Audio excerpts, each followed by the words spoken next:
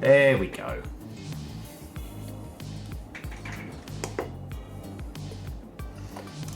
Okay.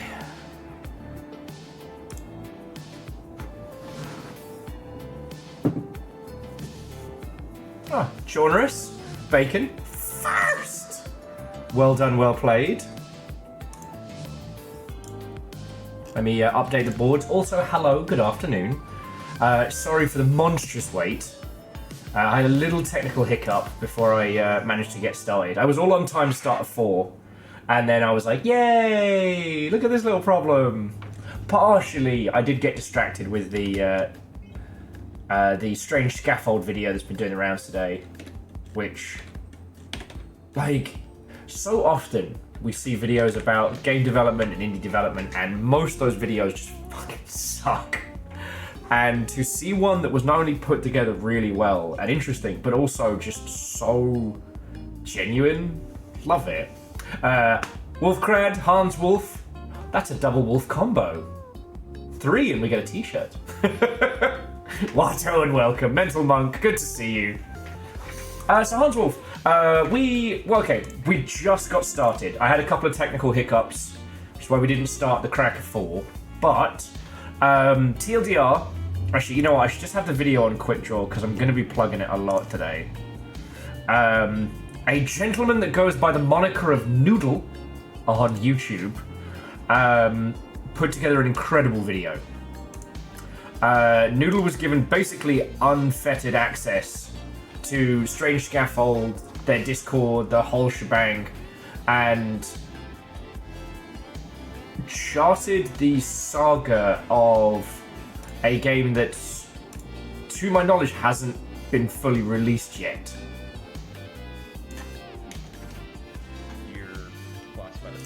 Oh, I don't want the timestamp.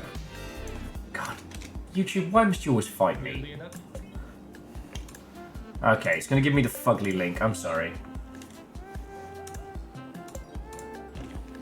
I haven't completely finished it.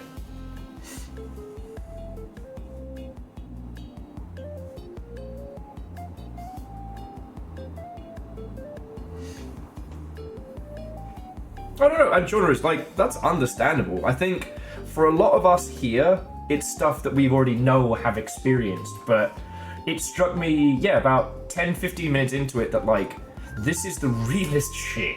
So, like, NoClip and People Make Games make incredibly poignant documentary type stuff, but it's usually about already drastically successful devs. Or, you know, people that were famous back in the 90s now making their breakaway indie hit. Hindle, Watto and welcome. Sorry, and J-Post, and Legend, Watto and welcome, friends. Yeah, it's about the good soup. But yeah, this Noodle video was incredible because it's literally what it's like to make an indie game as a modern team. You know, struggling to find funding, struggling for milestones, putting a team together, having real life scupper you because you don't have the money to pay everybody full time. Like, it's real as. And Dustin, if I was even vaguely on schedule, I could go for that. But I had some technical hiccups before we got started. All sorted, but there was some grumpies. There's Dinobots on it today. Love it. So yeah. It's just wonderful to see a video which is so fucking real. You know, I watched a lot of Mark Brown's Dev Diary around the making of their magnet puzzle platformer, which looks really fascinating. But even Mark Brown acknowledges that because he was already a successful YouTuber, the process of making that game and its path to success was a lot more different. Oh, well, hey, look, Hindle, have a great time at D&D. I'll probably still be going when you're done. And yeah, I hope y'all's abiotic factor game was good fun. From Fraggle Rock to Swole Base, we were doing good. Though I did find something weird that, like, with our particular game of abiotic factor yesterday, the days were super long and the nights were super short. So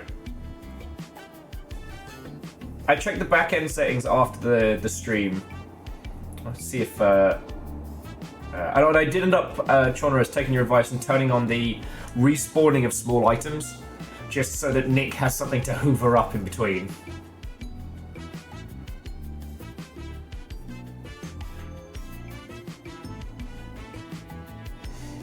Sahan says that video was making my brain hurt. Which one?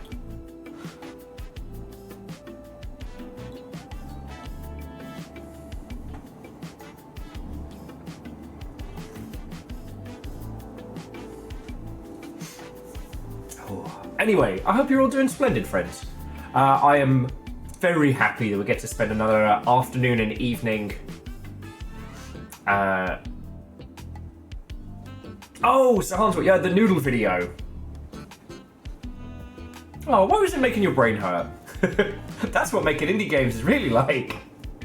But yes, over here in sunny Seattle, the outside world has been rainy and grey. This is literally the perfect day to sit in with a cup of coffee and play video games. Like, I feel the heavens themselves have blessed our stream today.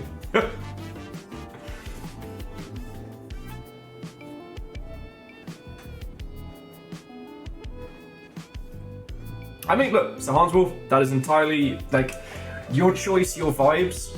I will say that the whimsically silly style definitely helps later on once the real shit starts dropping. Honestly, like, starting on a baseline of whimsy really does work.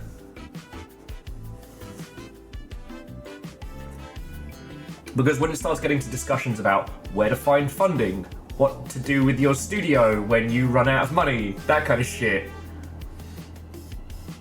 Anyway, like I said, I apologize for just ranting about it as the moment you all have come on in. It's so rare that I come across a video about the process of making games, or even like, you know, dev deep dives that's really good. Like, NoClip is... Okay, NoClip have two kinds of video. They have the good deep dives, and they have the propaganda videos. And the good deep dives are great, but again, it's like Supergiant, it's Valve. Like, it's great watching an interview with these incredible giants of our industry, but a lot of the time, they already had their battle and their struggle 10, 15 years ago. Oh no! I have been distracted by 200 bits! Oh no! I'm so combobulated. Isaac, how are you doing? Watto and welcome. Come on in, friends, come on in. It's wild to see something based around 2023, 2024. Because right now, most people are in their own little bunkers freaking out. And that's entirely valid. Like, who would invite a whimsical, like, ice lolly stick puppeteer to chronicle the adventures of a strange and esoteric game? I mean, Zalavir. But the fact that it goes into such honest detail is wild. You know, talking about... although he did say non-disparagement and, like, not non-disclosure. That was the only bit in that video where I was like, these are very different. Non-disparagement agreements do exist in video games, but they're much rarer.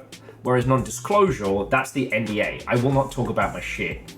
And non-competes are also extremely common, but they're... Okay.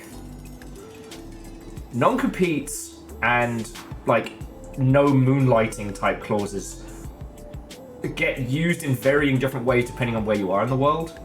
So, like, when I was at the Creative Assembly, they had a no moonlighting clause, which meant that, like, I could work on a project as long as I can get paid for it, and at the point where it was becoming a product, I would have to seek approval from my overlords. But I couldn't, like, take a second video games job at the same time, even if it was different. But that wasn't a non-compete.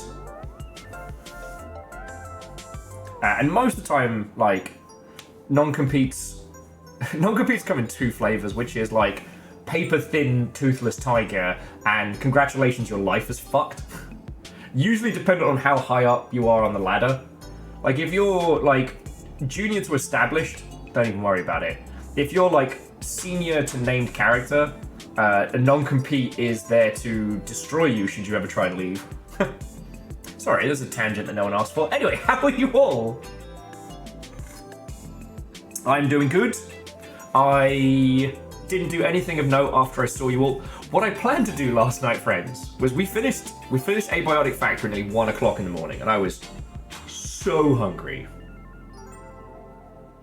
I made myself a huge thing of food. I had some food, had some wine, and then suddenly it was 3 o'clock in the morning. I was like, beans, I was going to go into Discord. I was going to hang out with everybody. Why is it 3 o'clock in the morning? And so Hans, I hadn't been keeping up with that one. Captain America keeps avoiding being attacked. He's a real Steve Dodgers. Fuck. Thank you for the 500. Oh, God, I've got coffee. Oh. Fucking terror. Again, thank you for the 500. And Isocrit, thank you for the 200. That's why this whole thing is still going. So, thank you. Phyllis was saying they have a moonlighting policy at work. Yeah, that's understandable. Like, the big corps are a lot stricter on that kind of stuff. Now, obviously, you should never do what I'm about to tell you, which is, should you have an idea for a video game, what you should do is prototype it, tell no one, and then if it gets to the point where you could actually potentially go viable, that's when you resign. Wait a few weeks and then go, hey, look at this thing I just came up with. And so long as it isn't too direct, like, they won't really have a leg to stand on. As long as you announce it ahead of time. But yeah, so Dustin and Hans Wolf, the only thing I do know is the whole, like, details on the top thing. Twitch was A/B testing that with half the site. So it may come back. Hopefully it's gone. Hopefully it's gone. But it was interesting. We got the group chat working yesterday, and it didn't feel too like, haha! But that's probably the most people we've had in one chat and the quietest everyone's ever been. I guess mainly because in Abiotic Factor there isn't too much time to just sit and banter. And here's hoping, Sir Hans Wolf, here's hoping. Anyway, if you get the chance, the Noodle video titled, "This game developer basically let me wiretap them." It's a shitey title, but a really good video. And a great one to show to juniors and all sorts of peeps. Because, like, that's the actual reality of being an indie dev right now. You know, it's real easy to look at everything that's being released by Strange Scaffold and be like, yeah, they're great and everything's going so well and it's so easy. No. You know, if you think about how many projects they were juggling, how many different avenues for, you know, funding that they were looking for.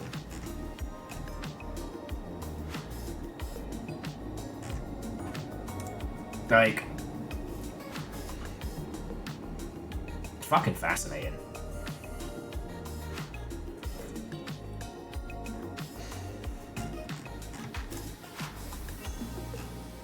So yeah, aside from that, friends, I have no, like, big, wild stories. The games industry has had the good decency to stay chill for a Saturday, which is nice. As you well know, any news that drops between, like, now and New Year's is just going to be spicy drama. Though there was an interesting thing that was posted yesterday that apparently, and I have not been able to confirm this, but apparently Cloud Imperium of Star Citizen, Mr. what's his fucking name? Mr. Roberts of Robert Industries.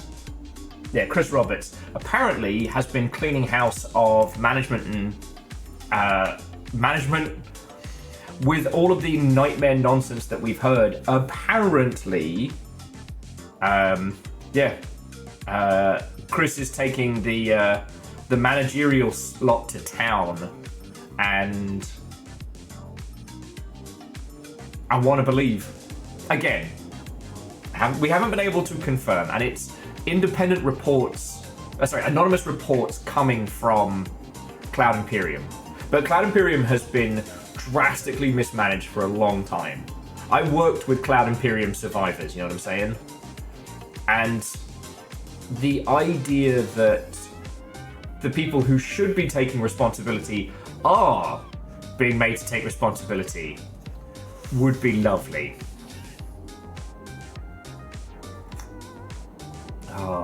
Kind of like, I don't know how much you can say, and I wouldn't ask you to say anything that get you in trouble. But I hope it's as good as we're being led to believe. Also, Kymble, Watto and welcome. Sorry. I don't mean to continuously summon you with work nonsense. But yeah, that was the only thing that crossed my feed that I was like, ooh. Yeah, again, I feel like I've been spending a lot of time this week outside the Longship just correcting a lot of...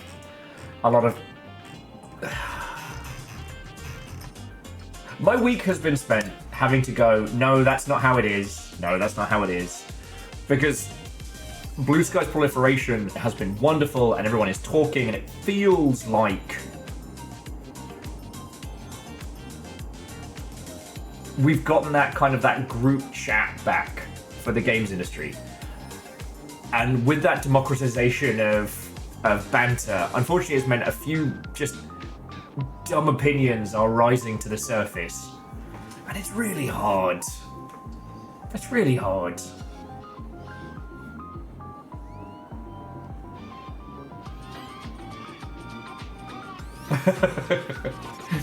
Kymble, your secret's safe with us, don't worry. Anyway. So yeah, like, we'll be getting into Alan Wake a lot sooner than usual because I just don't have the plethora of banter you haven't already heard. After realizing that it was 3 o'clock in the morning and I was too brain dead to play anything massive, I did fuck about on Ballionaire, and that game is amazing. I probably should warn you of it more than I should. More than I should encourage you. TLDR, if I haven't told you about it, it is a pachinko roguelike, but it's not like Peglin where you choose your, balls and abilities. You build the pachinko ball. The balls drop down randomly, and the goal is to try and create as high a score as possible. It's not a cult. French fucking terror. Not a cult.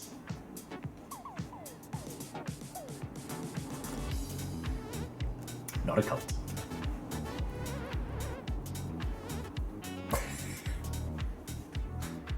Not a cult. Stop telling the newbies it's a cult. It's not a cult. I've said this before and I will say it again. If it was a cult, I would exude some form of control.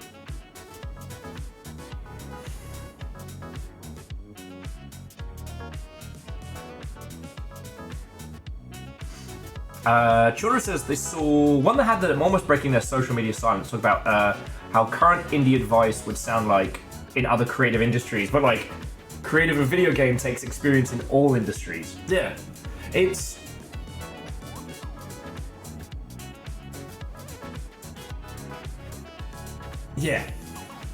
there are so many disciplines you need to bring together to make a game. You don't have to have all of them at equidistance if it's just you doing it. And, there are people that you can contract, there are asset packs you can get, but ultimately, like, all of it comes together. No.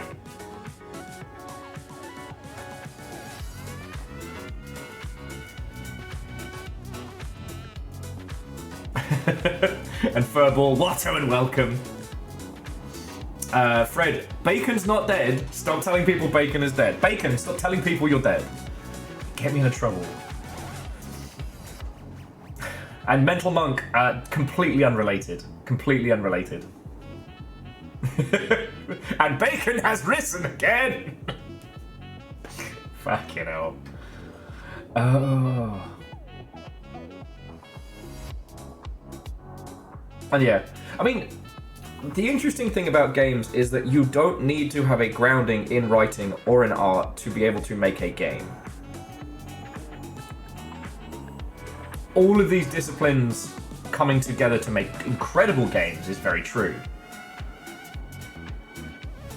But like, when you think of the plethora of ways in which you can, air quotes, write for video games, you know, most commercial writers in video games are writing, you know, tooltips, item descriptions, you know, character barks, that kind of thing.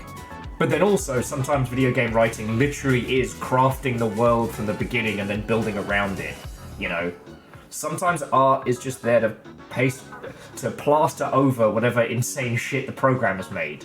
But sometimes the art is also the tip of the spear, and the same with systems and shit like that. It's one of the reasons why I don't like using the term just game design anymore, because it's not game design. In a strange way, game design as a standalone discipline's a very rare thing now. Bacon's not dead! Not undead, not resurrected. Bacon is alive and well.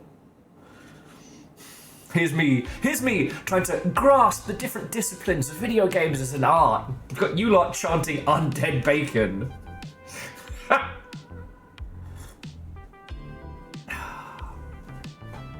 We literally had breakfast together. Literally.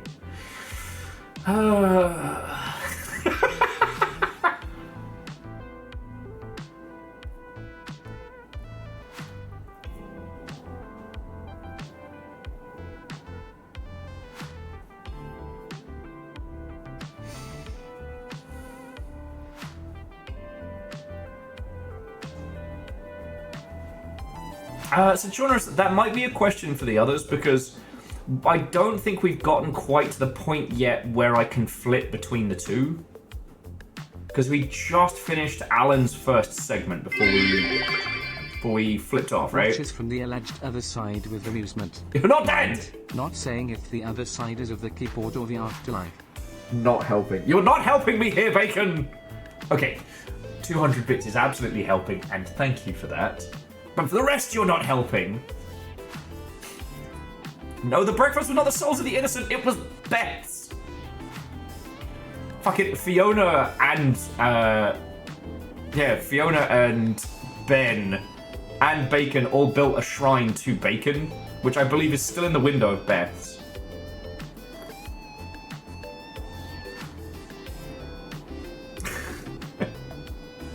Fred with, so Will's trying to retcon Bacon's death. The rest of the narrative team is trying to write in Longship universe explanation for Bacon's return.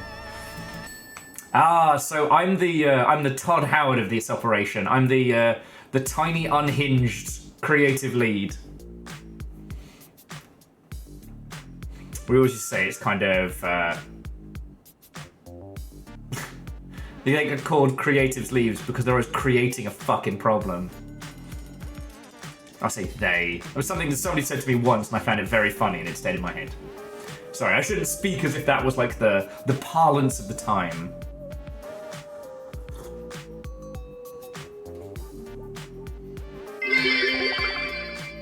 Why should you always eat eggs Benedict on disposable plates at Christmas time? Oh, no. Because there's no plate like foam for the hollandaise.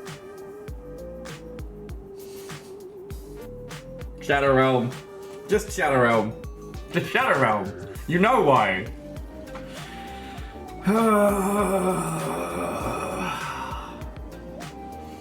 Some days, I don't know who's trapped in here with who.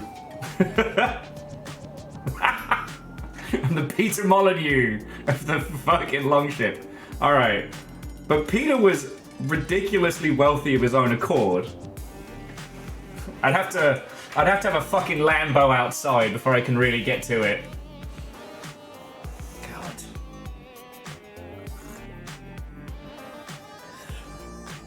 God. Okay.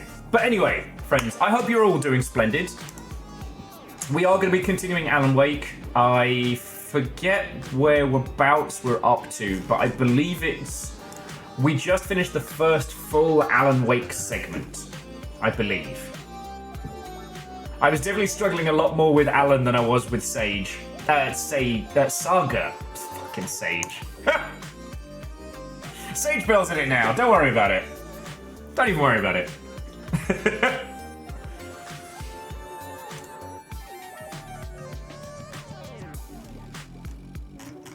Fucking yo.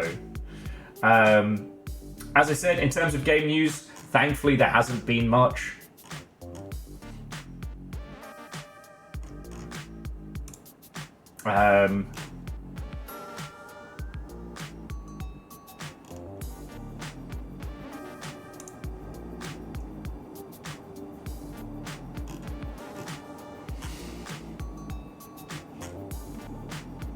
Yeah.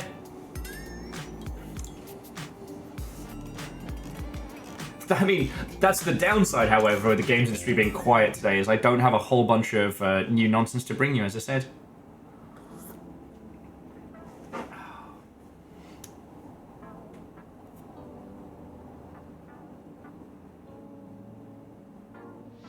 And Handlebar, I like to imagine the Alan Wake or Alan Sleep in that, like, Pokemon Red-Blue format.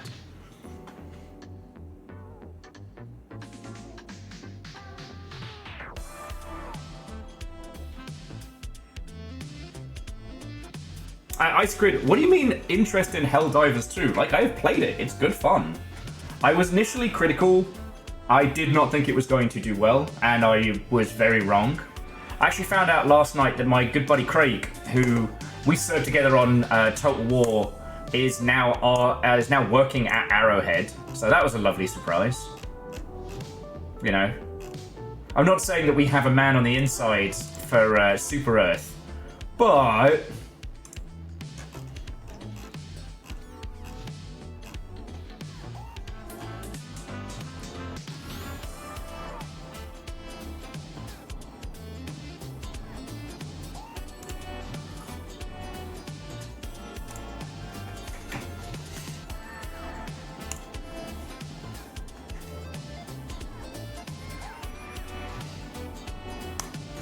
okay.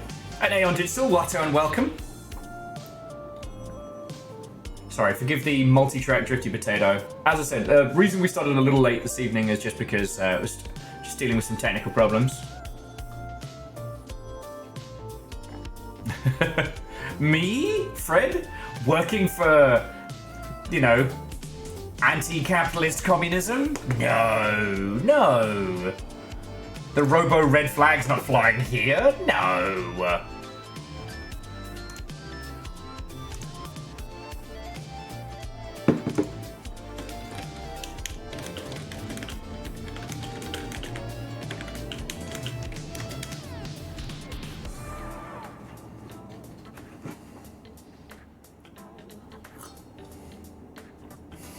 Fucking terrorism.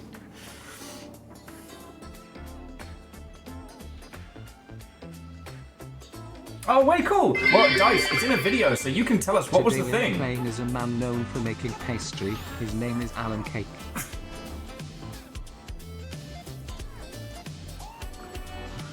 And if he was a character in Gossip Girl, he'd be Alan Blake.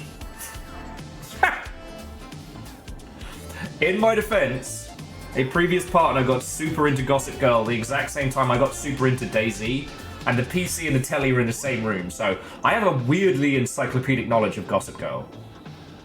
It also has one of the worst fucking endings, so don't watch it. But Chuck and Blair were perfect for each other! Sorry, where were we?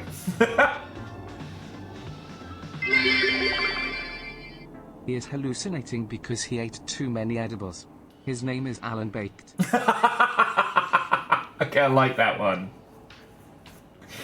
Oh yeah, so Dice Goddess did character animations for Dreamfather Loves You. Fuck yeah! I mean, the only problem is that it's like, what, Meow Wolf Austin? Oh god, the puns! The puns have started! I want to talk about games industry stuff, but no! God, and if you let him talk, let him tell you his opinion, you have to hear his Alan take. This is going to get worse before it gets better, isn't it? If he was a guarding implement, he'd be an Alan rake.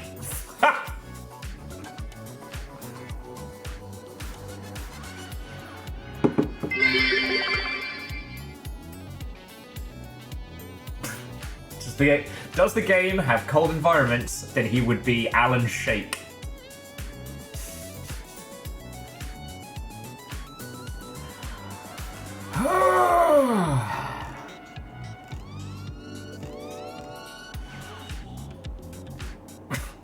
These jokes aren't slowing, you'll get no Alan break.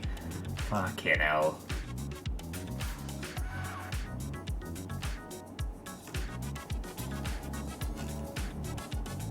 Fucking hell. Right. Let's get this game loaded. You're already on the punosphere. Absolute terrors. And I have to do the usual kind of like moving things around fuckery.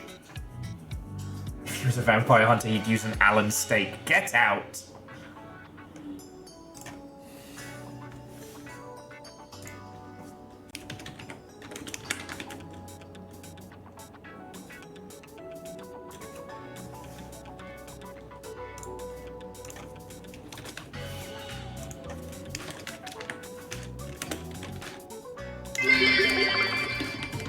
These puns hurt because they're about Alan Ake.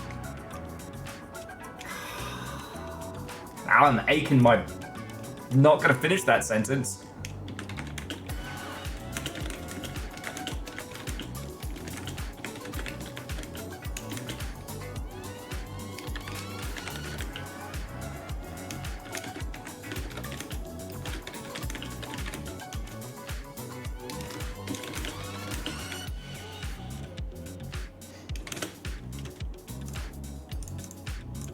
Look at me, I'm actually remembering to well, not to tweet, but to skeet.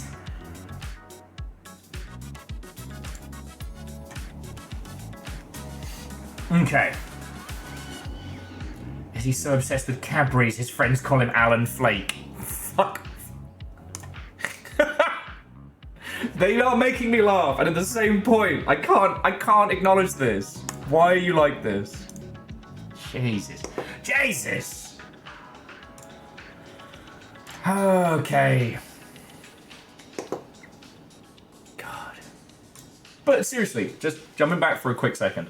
I hope you're all having a splendid weekend. I have been in really weird the last few days, and I'm kind of having to learn a few things. And one of them is like, it's okay to be happy. Like, I know that's a fucking weird thing to say before we get started, but like, so you know me, right? I get really emotional when you lot decide to go ham. Now, this isn't an invitation. I am not fishing. I'm doing fucking great right now. But through the last few years, a lot of that has been like this just like constant non-stop battle for survival, right? There's always been another nightmare. There's always been another, you know, earth-shattering problem. And some fucking how, like, through bloody hands and gritted teeth, like, we got through the fucking plague, we got through so many fucking things on a streamer salary, on my ass. And now I moved in here. I got my little place, Calcium's got his spot, the Nuggies are doing good. I do want to get them some more, like, stuff to enrich their enclosure, but they've got their little hay ball, and I've taken to giving them, rather than a lot of food, like little bits of food throughout the day, and I kind of hide the good stuff in places they can go forage. They love it. They love it. And I had this thing on Thursday where after the stream, I had like manic levels of energy, and I did not know what to do with myself. Been trying to cut back on my drinking. I have. I did drink yesterday. I might drink tonight, but I did like a 4-day spree, and I'm going to try and keep that momentum going into the new year. But I got a lovely little setup here. Got slug cats along there. What the fuck am I trying to say?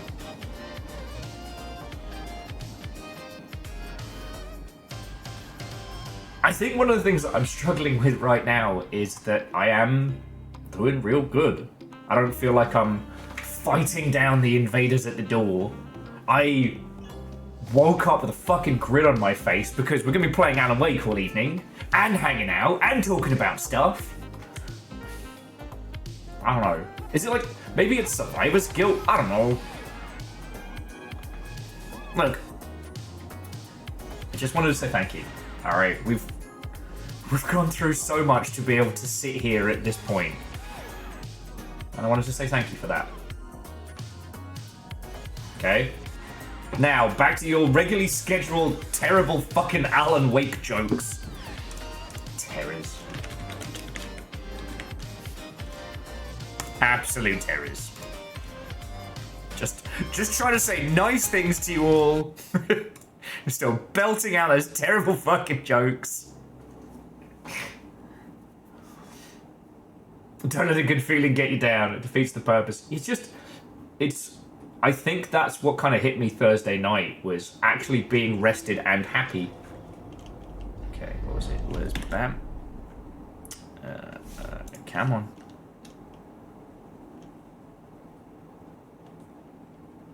Does he have a pet duck called Alan Drake? Fucking should. Oh.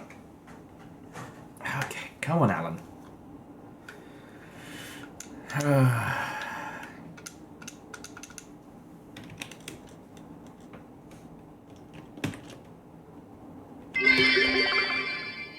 If he was depressed following the death of a loved one, he'd be Alan Wake.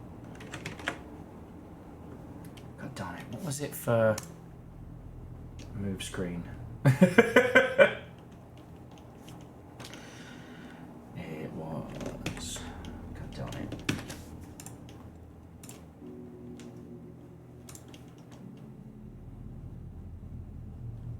Man, shout out to any game that lets me specifically state which monitor to use.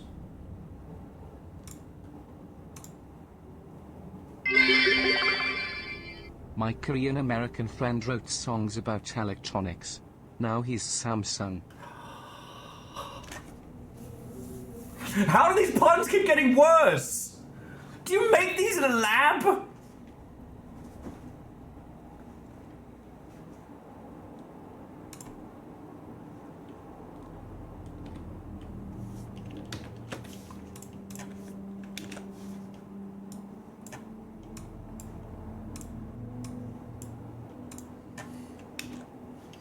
Okay, hopefully that will hold. There we go. Hopefully that will hold. There we go. Shh. Don't tell Will about the pun lab.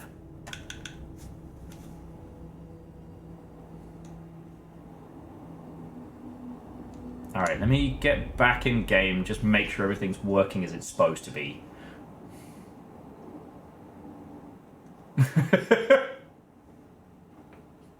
When Alan Wake goes fishing, does he catch an Alan Hake? How do they get worse? The cows say while my puns are getting worse, they can't get any butter.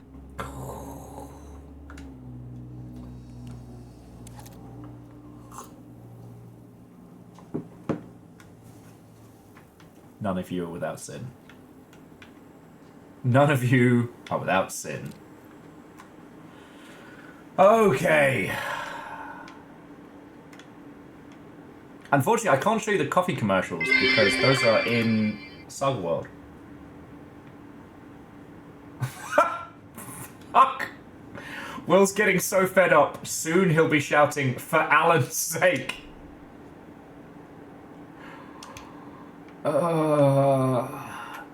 This season on Night Springs, a man in a television, on a stream in Seattle, tortured by voices he cannot hear, by puns he cannot know. This is the tale of the Streamer of Madness. You fuck up me day!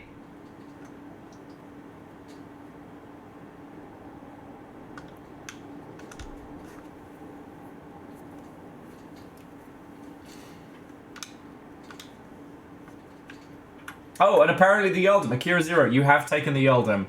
I hesitate to ask you what you would like. I am Jarl, and we shall go to Jarl's Jr. for dinner.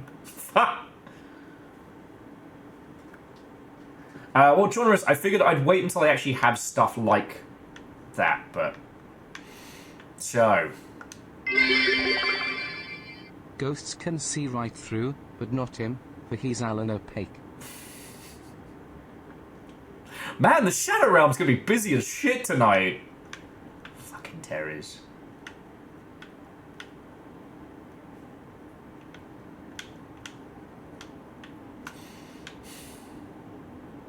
Fucking terrors. Alright, so we can go and explore.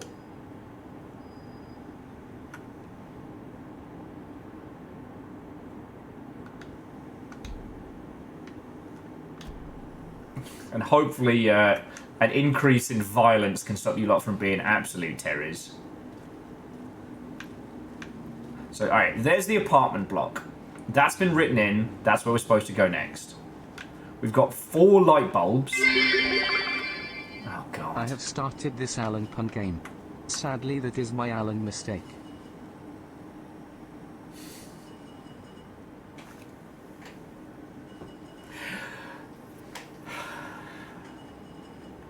You'll put the pun in Champion of Light.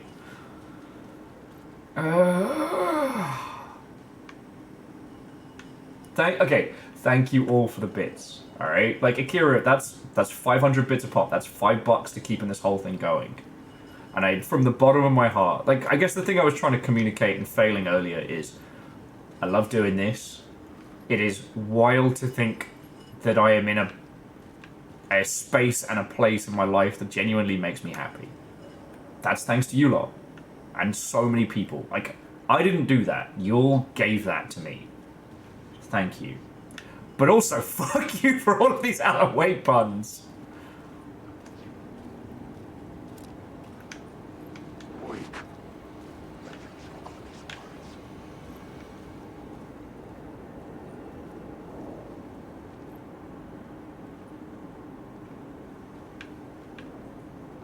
Oh, fuck me!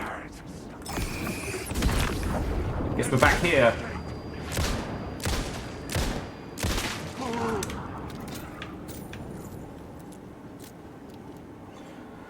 That bit where you forget Alan Wake's a horror game.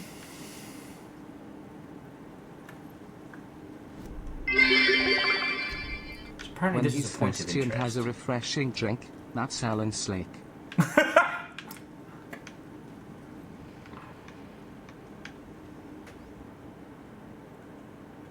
Oh, God. A fucking Alan Wake train.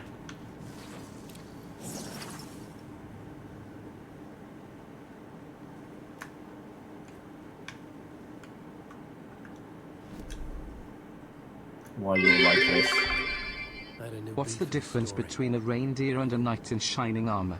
I don't One know. is slaying a dragon and the other is dragging a sleigh.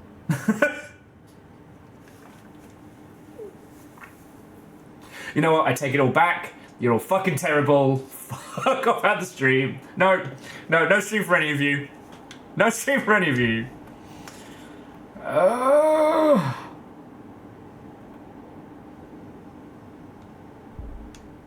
Fucking terrors. Wait, no, that's the wrong button. I meant this button. Because apparently it's a train of puns.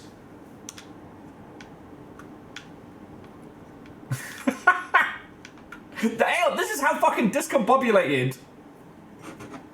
Fucking. And here's the thing: is Alan right in this? Are we in Alan's story? Did Alan come up with the Alan Wake puns? Terrors, us. Yes, you and you lot are the terrors. Fucking. And here's the thing: I have to say thank you. I have to.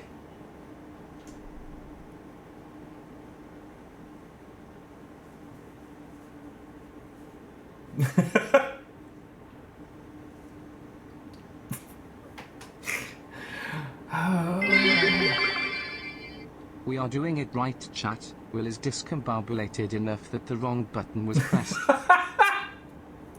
Yes, okay, Bacon. You did, in fact, My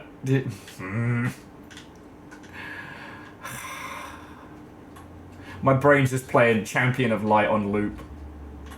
And it's just sort of said, oh, no stream? Okay, but wake me up before you go.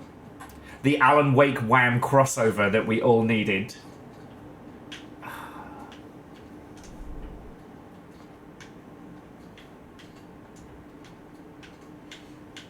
So there was a thing there. I don't even know what the echoes are anymore. What's that? What's this?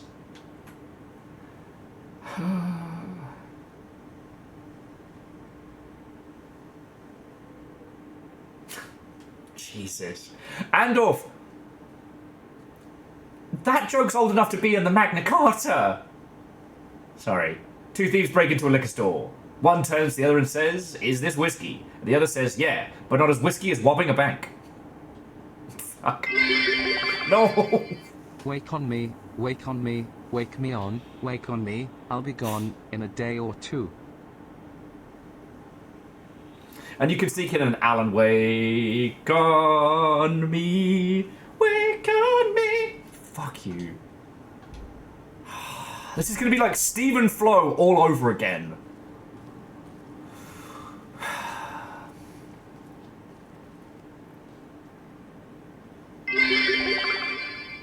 Will have to thank us for all these puns. I do. He can't Alan forsake.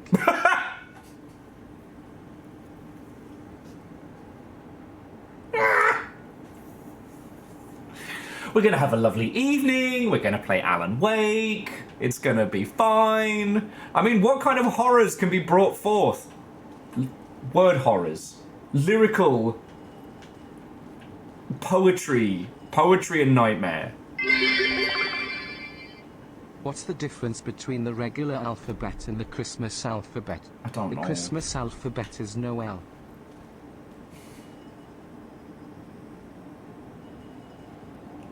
Just like the ending of Death Note. Fuck.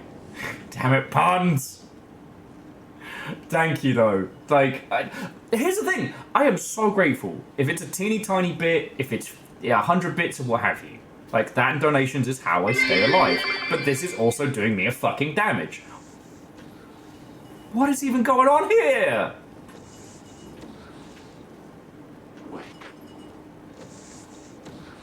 And now every time someone says wake, all my brain can hear is wake on me, wake me on.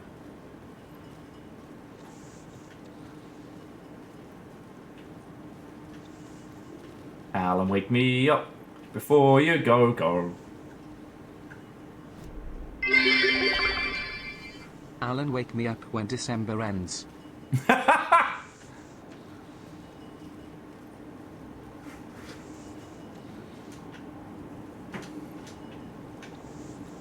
Oh, Alan, you can totally get up there.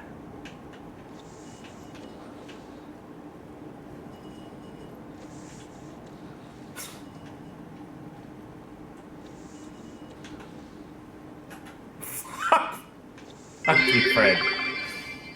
If he was selling knockoff products, would he be Alan Fake?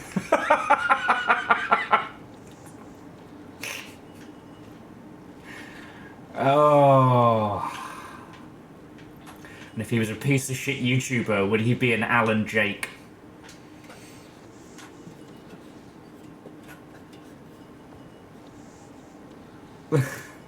And Shaunerus, yeah, neither of us are getting through this unscathed, alright? I know you're honestly trying to help us, Alan, wake it up, but the puns...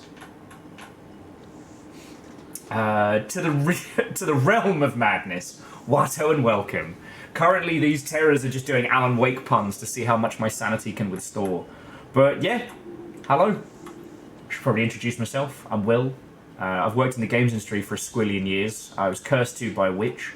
I stream for a living. I consult on video game stuff. And I will tell you anything and everything about them. No. If he turns weirdly shaped screws, it's Alan Wrench #joke subversion. It's the fact that the Welsh guy doesn't pause for #joke subversion. It just makes it. Fuck you, puns. Oh, lordy. I'm a games industry professional.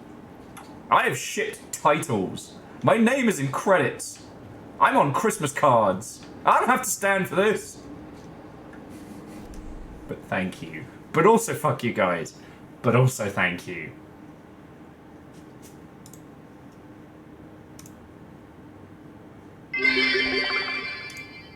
Writers have a hard time staying warm in the winter. I think it's all the drafts.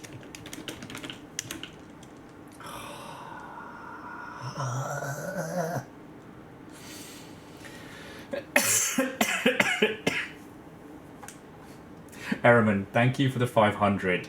That hurt me. Like, that was a personal attack. MDH, I see your dab. I see your dab.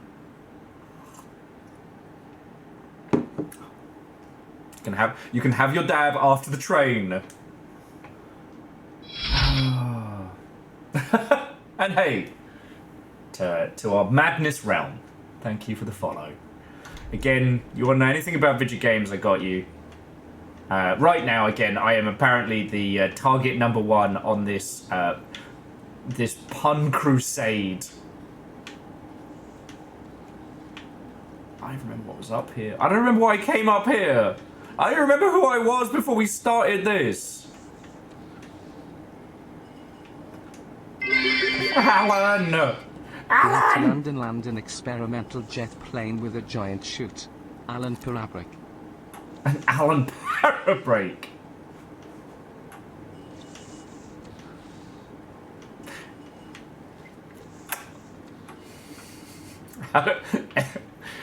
Oh.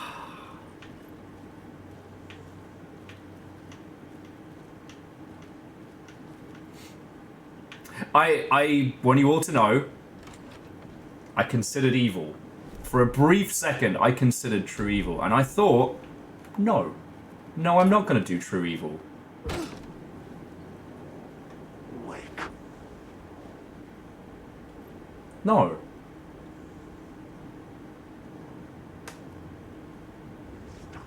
Stop that incessant clicking. I've written through.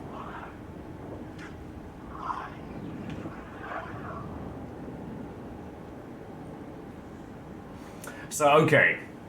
The train has concluded. Shut that front door. I unfortunately owe a dab. Fucking terrors. No, but, okay. Aside from the fact that all of these puns are doing me a fucking damage. And off, thank you for gifting a sub. Our realm walker has now been marked. House Carl has done their job. And now I have to make a tit of myself because someone has a lot of points tonight. Shut up, Bonio, this is your fault. Shut that. Prop him up a little bit. Oh, God. I had a stretch before now. Getting old. Oh, thank you guys. Amateur!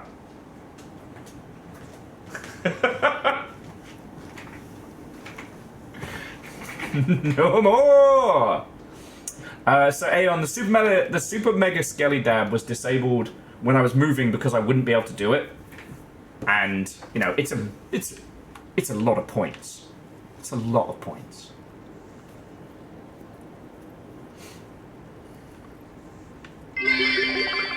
So it shall return. This game was ported to an older system. It would be an Alan D-make. The train is over! The train is over! You can stop!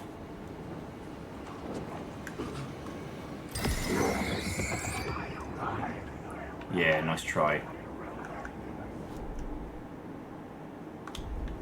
Okay, so in theory, there's some stuff over there.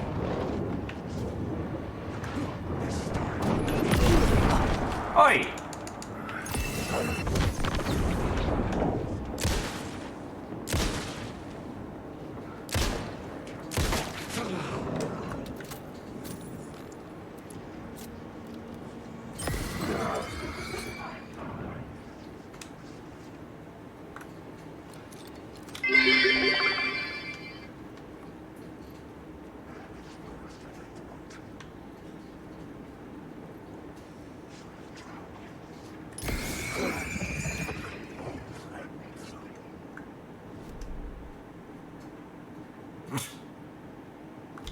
Sorry, J-Post, I'm addicted to brake fluid, but it's okay. I can stop any time. Fuck you guys. Okay, so that's the save room. Okay, so we already got the word of power. Okay, didn't mean to do that, but alright. I need to do this, so...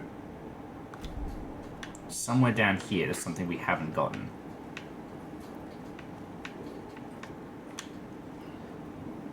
Alan Wake. That's my name. Don't let it out. Alan Wake. Wake. I just want to say. Oh, just got to see Alan's fucking eyeballs right there.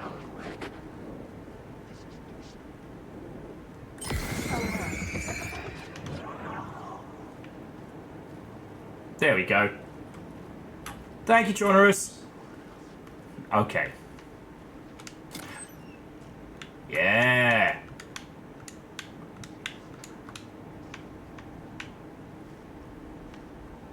So we've got a door there. I think we've checked out. And then somewhere up and across... oh, okay, so up there... so here's the coffee. We can do a quick save here.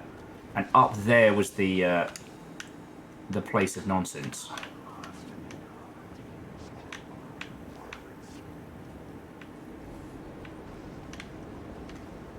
Okay, and quick saving does respawn them.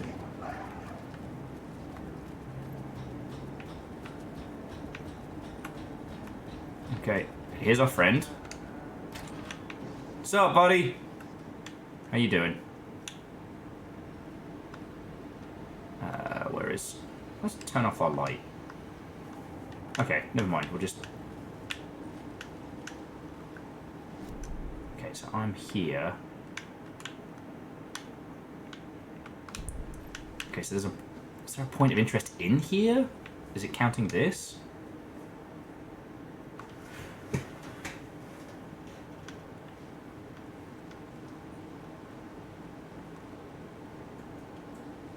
The point of interest is the crazy wall. Okay. So I guess it didn't count it. Or it's just highlighting it just so there's... okay, okay. So, before we continue, just one more time, friends. Like, thank you for all that you put in. Even though you're just trying to do me a fucking damage, I'm extremely grateful, okay? So, thank you.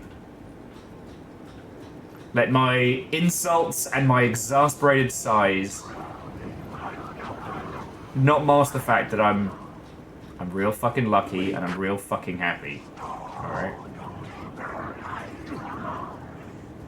Haha! I'm too cool for you.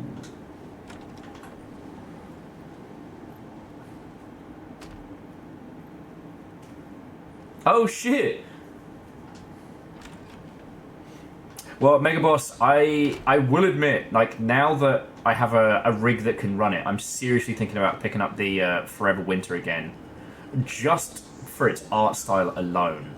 Like, I can't see me having enough time to really get into it right now. But, like, I'm so obsessed with its whole aesthetic. Okay. So, Tronorus, by my reckoning, the only thing to do is to follow the story ahead, right? Like, all we can do is head to the plaza now. Okay.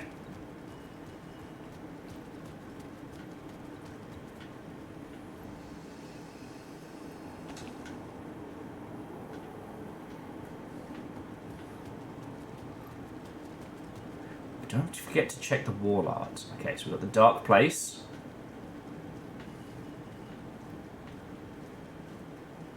Okay, I'll keep an eye out. The central point has changed. I don't think that was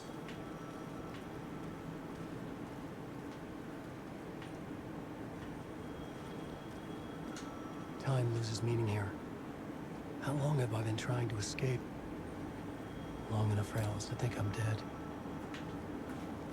And we got a phone call. The payphone at the edge of the plaza was ringing again. It's just, there's so much of what he says that reminds me of Garth Marenghi lines. It's very difficult. Hey, Alan. Thank God he picked up. I thought I lost you again. Who are you? Why are you helping me? Did you go deeper? To the overlap? Are you talking about the murder site? Yeah, I did. That's fantastic, Alan. We're closer to getting out. We're making progress. Well, we would be if you would answer my damn questions. Last time we spoke, you were pretty worried about Alice. Did you ever check Parliament Tower? To make sure she really got out of the dark place? Well, of course she got out. That's why I'm here. That's the whole goddamn point. Be very careful, Alan. The dark presence is stealing from you. It can already manifest as your double. Scratch will come... Wait, hello? Is that our agent friend from the first game? It's been so long that I don't know. I feel like I recognize the voice for sure.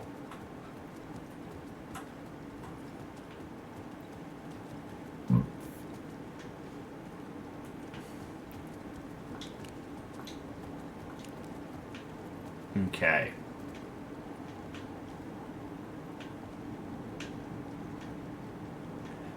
Alan Wake in the dark place. Oh, Nova, if you want to do that, it means I can have a look at some of these assets. I mean, the lighting alone for this game is just fucking incredible.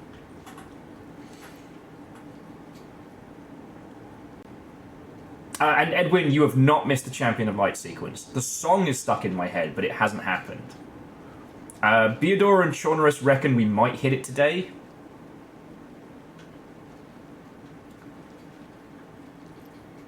Does the poster actually say Alan Wake? It says The Dark Place. Oh, a photography and videography exhibition by Alice Wake.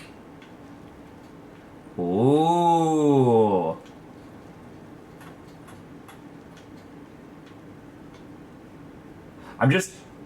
Edwin, I'm just trying not to do the same thing I did with the whole Stephen Flow thing the other night. But with Champion of Light.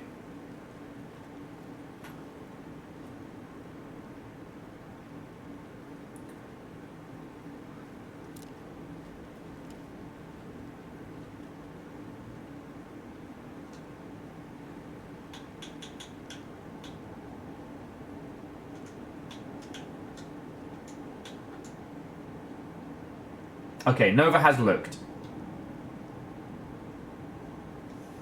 If you want to hit it today, we need to get a move on. Okay.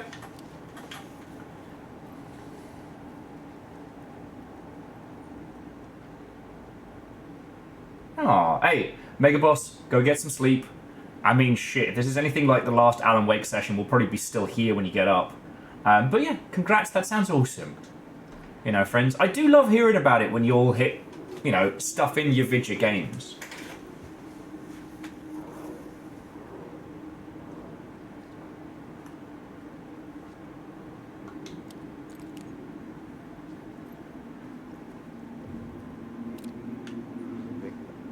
The writer.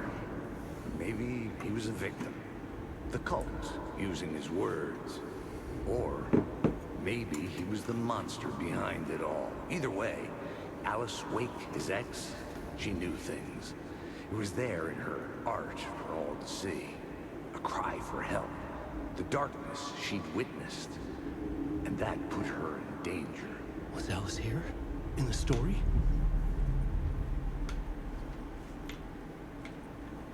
Quick little spin to check, and then let's go.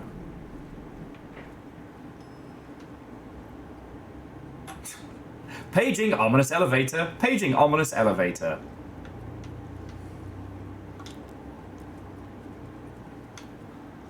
Please let there be music.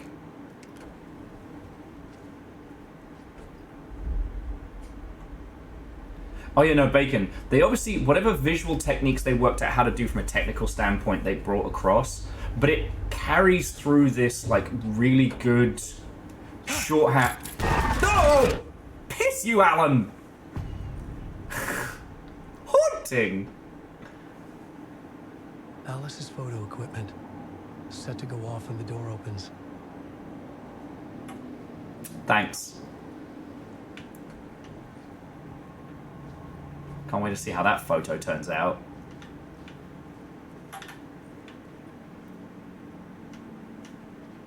Haunting? I hardly know her. I'm so sorry. Honestly, sorry, Aeon says, where's Kramer from Seinfeld? We need him. Kramer going through Alan Wake would be funny as fuck. Because I don't know if you've all seen, there's a person online who does Seinfeld, but they swap out the music for Twin Peaks. Get out! Leave me alone! Alice! Alice! It's not Alice. Oh, swirly door! I'm going swirly door first. Sorry, Alice. This is the door to my study, where I wrote my books. This symbol wasn't here before. Nah, dude. We know where it's from. Okay, everybody here is clued up on the swirl, right?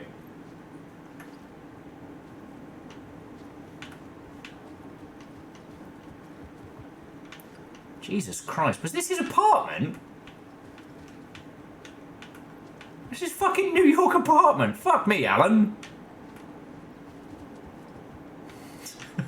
Fucking hell. His kitchen's bigger than most people's full fucking space. Sorry, there should be a knob end. Okay. And also, who just casually has wine glasses around? Like, look, I get it. Leaving a wine bottle about, we've all done it. I think that's pie, right? That's pie, a glass, and a tray. Interesting. But, like, who leaves wine glasses lying around? You're just asking for that shit to get broken. Okay, pick photos for exhibition. And, you know, Edwin, I've been thinking about something that, and I'm saying this with no irony, I think we should give Max Payne 3 another shot. Yeah, Margin, drink it out of a pint glass. Well, I drink mine out of a very large cup made by gnomes, but... This is a photo of Scratch. How did Alice get this? Is he stalking her?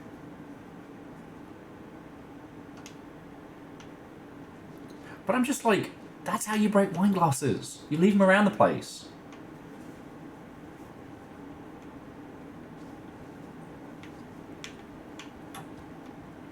Hey, look, genres, you know I'm going to analyze all this shit, right?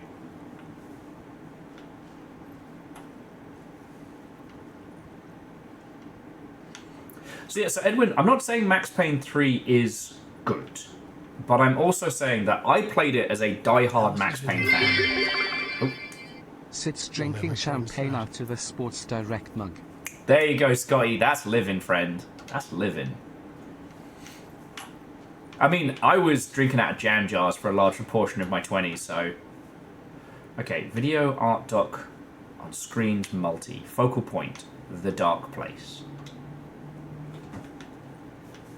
I'm going to do my best. I'm going to do my absolute fucking best not to be a House of Leaves wanker.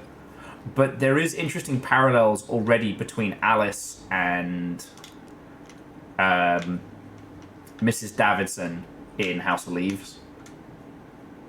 Here we go. Part 1. Part 1 memory What's card. Alice working on? Dude, you already know. Alright, and time to check what they've got. Veggies left out. We've got flour. Man, that's the cheap coffee. Alan, you can afford this fucking apartment, and you're buying the shite coffee? No wonder your missus hates you. You splash the cash on all this bollocks.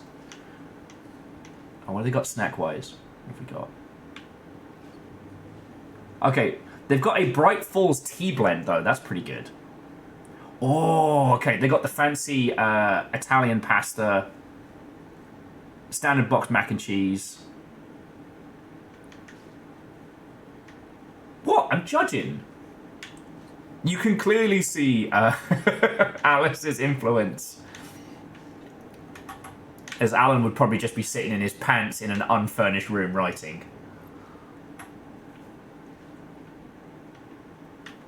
Oh yeah, that's a good point. I mean, it's New York. He's a writer. He's not making buy shit money.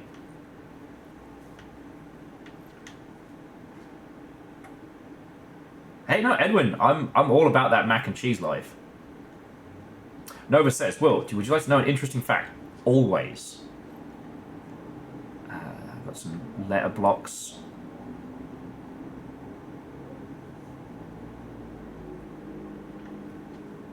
Oh, fuck yeah.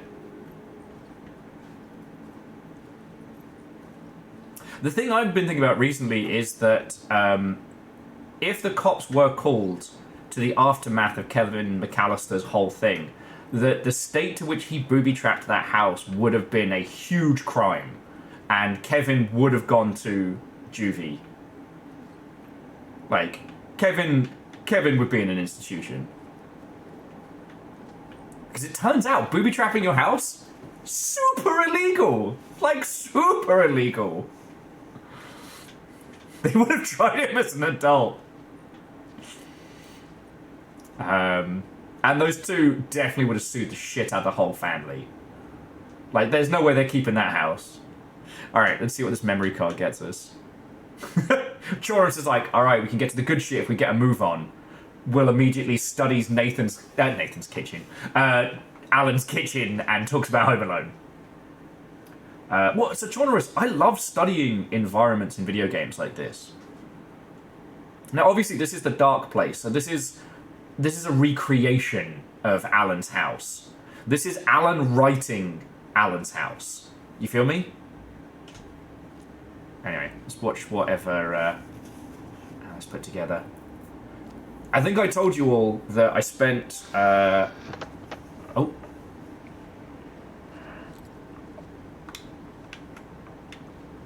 When I was younger, photography was everything to me. I moved to New York thinking I'd make it as an artist. And then I met Alan. We had a good thing. We were both dedicated by our creative ambitions. The only difference was that Alan's work made money. He brought me work when he could. I took his promo shots, created covers for his books. I'm sure he forced his publisher into it. Oh, put your fucking light down. I was taking photos, just not my photos. And that gnawed at me. Things got complicated sometimes, but that's life, right? We loved each other.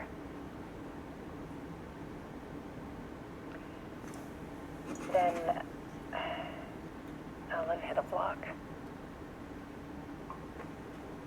I brought out a meaner side of him. One I didn't like.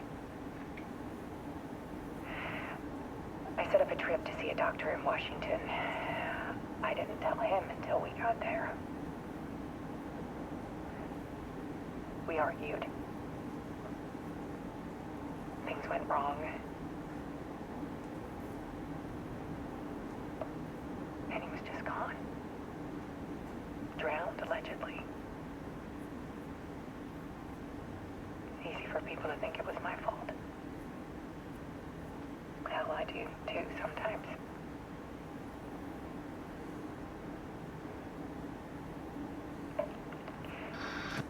About 6 years ago, I started hearing noises in the night.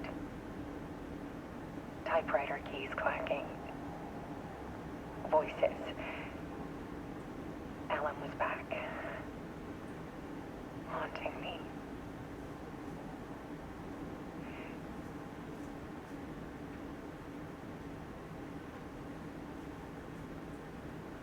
Then it got violent.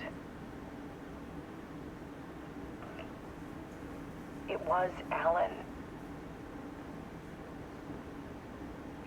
And yet, it was a monster.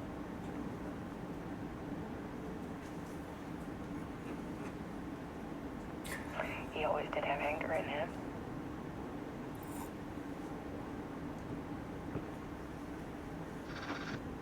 I set up cameras around the apartment. With motion sensors and flashes. Now, when the monster comes, I turn it into art. My nightmares caught on film. And this is the focus of my new exhibition. To show people the world is so much darker than they ever knew. I'm calling this exhibit The Dark Place. Ooh. Alice. Scratch was terrorizing her. Why? No, just put your fucking light away, dickhead.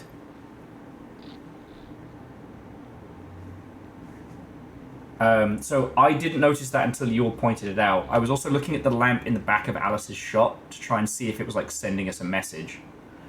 Also, it seems like she doesn't remember being in the dark place. Like, obviously it's somewhere in her subconscious or somewhere, from at least from assuming what we're seeing is legit, but like Alice.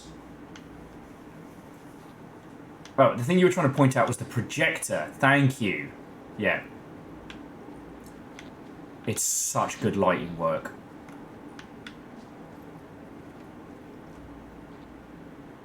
I just want to take a little quick moment to be like... Sorry, Tanuki Suit says Garth Marenghi's lawyers are on the phone, and they should be. I know writers who use subtext, and they're all cowards. Honestly, if I could get to it quickly, I'd read you just a little passage from Terratome about Garth Marenghi fucking his typewriter, just to offset this. But, so there's a couple of things. Somebody pointed out that all the actors who were able to have been brought back from Alan Wake 1. I fucking love that. And it reminds me of how the dude who did the voice of Claptrap was dropped from Gearbox when he was like, hey, can I also get paid for doing Claptrap as well? And they were like, no, we're replacing you. I know we shouldn't put game devs on a pedestal. I know no game dev environment is perfect. Even with the best people who get along, making games is stressful and hard. You know, creativities will always clash. Like, it's how you manage those and how you move forward from them. But what I see in all of Alan Wake 2 is I see a AAA budget that is being used to make something. You know, they spent the money to bring the people back because they had it. They've spent the money on all this fucking, like, you know, light and tech and all this time to make these places feel special. Like, think about how complex it may or may not be to get the lamp in his bag to flash whenever she says Alan. Because we could be anywhere in this environment. We don't actually have to stand here and watch her. You know, I'm trying to be like a good vehicle driver. I'm trying to be a good host and show you all that stuff, right? But like, we could go anywhere. Like, the flashing light in the bag is such a clever detail. And we keep seeing these fucking spiral doors, harken back to Control. Which, by the way, I've been thinking about our last session with the DLC, where it's all like happy jolly. But our #1 fan sees the door with the spiral and goes through it. And there's no fucking way she could know about that. There's no way. If it was her own written fan fiction with all its, like, you know, fucking Tumblr, Twilight fan fiction allegories, sure, fine. That's fun. That could be in her own little noggin, you know. The emanating power of Cauldron Lake affecting her writing. But there's no way she could know about the spiral. And that's the thing that keeps me coming back. And Bacon again, I'm still sad I missed the dark room, but...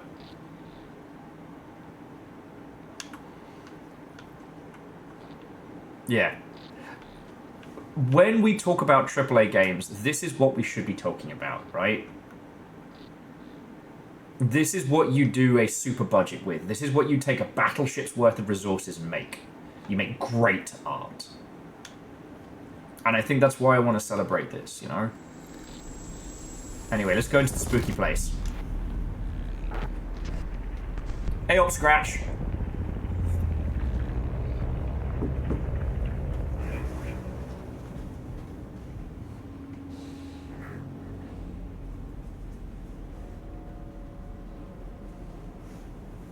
And it's interesting when you think about how they must have learned I how... sat in the writer's room and wrote a story. Initiation. To project myself through the dark place. To look for a way out. The story had brought me here, brought me nowhere. Looped me back. I was writing the story. And in the story, I now stepped into the writer's room. That's the But there spiral. was no one here writing.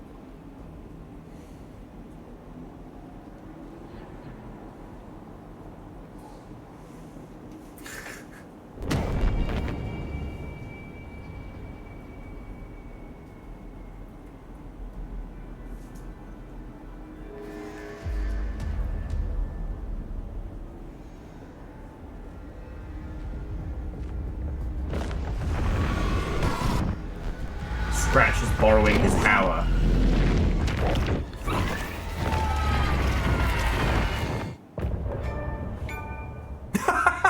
Fucking Chivos! Why won't you fuck off?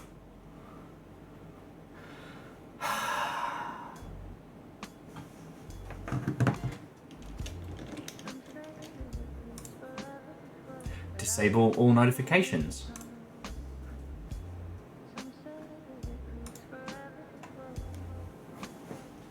The fucking Chivos. I hate them. I know, I don't hate achievements. I just... They're so out of place with everything else that's going on. And every stream of this, I turn them off. And every stream they come back. Anyway. And yeah, so Edwin, I wanted to touch on that, but like, the mixing of live action and in-game cutscenes was what they must have learnt during Quantum Break. And honestly, Quantum Break... You know that thing we were talking about earlier in the week about how you should consider your marketing to be part of your experience? Quantum Break is a great case study in that, because it wasn't until I watched Deus play through it that I was like, oh shit, Quantum Break fucking slaps. I was so mired in my old thinking, which was when, you know, Xbox were drastically pushing this mixed media wank fest. Sorry, forgive my language. I know it's only not even 6 o'clock at night, but let's consider this long ship after dark for language. But they were doing this aggressive E3 push where, like, everything was going to be a mixed media, blah, blah, blah. We're going to take this thing and blend it with this thing, and look at the bottom of your avatar's shoe. You know. And Microsoft were going in this really weird direction, and it didn't stick. And Quantum Break kind of got mired with that. You know, we got shown the TV show shit, and we got shown the, you know, the D-list actors first. But now we can see that, one, all of the actors involved genuinely gave a fuck. Remedy was working with them brilliantly. It wasn't like Area 51 with David Duchovny and Marilyn fucking Manson. Yeah, Edwin, the whole watch TV on your Xbox thing. Fred, I'm definitely not a vampire. Vampires are cool, like I've said. I'm a ghoul, tops. Fucking terraflops. But we can see everything that Remedy learnt from Quantum Break being carried forward here, and my god, they do so much. They do so much with so little.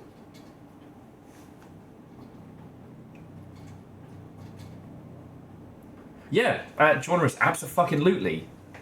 But they learned from it, and they articulated. And I really respect that. I actually drunk and hung out with somebody who worked on, not Defiance, the Sci-Fi Channel MMO TV show tie-in, and I heard the horror stories of trying to tie television production and game development together. Like, oh boy.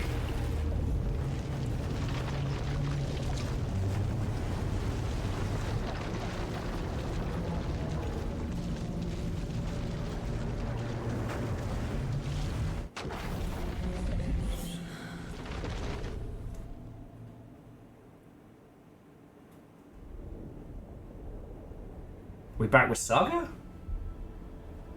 Sorry, I should let the game show me the thing. Alright.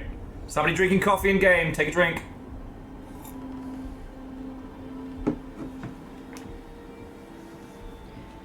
Okay, let's recap what you've told us so far, Alan. For the past 13 years, you've been trapped in a nightmare dimension called the Dark Place. It's like New York, but it's not New York. And can be reached from the bottom of Cauldron Lake, but it's not really under the lake. And after all this time, you've managed to get out. Yeah. But so has your evil doppelganger. Mr. Scratch? Or is it the Dark Presence? Both. It's interchangeable. He's Scratch when he looks like me, but he can change into this other form. And Scratch, the Dark Presence, wants to rewrite the world in his own image. Which would be in your image, as he looks just like you. And turn the world into a fucking nightmare. During Deerfest, which is scheduled to take place in a couple of days. Oh, You got shit. out of the Dark Place by writing a novel, the pages we've been finding. Did But you all double get Deer Day edited presents? into a horror story that's now changing reality, taking over people, Yeah. making them crazy, bringing the Dark Place to Bright Falls. Yes. Fiction coming in contact with the Dark Place can change reality. The story is coming true, soaking into everything, like darkness when night falls. But last time, This will be back in 2010. yes, last time it didn't happen all at once. The story came true bit by bit as it unfolded. And that dark presence was still bound to the lake. I stopped it before it got the ending it wanted. Before it broke free. Based on that, there's still time. Which brings us to your magical light The switch. clicker. Magical doesn't quite cover it. Scratch wants it to bring about his ending. That can't happen. If I can get the clicker, I can send him back to the dark place, make all this shit go away.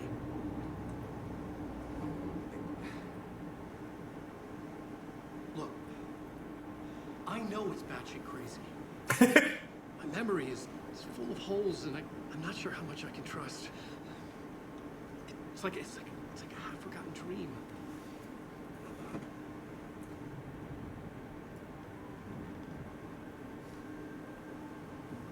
Drinking in sync. Everybody take a drink.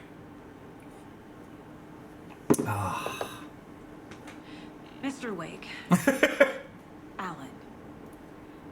We've seen our share of batshit crazy in the past 24 hours. What I want to know is, why am I? Why are we written into this story? I think I saw you. Or a vision of you in the dark place.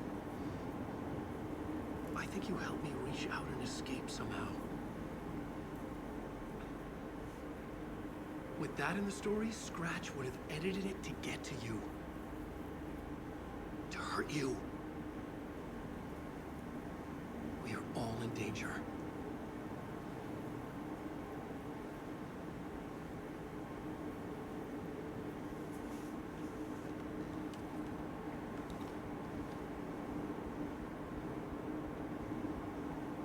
So, Fearless, to continue the thematics of loops. Insane. And there's so much of it. Did Sam Lake start doing the coffee thing before Alan Wake 2? Or is Alan Wake 2 inspired by Sam Lake?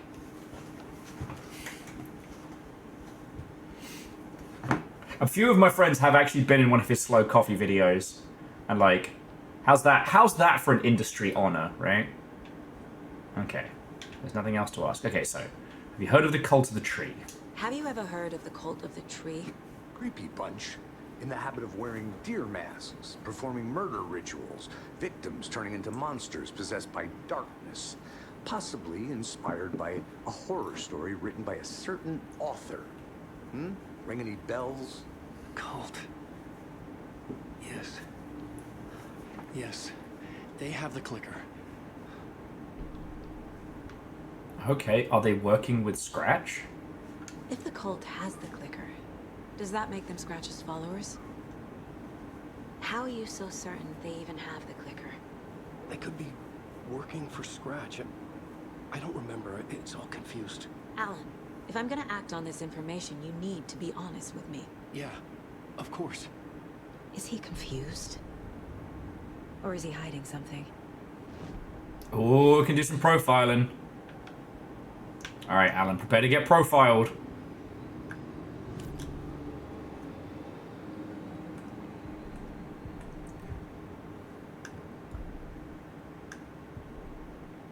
We should probably do the case board first, right?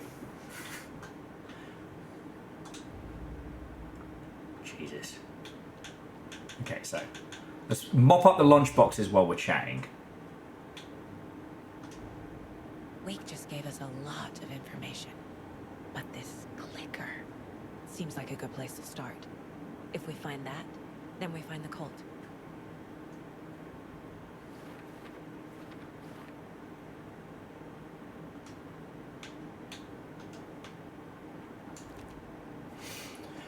Oh, okay. Okay, so that's... Oh, Alex Casey lunchboxes. Very important.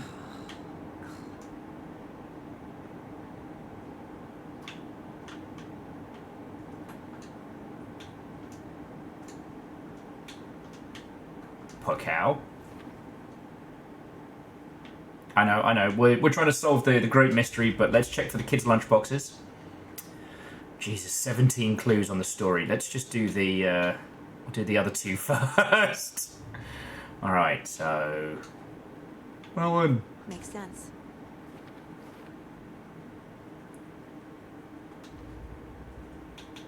And murder at Cauldron Lake.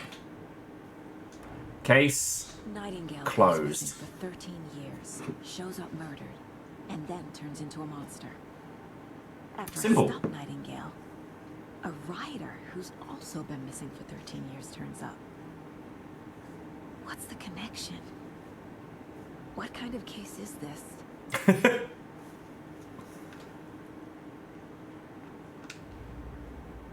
Love to see it. Love to see it. All right. Let's begin the story. The pages we've been finding are from a horror story called Return, written by Alan Wake.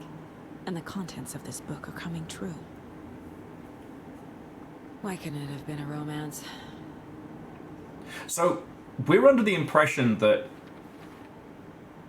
Return and things like that might have been written by Scratch while Alan was away. Because prior to that, Alan wrote detective novels, right? But Scratch has been using it to write horror, and then that's what's been inspiring the shit while he's been away? Or am I getting my timelines wibbly-gribbly?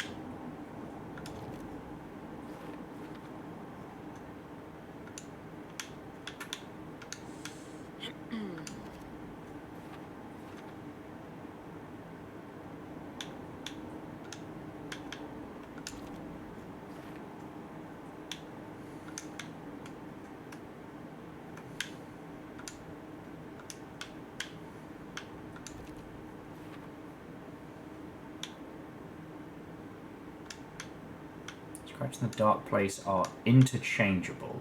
Nope. Oh, didn't realise we'd have so many. Okay, the story changes bit by bit. Its progression is gradual. How does it change reality? Okay. Can be accessed from the bottom of Cauldron Lake. Cool. Does anyone know where you can watch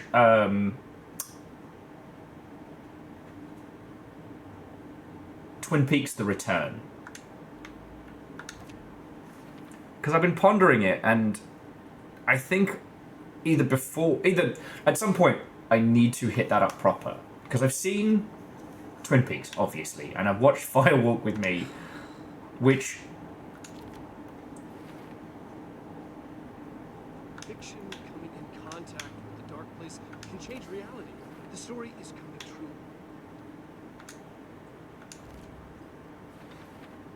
I do think about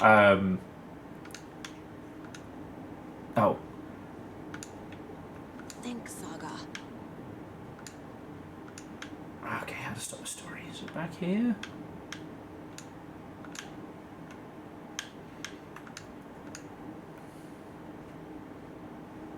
I mean, Tanuki Suit, there's no better time than the present. Like, it does... Oh, it's under Dark Place. Thank you, Chorneris. Watching me struggle at being a The stupid. Dark Place. A dimension that's home to monsters. Huh. Wild stuff. And the interesting thing about Twin Peaks is that it still feels like one of the freshest things. It's...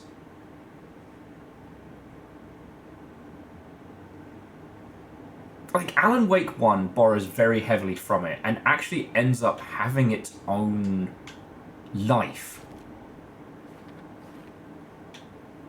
It's not merely just a...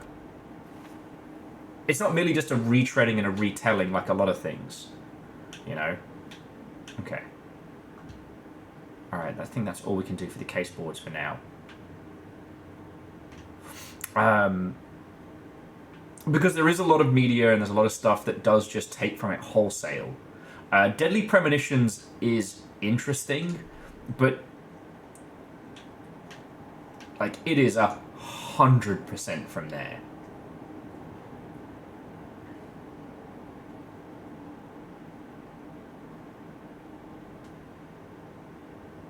Oh, I'm definitely taking faster reload for the shoddy. Oh. Saga cracked open the shotgun, sending the empty hulls flying over her shoulder, and slammed the new shells in faster than she'd imagined possible. Oh, that's cool. Alan basically writing her some fucking cool powers. Man, we love to see it. It's also interesting that, you know, for Saga's segment, we're playing in air quotes reality, but reality changed by Alan's abilities in the Dark Place. So the upgrades are based in reality. Whereas Alan's upgrades are all obscure and slightly weird.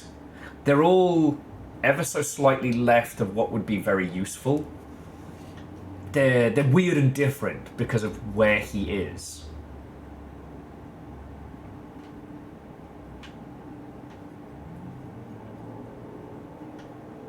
Anyway, let's profile Alan.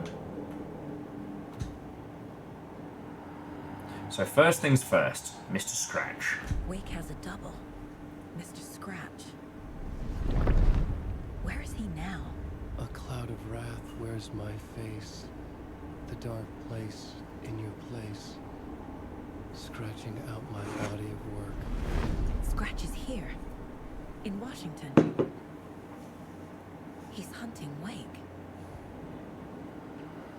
So Scratch and Wake. Scratch looks just like Wake. Why? Don't wake up the dreamer if your life is a dream. I swam to the shore, but the water is rising.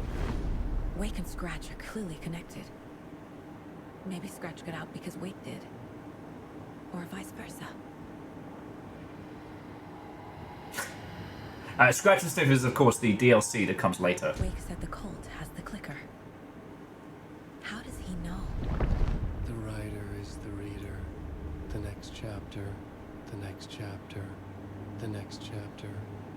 Keep the pages safe, the dark shining of the words. Wake is hiding pages. That's how he knows the cult has the clicker.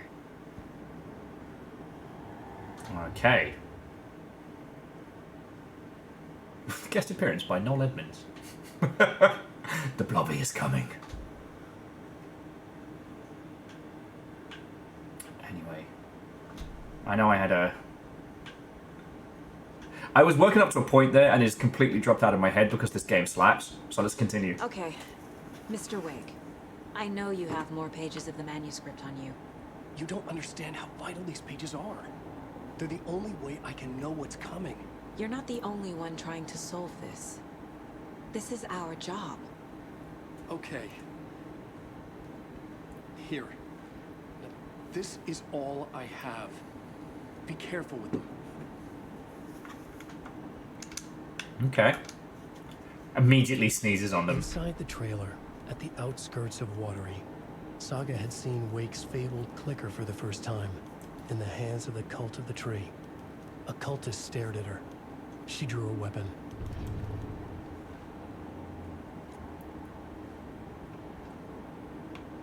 Okay. And now we have another case file.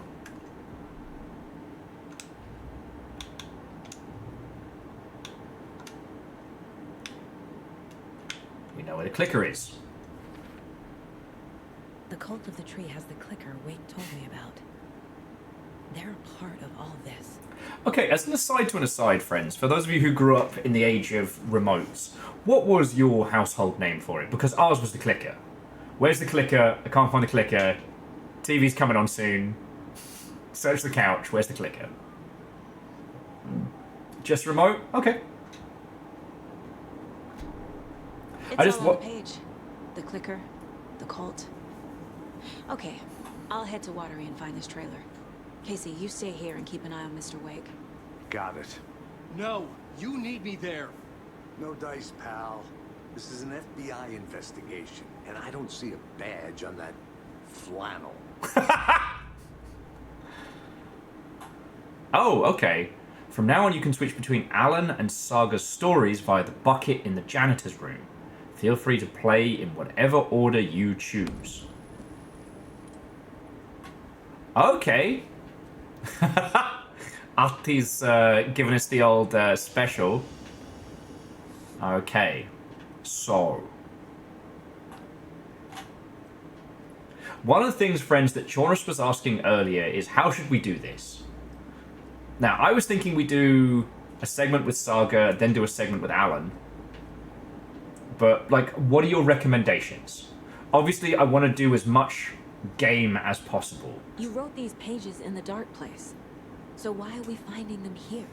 I think I wrote them up. I remember writing an endless amount of pages.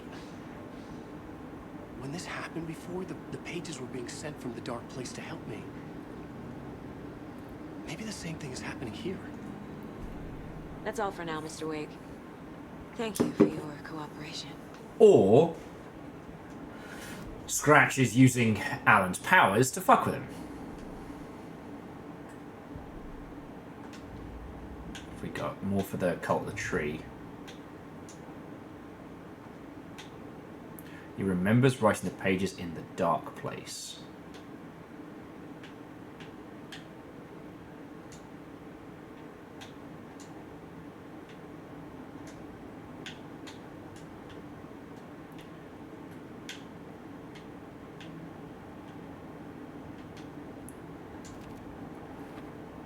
Okay. Okay, so Chorus is saying, I say we do Alan's next segment and then switch back. I'm okay with that. Like, Chorus, you haven't steered us wrong yet, friend. And, like, ultimately, I don't think this is one of those games where we're going to miss things, but pacing is a powerful tool, especially for, Only one who understands the forces behind this. I can help you. No, that's not how this works. You're a civilian, and we don't do ride-alongs. And if Scratch is after you, then so is the cult. We don't know who we can trust here. Damn it, you are making a mistake. I'll be sure to add that to the list. Sorry, I just like the idea that Alan has written this incredible hard-boiled detective who is now giving him shit. Like, you did this. So, we're going to do the next Alan segment. Unless anyone has any other things, and then we'll go from there. Bacon was saying their grandparents also called the remote the clicker. Huh.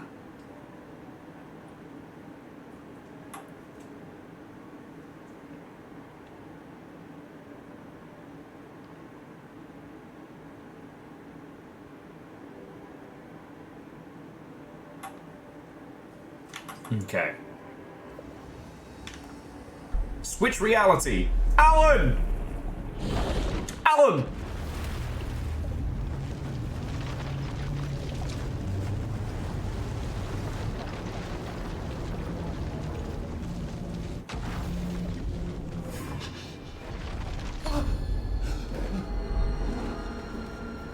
What's up, nerd? I was back. I wasn't able to escape. A dark presence had stopped me.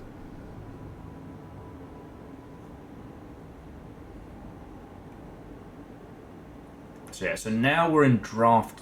I had seen the title page of another manuscript. Return. I didn't remember writing it, but it felt familiar. Important. I had to find it. So we've got 4 words of power for when we pick up other cool shit. We've got new stuff for the telly. See what we got.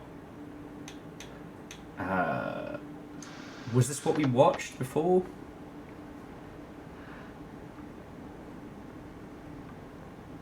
When I was younger.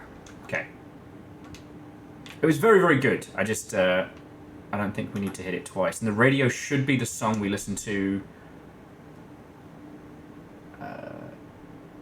Echoes Draft 1. The writer. Maybe he was a victim. Oh, yeah, no, that's, yeah, the Echoes.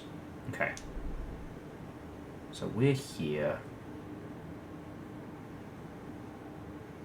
Oh, we're back here. Interesting. We're back inside the set.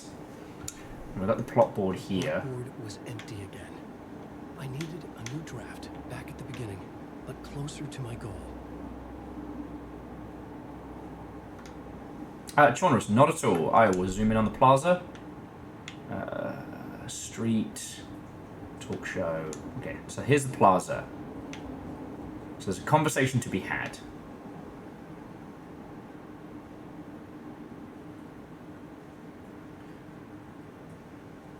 Jonas has a theory that the street names are changing. Okay, it's currently Ocean Avenue and Draft Street going now north to south. Wheeler and Port and Parliament going left to right. And Cord is the weird little squiggly fucker doing its own thing.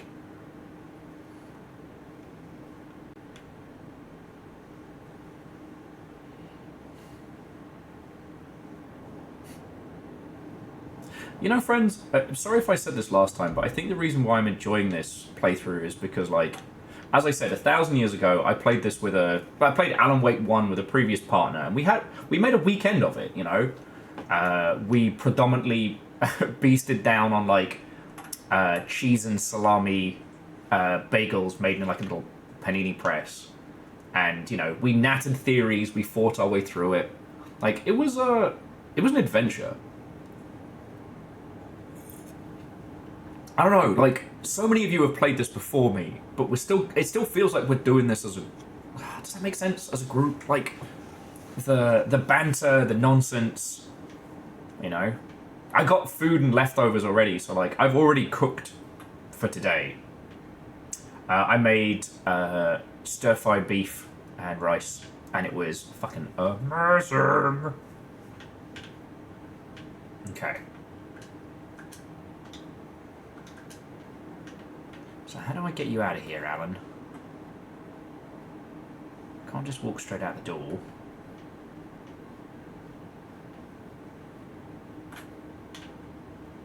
Oh, yes, back to the typewriter. Thank you. Nerd, nerd. I would write a new draft of initiation to reach Thank you, Parliament Jonas. Tower using another murder site. Scratch was reaching out from the dark place to get Alice. She was out, but still in danger.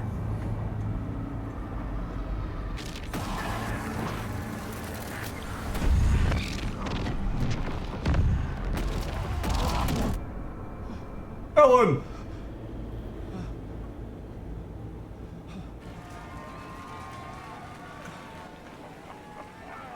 Well, welcome. Our guest tonight is Alan Wake. This time we wanted to do something. I was back, and I hadn't forgotten. I knew how this worked now. I could take control, no more surprises. What demons he wrestled with in the dark tower. Together with our house band, I saw that guard. We have created something. You know I'm going back into the telly, right? Like, you know I can't leave it alone. Herald of Darkness. But I like to call this next segment the story of the journey of Alan Wake, the musical. We just do what we always do. We'll chat, but instead of talking, we'll sing it.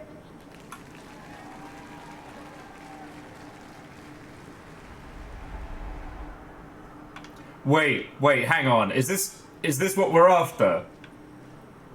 Sam Lake, you weird little gremlin. Sam Lake is a joy and a treasure. Oh, we're doing this. Oh, we are fucking doing this. Hang on, let me just save real quick.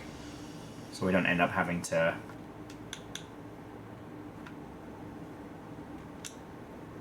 Oh, we're doing this! Alright.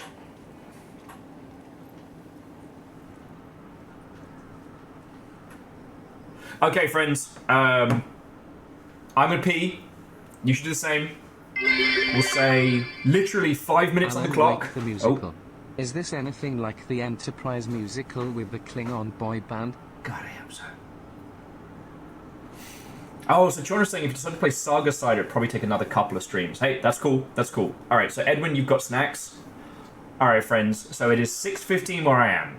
I'm going to jump into that telly in 5 minutes. So go, pour yourself a beverage if you need it, grab snacks. I'm going to nip to the loo real quickly, and then we're going to get started, because I don't want to miss a thing.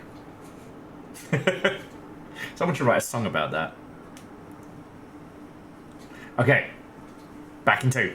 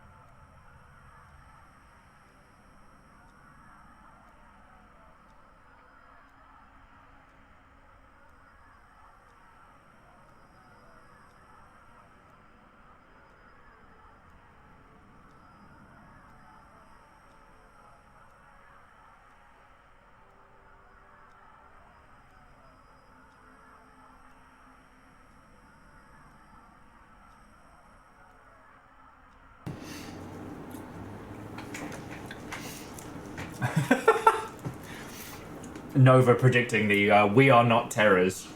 Sure. And yeah, the lounging Bonio behind. Maybe if you paid some bills, mate. Fucking lying around like you do shit. Even the guineas provide some cuteness.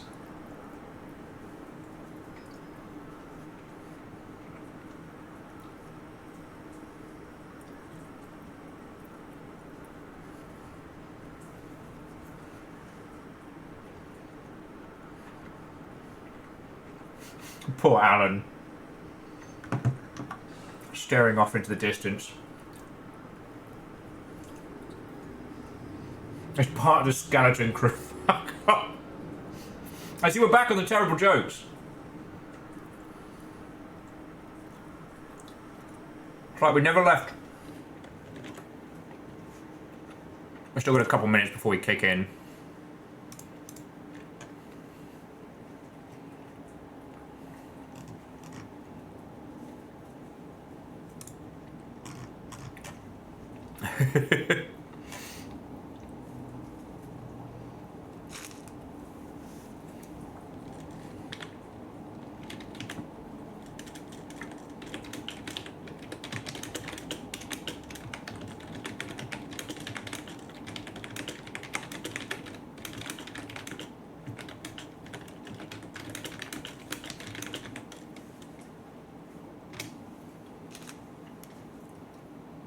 Hey, John, I told you I'd wait. I told you I'd wait.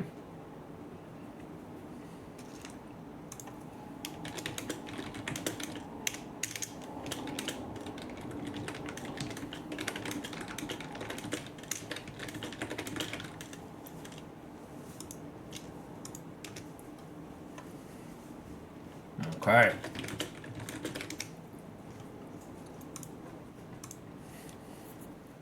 All right. Now, does anyone else need another minute or two? Well, I guess we'll give it a sec. I can have my snack cheese.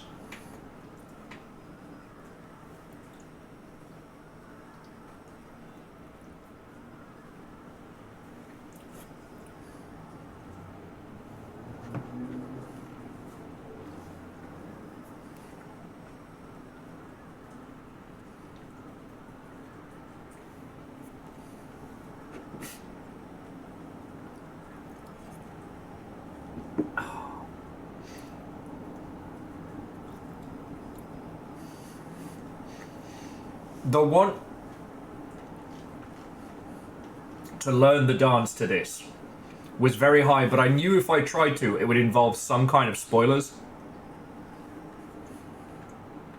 But for as much as we should on the Game Awards, and we should, the year where they did the full dance number to this, that is some celebration right there. Okay. Unless anyone screams in the next 30 seconds, no, please, wait! We're doing this. We're doing this. And the champion. If you wondered why I know it, it's because literally everywhere on TikTok had that song playing, like, ad infinitum.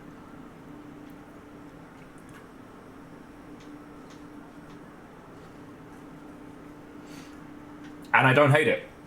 In fact, I fucking love it. God, Control 2's gonna be so good.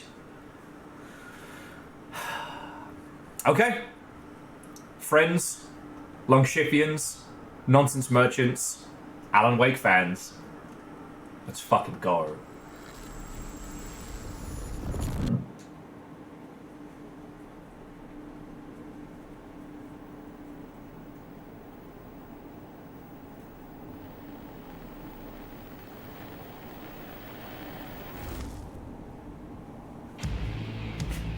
Yes! What the hell?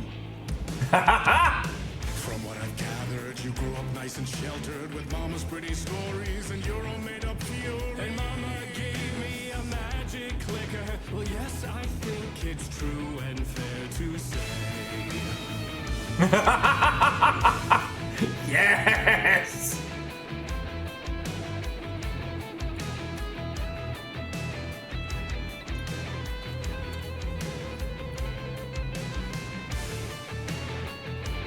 I'm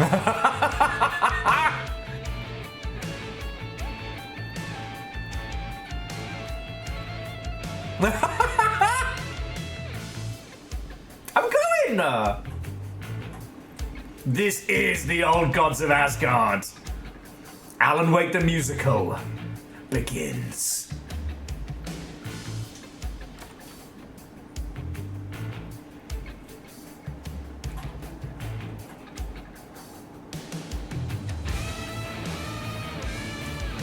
Come on in the listen, lost words you've been missing. Now the fire you're bearing, yeah,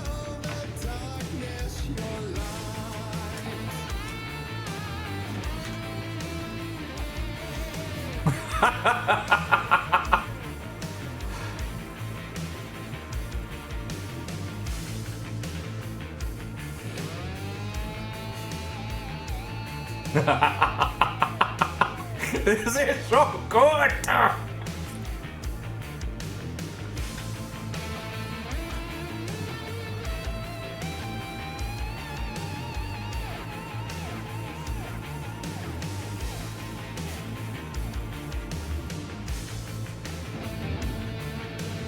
So you were drawn to stories early on. My dreams would light up my imagination. There's night and day. Yeah, but with the clicker, I chase those frights away. So true. So here is the clue of hope to remember. Visions, they come true.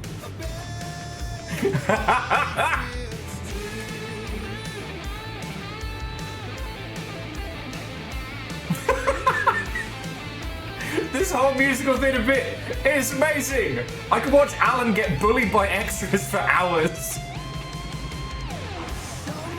Yes!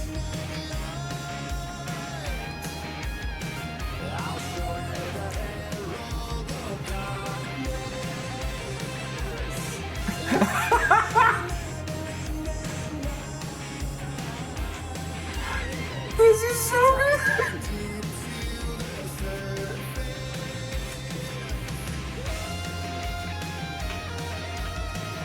Yes! Sam bringing the thunder. Let's fucking go!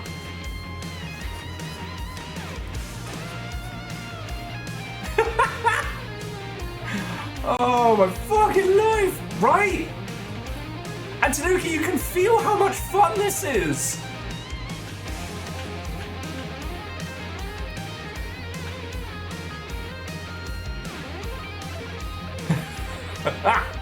I guess I should slightly continue. There's the big man himself! Let's fucking go!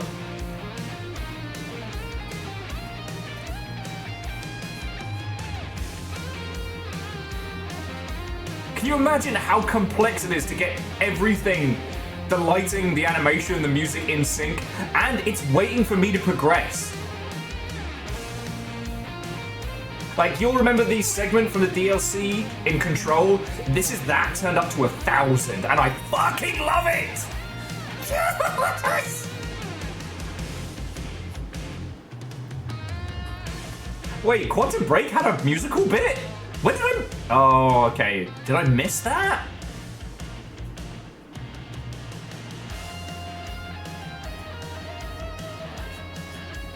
Oh, after Quantum Break. Okay. I was like, if there's a Quantum Break musical, so fucking help me. I'm getting this. I'm getting back.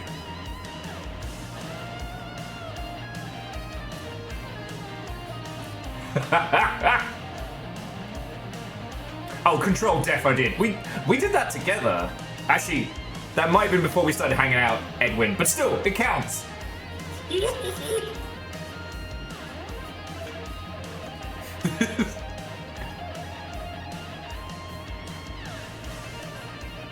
Alan Wake's a theatre kid confirmed.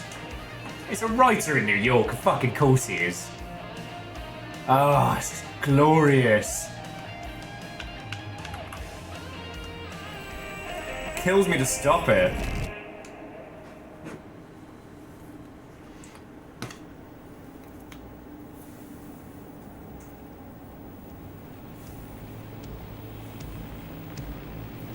Hey Tanuki, give it time. And the award goes to Is it me? Alan Wake. Oh, it's Alan Wake, everybody! Yay!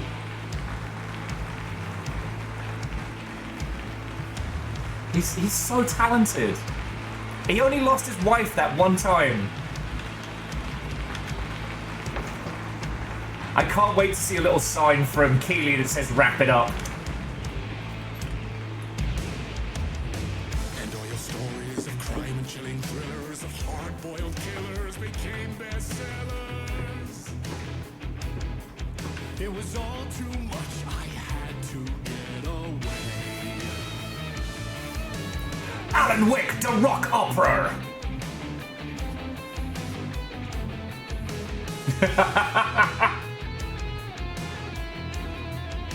No, Scotty. Let it into your heart. Let it into your heart. We shall fight back the power of the darkness using metal and musical theater nerds filtered through the powers of Alan Wake. Suddenly I'm strong bad again. Don't worry about it. But yeah, Deus, if it turned out there was a Quantum Break musical and we missed it, I would have fucking phoned you. I would have fucking phoned you. Deus, get down here! We got shit to do! You pelting across Seattle in the dark on your pedal bike. Oh, I have too much key and this is so good.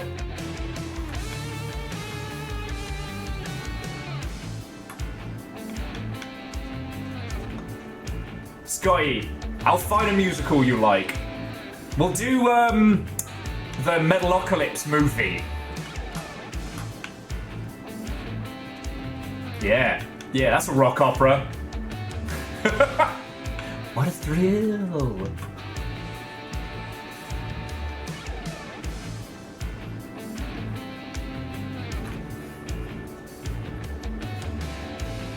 Bum bum bum bum ba dun dun dun dun dun bam. Ah, I was going for the timing there.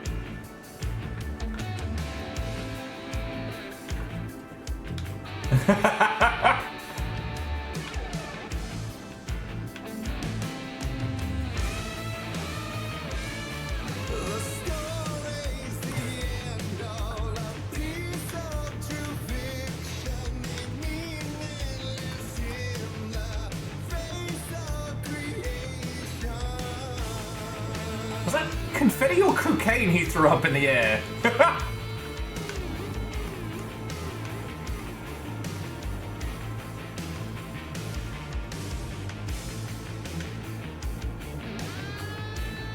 Do you know what?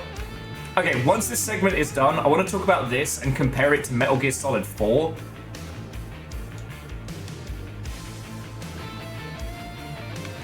Flashlight acquired! Alright, we're back on. Oh, gods of Asgard, witness me! I'ma kill some smoky demons with my new... It's a fucking set version. Oh, this is brilliant. But there is more to it than meets the eye. I never meant for it to ruin my life that way. You just say you lived a jaded lie. Dark shades could never save the day. So sad, but true.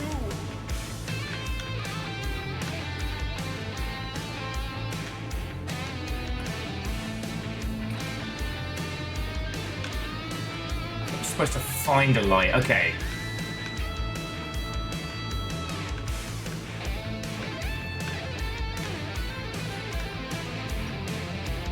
Getaway club. Don't point me to the same place. Okay, Troy says this is a bit of a puzzle. Okay, cool. I was too busy enjoying the music.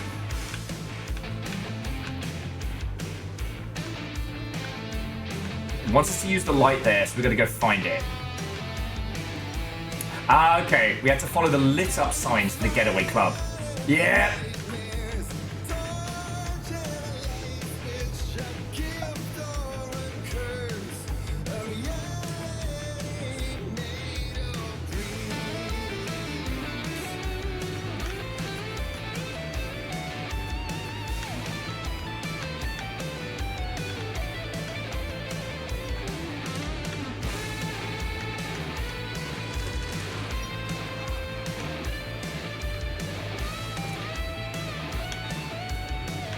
Gotta handle this, the paparazzi, you know?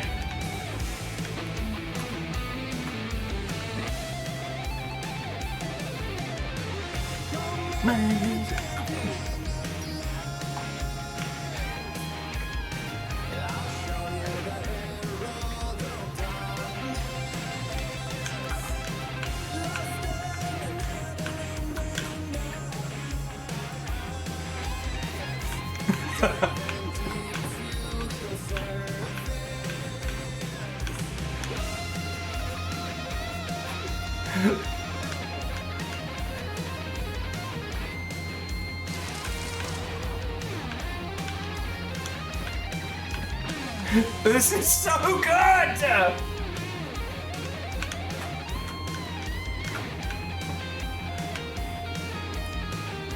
This is so good!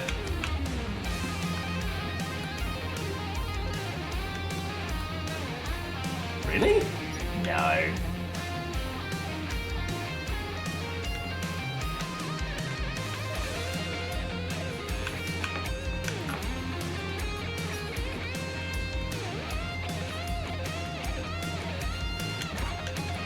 Oh, interesting. Every time we loop around, yeah, the camera equipment goes off.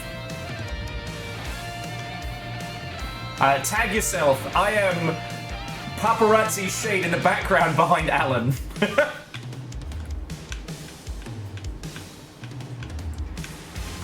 Ah, fancy Alan. Oh.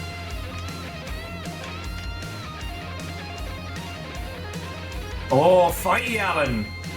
Oh, shit. Oh, yeah. What are you going to do about it? You're a writer, mate.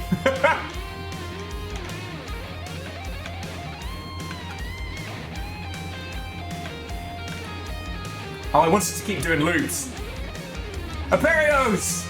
We're on the good bit! And there we go.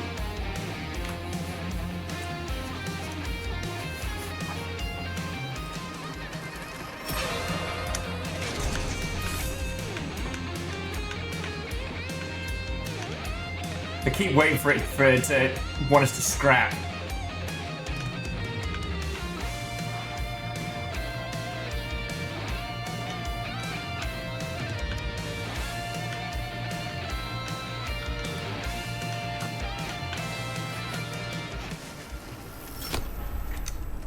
Oh. Only the champion of love.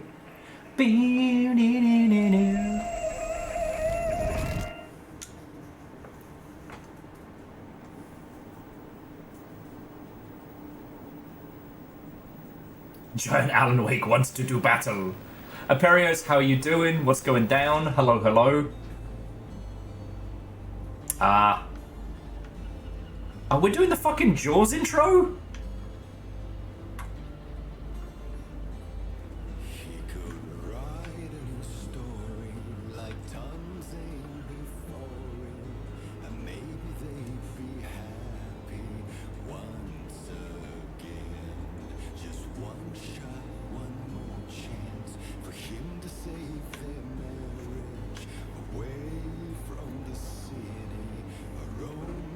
Forget. We talked about this last time. It was Tom Zane's whole deal. Was he he was either made up by Alan or Alan made... Either he made up Alan or Alan made him up, and it doesn't matter at this point, but Tom Zane kind of had the power, but didn't?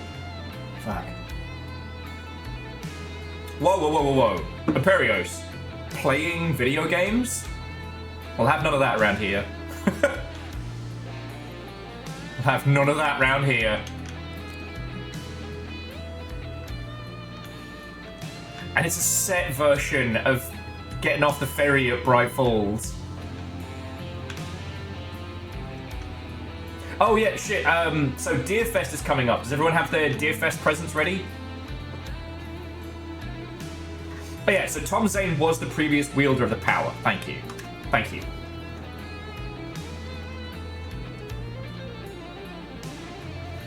Thank you. All right. It's been so long since we did Alan Wake, and I know we talked about it last week. So Tom Zane was an old poet who wrote near Cauldron Lake and gave the Dark Presence its kind of foothold. So yeah, fucking Tom. Fucking goddammit, Tom.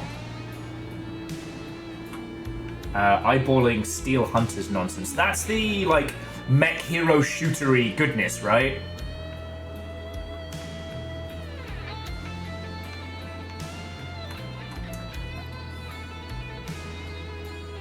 Oh yeah, no, Aperios, I'm doing the everything of this. Tanuki, the power of voodoo.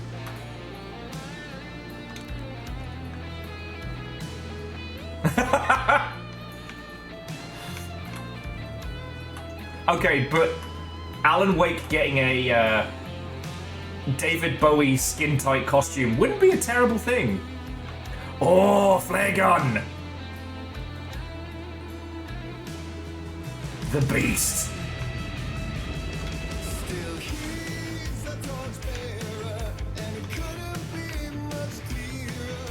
Alright, which of you fuckers wants to tussle?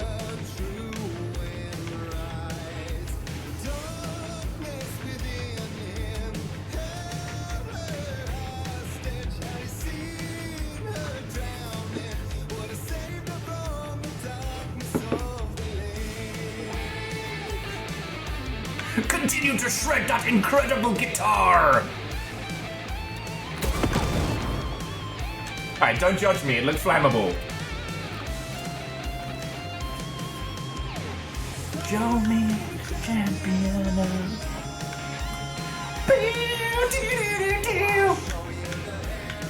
Find me, I want to explode something! I'm filled with power!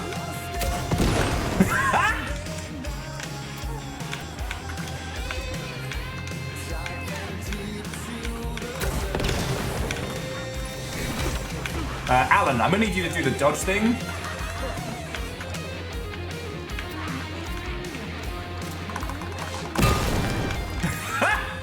She's not gonna be an Alan Wake 3. Dodge! Explode! Next! I'm the champion of life, fuckers! Face me! I'm having too much fun.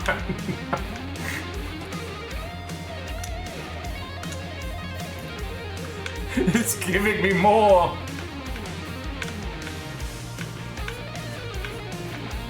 Is that all you got?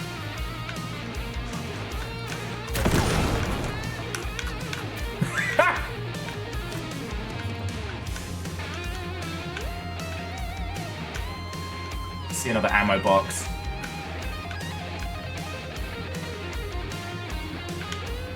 So this is literally a musical recap of Alan Wake 1.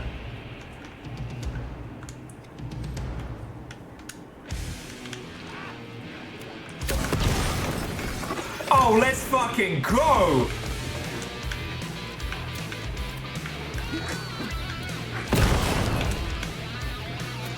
Come on, kids! It's musical theater time! And Papa Wake's in session.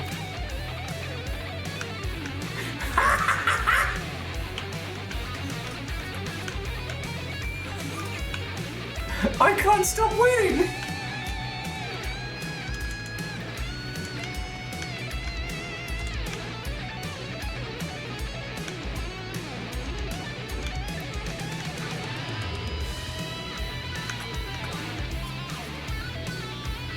It's just fucking peak Sephiroth shredding goodness. Pow!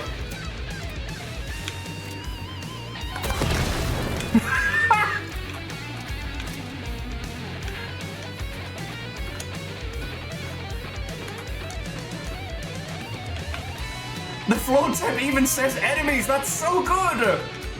I nearly missed that. We can look for the stage direction.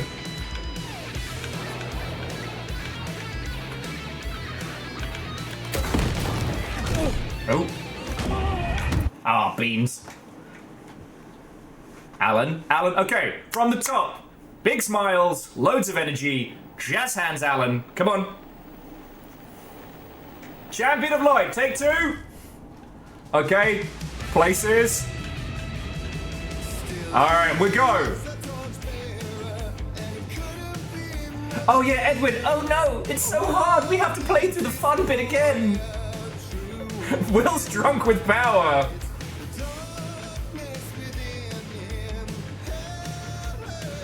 Alright, come on, Chuckle Fox. It's party time.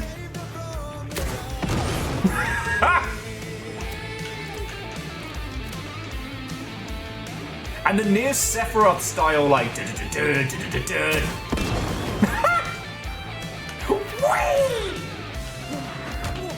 Oh, fuck off, Jenny.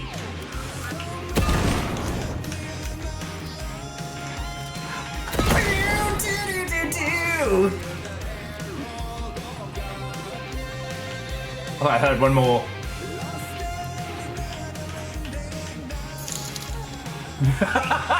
Acting John Wake over here, unlicensed user of pyrotechnics, just like any good rock show. That's it! I'm the pyrotechnist for this show!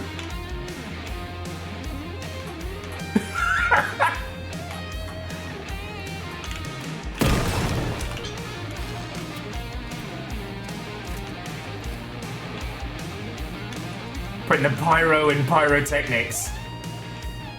Alright, enemies to stage! Enemies to stage, that's your cue! That's your cue. Oh, wait for solo.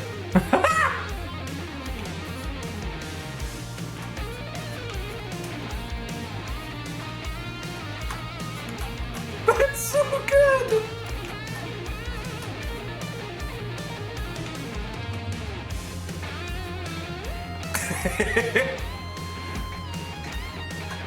You're gonna have so much golden fuel to go back and clip.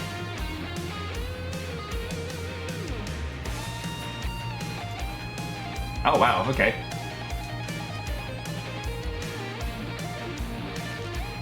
I'll take whatever you... I'll pick up whatever everyone's putting down.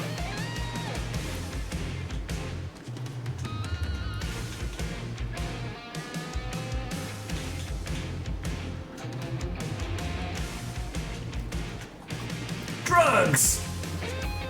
True rockstar fashion. Oh, there you are.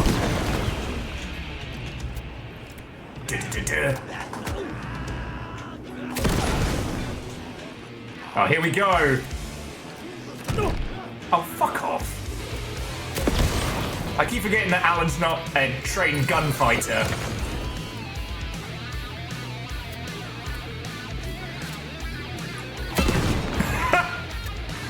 I think fast enough for you there, buddy.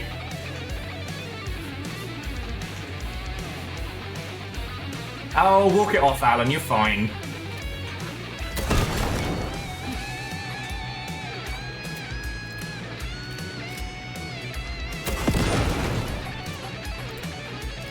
If I end up biffing it again, what I will do is I'll get us the flare gun upgrades and just fucking love it.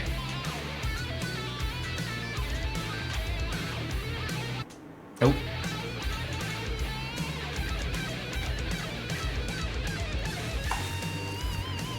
Two bottles of pills, let's go! Did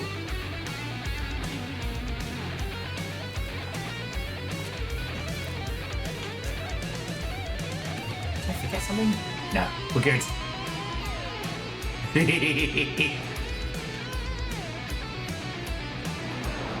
Let's go, kids.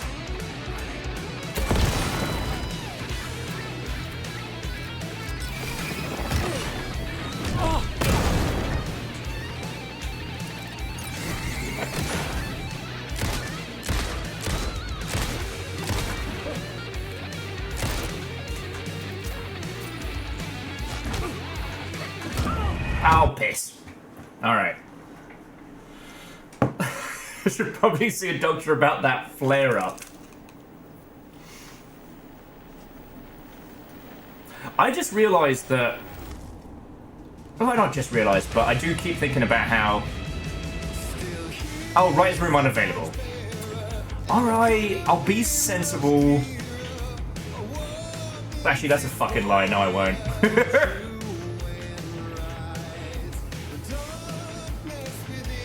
Come on, kids. Welcome to the writer's room.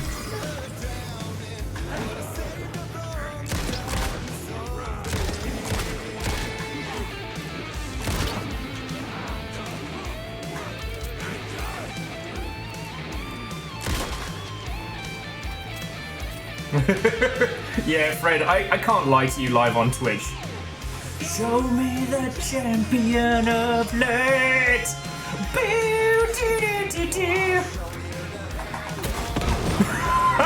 Oh, fuck you!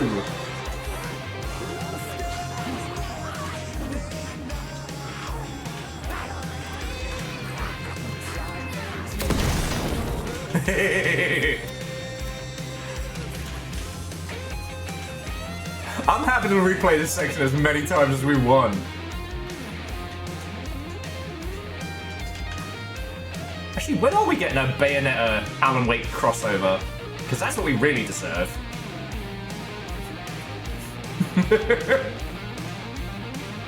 Oh, it is absolutely giving me more goodies. Bye!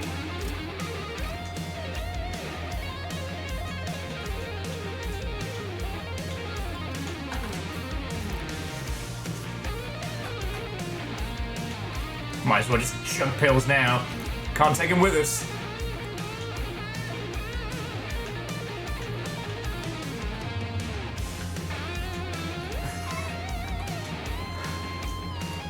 Fred, the exact quote from Darkest Dungeon is, confidence is fucking awesome with no downsides. Just gotta make sure I'm using the flares for the big groups. Alright, come on, kids. Like this.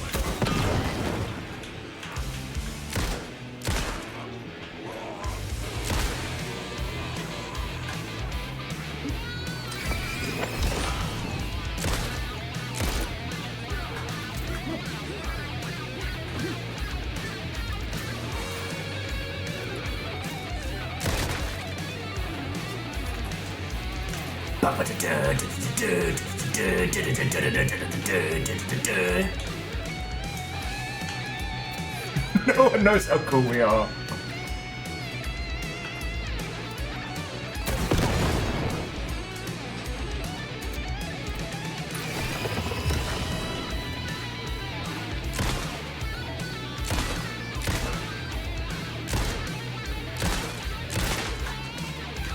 Man, I'm gonna need to stand still.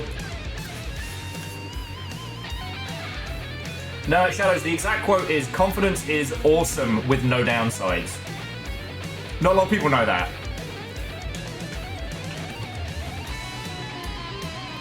Alright. Come on, kids. Who wants to sign an autograph without a wake? Fuck ow! I'm not even charging today.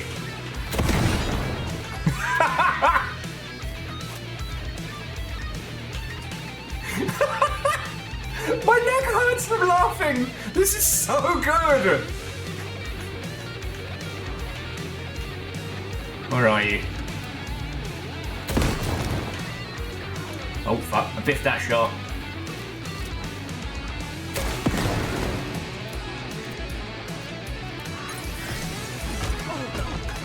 Alan, on your feet, Alan!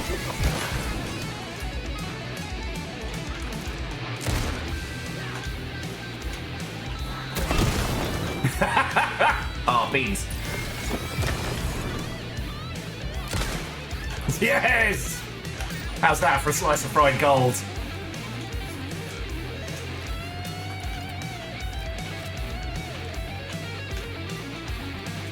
I just keep thinking about the people and the talent and the things we've talked about this year.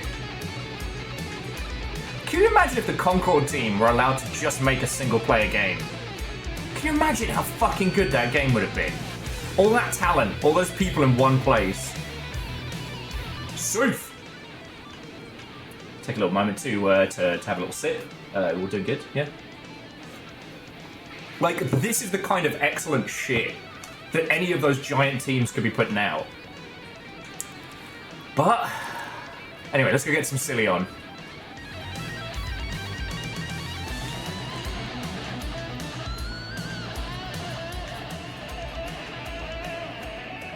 Alright, we're back at the lake.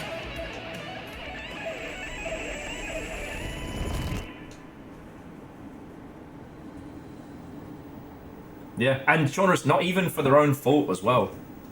Not even for their own fault. Oh, it's the sleepy nap time part.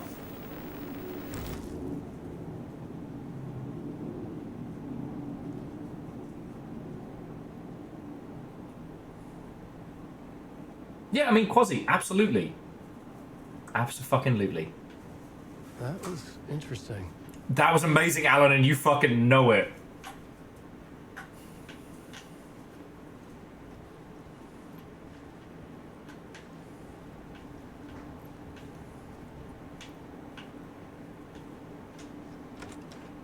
vision.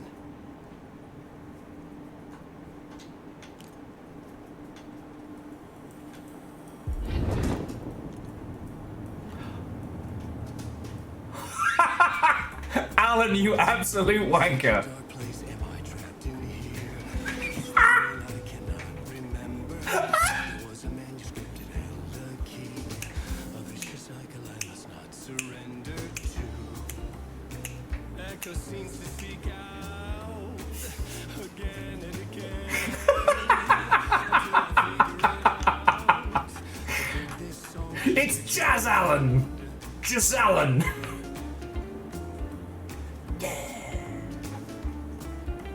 He made them do this as part of his contract. The Richard Cheese version. Champion of Light. Yeah.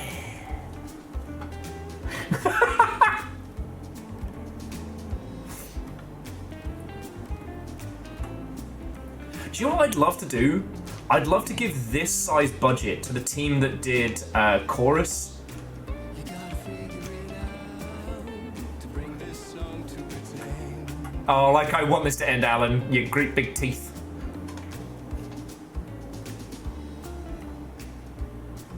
He starts to look more and more worried. I will bring this song to its end. Not a chance, mate. Is there any way out to bring this song to its end? You underestimate how stubborn I am, Alan. I played EG Zone.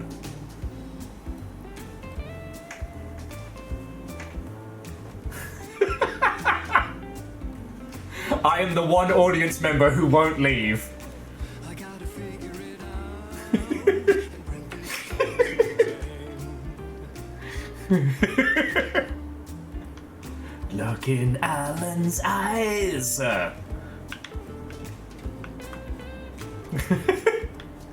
Let me out, Will. The move is over. Not a fucking chance, Alan.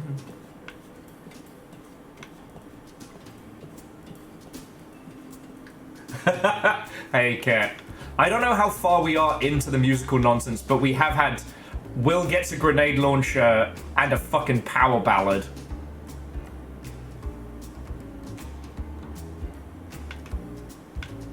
Use this. I don't know if I can crack this.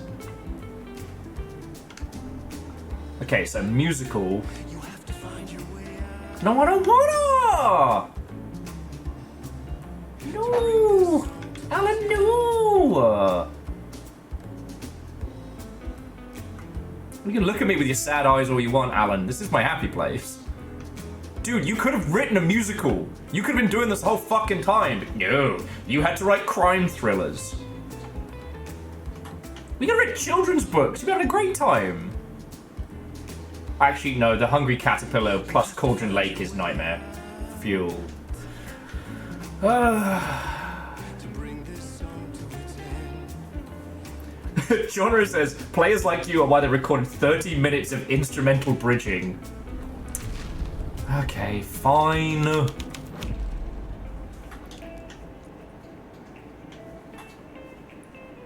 Woo! Woo!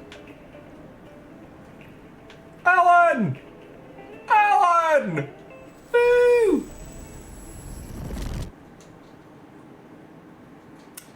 You ever feel that a lot of this is very End of Evangelion when he's looking at us, but we're playing as yes! Here we go! Big finale!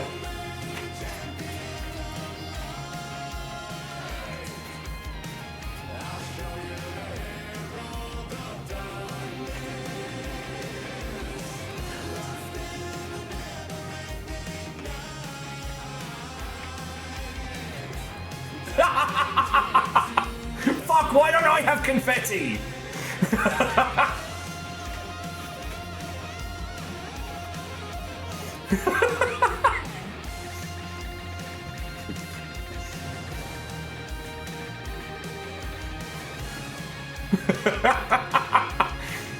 Alan is every guy in the pit in his 40s.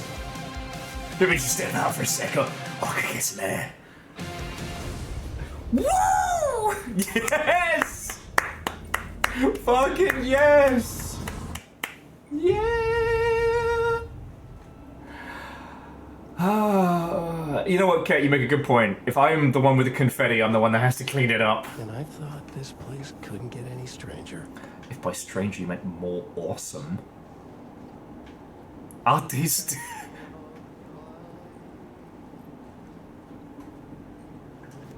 You and me both, Arti.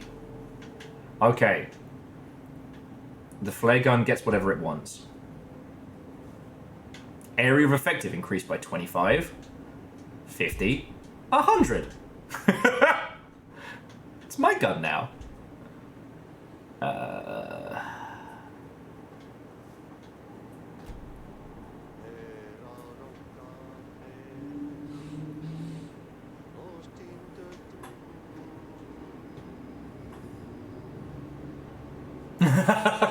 Edwin, I'm very glad. I'm very glad. And Miyakiri Sakura, thank you for clipping that. If any of you didn't get it, I might have to go back and clip the Drunk with Power. Catchy, right? Super catchy. But there is something interesting about how, like, that pure, unbridled joy, as silly and ridiculous as it is, if you had to fight back against an entity of, like, cruelty and anger, well, fuck. What can counter it other than an awesome rock opera of victory? And Deus, thank you again for the $2, friend.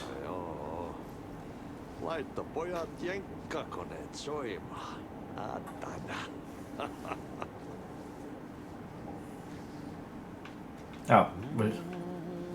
And Hart, you're right. That's what the VODs are for. It was everything I hoped it would be and more. Really wanted to make the John Wake joke. End of part musical. God, that was glorious. And hey, like, I didn't mean that last comment to be like shitting on other large devs. It's just that when you think about the time and money that goes into a lot of those huge projects, and like Concord didn't make it, X-Defiant released all of their roadmap and all the things that they were working on, their half-finished maps and stuff, like ahead of the game's shutdown.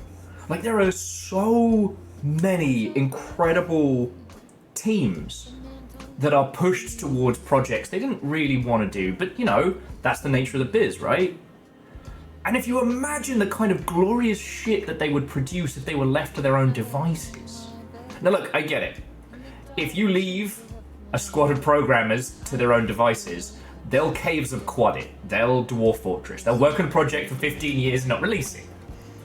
The game has to come out. But letting the creativity carry it rather than desperately trying to chase that little moving target in the market.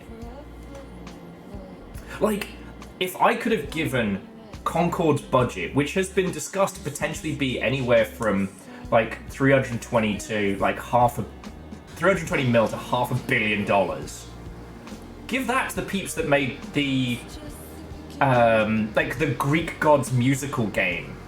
Give it a combat system, give it an interaction system, give it this level of glorious animation and live action, and just watch it do gangbusters. You know?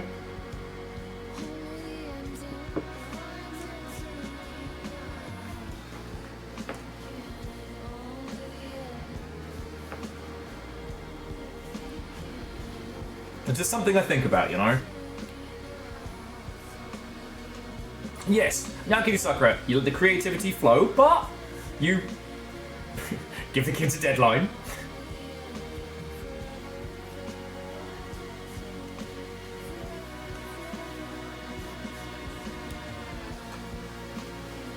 Tanuki Soup says, been working in the industry for a long time, and every time anyone I work for chased the money, it failed. Yeah. Oh, yes, sorry, Shadows, thank you for correcting me. It's called Stray Gods. It was originally called Chorus, but they changed the name. Thank you. And, Kat, like, you're right. even if the games aren't a commercial success, they end up doing something people remember for a long time.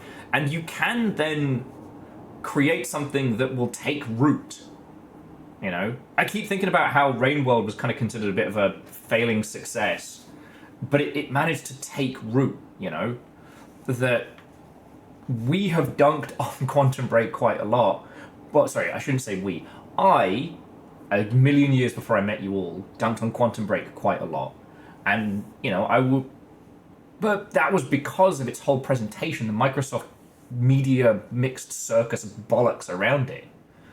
But in actuality,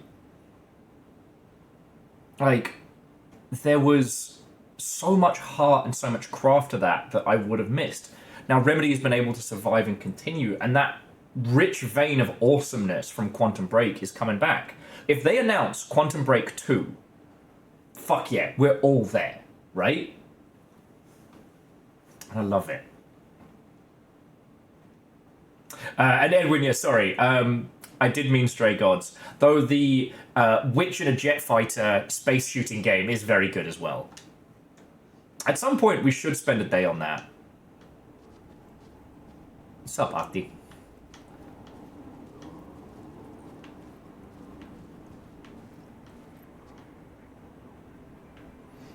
And... I don't know.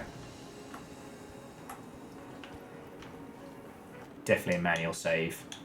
But after that one, I want to keep the We Sing. I feel like I'm going to want to come back to that. You know what I mean?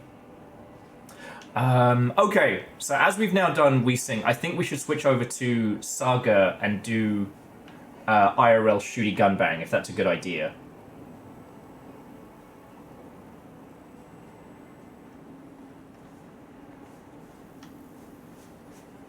Because, yeah, Rebels, we sang.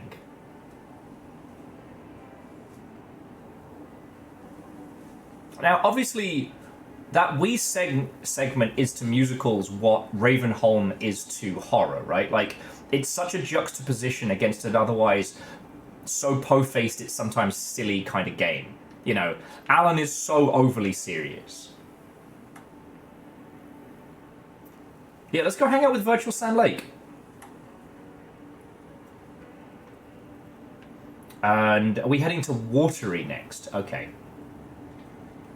I'll, Chorus has kind of been my my little guide, so I'm just waiting for them to be like, no, or do it. Okay. Switch back to reality. Oops, there goes gravity.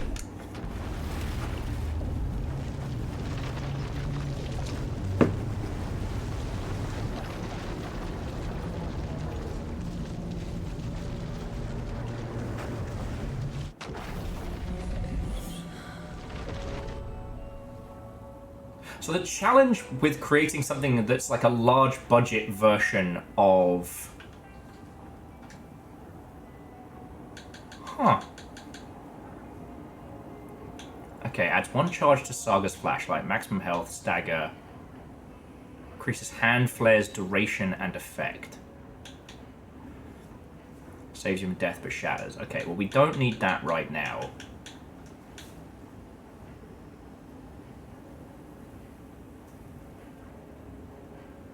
Hey, no, look, Jonas, you know, you've been hanging out here long enough to know me pretty well, and you made the right call on that one, so thank you. Now... Hey, remember when we had 300 rounds of shotgun ammo? That was a good time.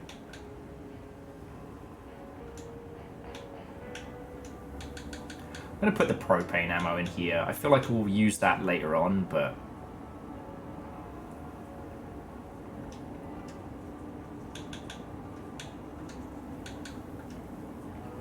Got a lot of flares.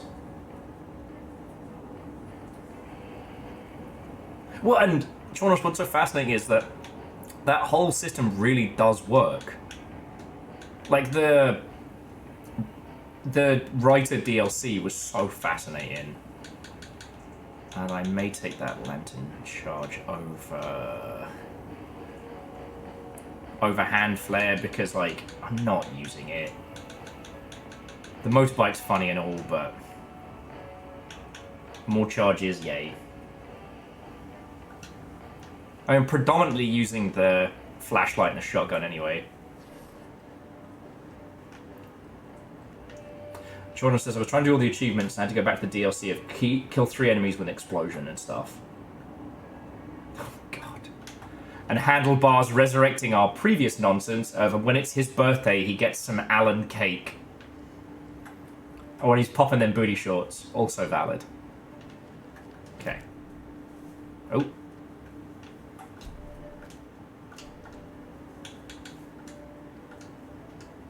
Okay. Okay, so drive to Watery. Oh, and the rooms in the lodge have opened up. Cool. We can go explore.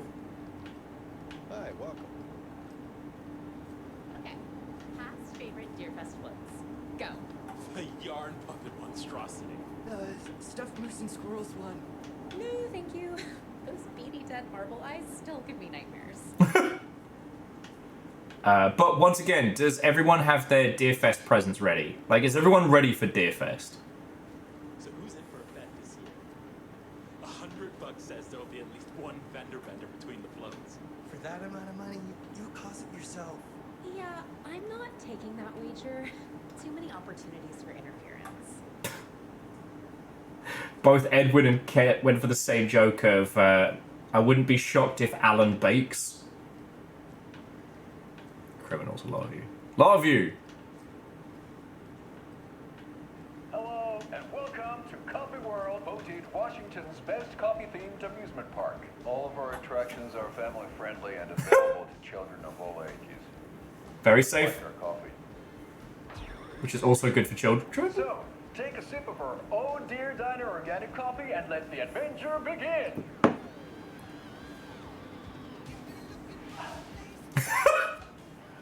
Hold on for dear life on the Espresso Express. Oh! Soak in some local history at the Watery Well, where 2 serial killers once hid the disemboweled bodies of their murder victims. It's not haunted. Come join Mocha Moose and the goats at our amusement park. Just don't share your coffee with the goats. Amusement park. Seriously, stop feeding our goats coffee. Seriously. It's not a moose.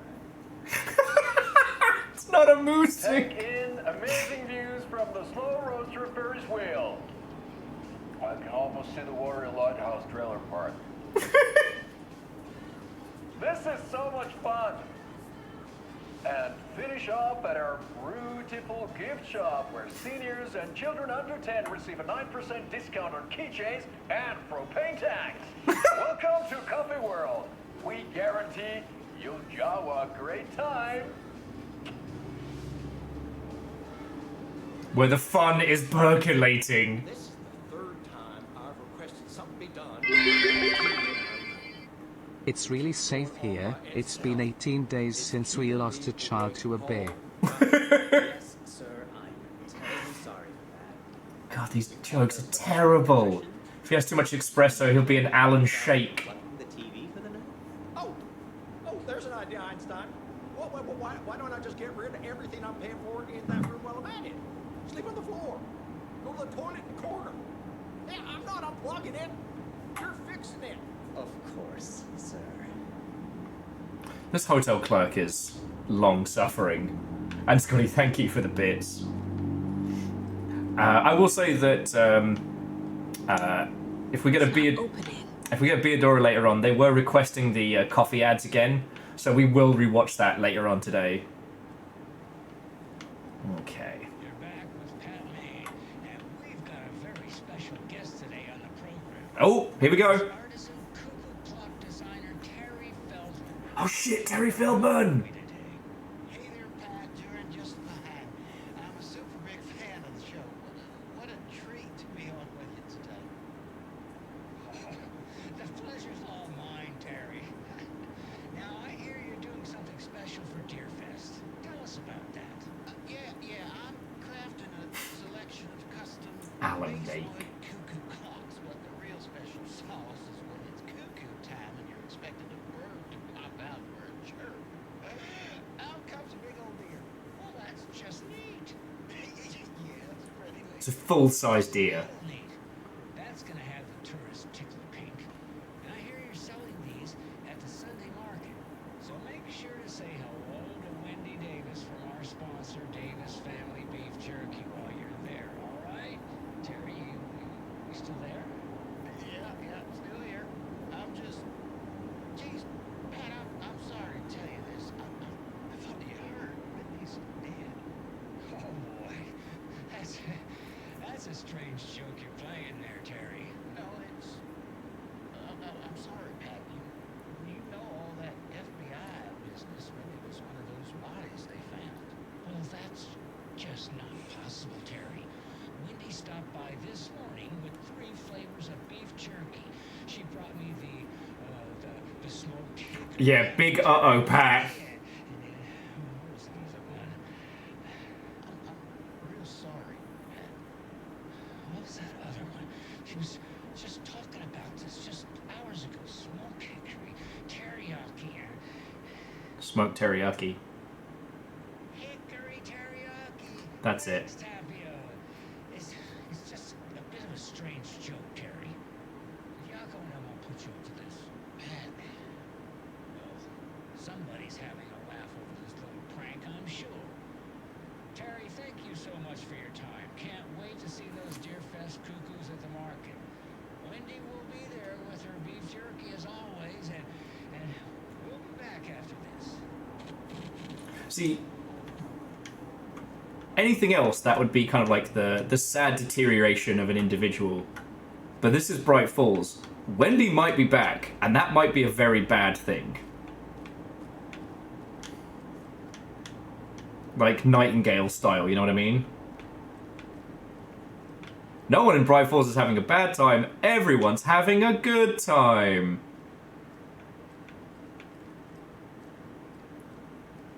Okay, what have we got here? Tammy didn't want to come. I can tell. Not that his trip is helping. I thought getting out of the city would inspire me, but Bright Falls just a bunch of trees and empty storefronts. I need to find something. I'm tired of writing one-act plays about how shitty the world is. Through scathing social commentary. Sorry, I thought scathing social commentary would make me feel like a real artist, but I don't know. It's not me. I want to write something weird. Something really out there, but what? Fuck this town. I didn't want to get into what happened last night. It's weird though. Sitting here in a local room, some pieces are starting to fall together. An idea for a new play, a space cult, it's not a cult, burning down the galaxy for some misguided search for TBD, a lone man, an artist, wandering the stars until destiny puts him straight in the cult's path. All black cast, musical, a rock opera.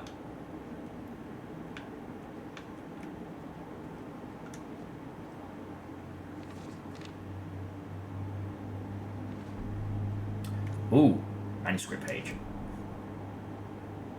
Ed hadn't been the same since his latest show had closed. This wasn't the first time one of his productions had shuttered early. Scathing social commentary in a one-act play wasn't exactly filling seats. When Tammy told him she was taking a research trip to Bright Falls, he decided to tag along. Ed told her he wanted to find inspiration. Really, he just wanted a break from the city. But it was true that he certainly needed to find something. A voice, a direction, an idea, something authentic to himself. Ed knew he couldn't keep using Tammy's money to fund his playwriting.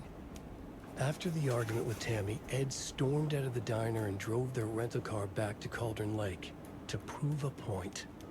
Now standing in the dark woods, the sun hidden by the trees, Ed wished he could remember what that point was. Something about masculinity. He cursed at himself and turned to go. Suddenly, he was blinded by a light in his face. Voices shouted and hands pushed him to the ground. Ed struggled, in vain. Fuck. So, have we considered that a lot of the manuscript pages that we're reading, Mr. Scratch is there? Like, I know I'm not saying anything like super clever or insightful, but like, look at this page. So we had The children of Bright Falls grew up hearing stories, yada yada, dark in the woods, and then whatever came next was scratched out and then was written. Somewhere among the legends lay a secret truth, the identity of the cultists following the woods. Like, it feels like that's Mr. Scratch writing in the pieces he needs, predominantly this cult of the deer. Fuck off, Deus. That's terrible. You're all terrible. I'm telling. I don't know who I'm telling, but I'm telling on you all. I'm dobbing you in for terrible puns against humanity. For hostile workplace. Actually, someone asked me how my day was, and I said I haven't gotten my performance review back from the guinea pigs.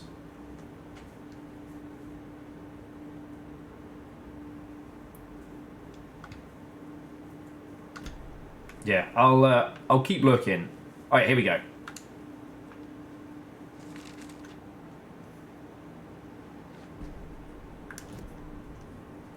Tammy tapped her pen on her notebook. Okay. Alan Wake had ridden this same ferry into town when he arrived. This was his entry into Bright Falls. His first steps across the threshold. She wrote that down. She always found it helpful to walk in the victim's shoes, do what they did, see what they saw. It added great color to the book. Tammy felt raindrops on her face. God, again? She pulled up her hood. The rain just kept coming. You've never been to the Pacific Northwest, have you? Been the simple research trip she pictured. First the incident at the lake, then the fight with Ed. It's not surprising tempers got hot. They were both on edge after what had happened. Tammy had said some things she regretted. She looked out over the harbor. A chill passed through her. She hoped Ed wouldn't do anything stupid.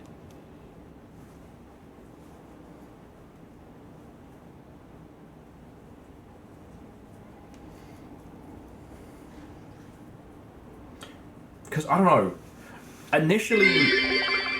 Uh-oh. I just got a new pen that writes underwater, upside down, and in outer space. It writes a lot of other words too. Fuck off. Okay, that was really good. Simple Chaos, that was really good. Oh, obviously, thank you for, $5 and bits to keep this whole fucking shit show of puns going. Alan, wake me up inside. God. The Alan Wake... Oh! And whichever of you lovely Mother Hubbards gifted Simple Chaos sub, that's very kind of you. Now, Simple Chaos, you don't have to put up with adverts.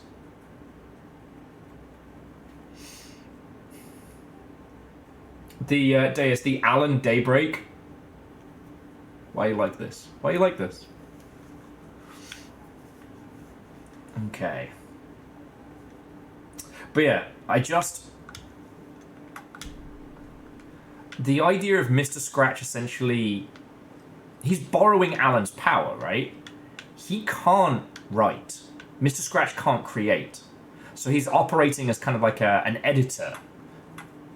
Something has obviously happened to Ed, and Ed is not in a good place. But...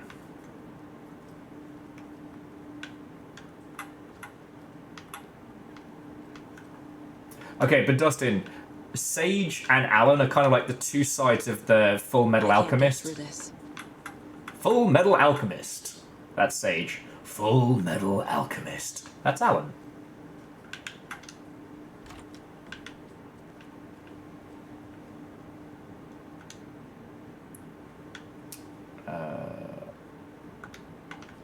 Okay.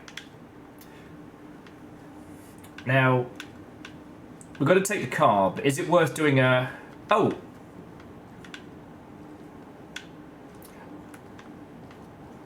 What was it you were saying about handlebar?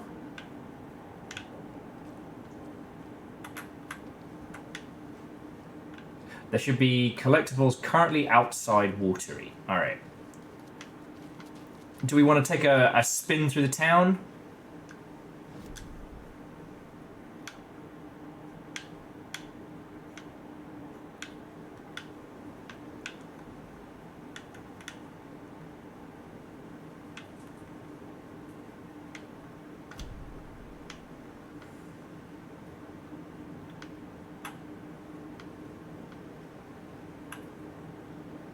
Yeah, handlebar.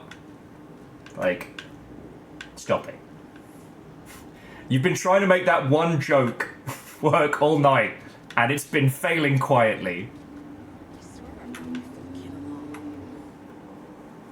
Jules, you didn't forget to pack the EMF reader, did you? Why would I pack your gear? I've got my own to worry about. Great. Now how am I supposed to measure the energy signatures emitted by paranormal manifestations?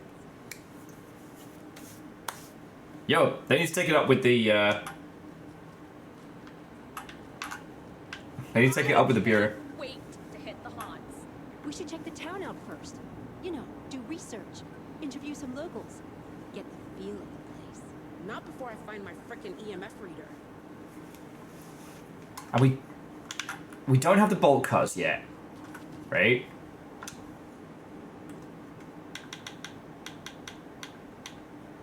No. So we can't get into that little, like, area behind. Let's check the diner real quick before we head on.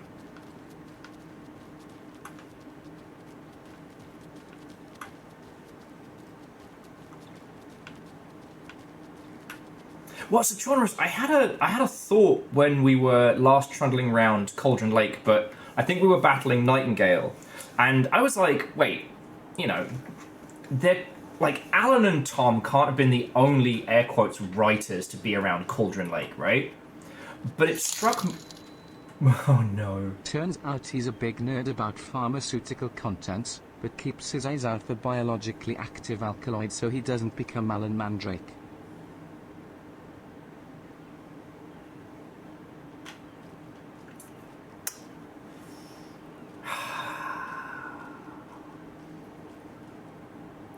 Deus, if I knew that you had like a Google Home or an activatable device, my vengeance would be swift. Thank you. That's still $2 to keeping this whole thing going. But fuck you for that terrible joke. Okay, yeah, we can't get through here.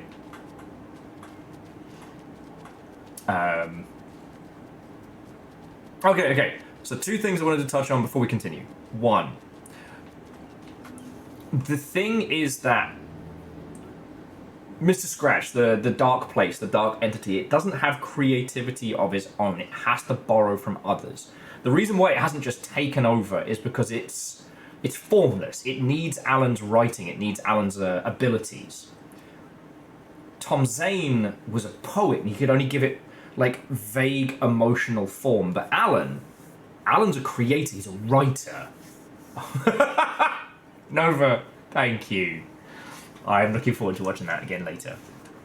But when you take things like, you have the supernatural bloggers over there, you have the person writing like a true crime guide.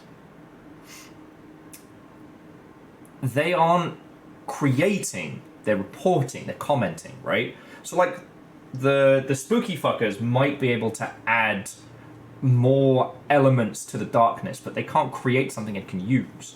You know, our cutie patootie, albeit psychotic waitress here, she's just a huge fan of Alan Wake, so she can only create within the confines of Alan's work. And what the darkness can use of that, what Cauldron Lake can affect, is very limited. Welcome to the Oh Dear Diner. I recommend a slice of pie with some coffee. You can't go wrong with that. Enjoy your day. I'm exploring your shit. Oh, it's still broke. Okay. So, I'm thinking of pre-gaming at my place before Deerfest. Drinks, snacks, some charades maybe. Interested? In everything but the charades. What's wrong with charades? It's fun. And deer-themed. That is every person trying to sell me on a board game at a house party. You fellas let me know if you need anything, alright? Okay. But yeah, it's just... with Control, it's all about understanding these anomalies, right? And right now, as it currently stands, we're flitting between... Hang on. No, we're just going to have our shotgun on our back, okay. God God fucking damn it, Deus! Trying to keep the puns going. It's all about the Alan namesake.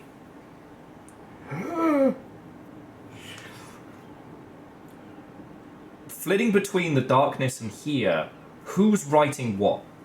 Has Alan already writ this?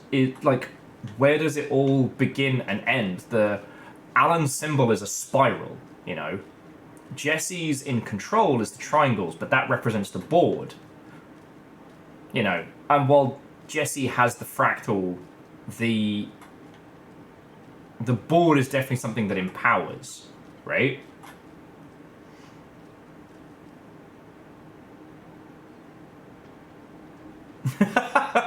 No, really, it's super easy to pick up. Just read this 20 plays booklet, watch a 15-minute intro video, and then I'll set up the board, which takes 2 hours. It's simple. But no, I just...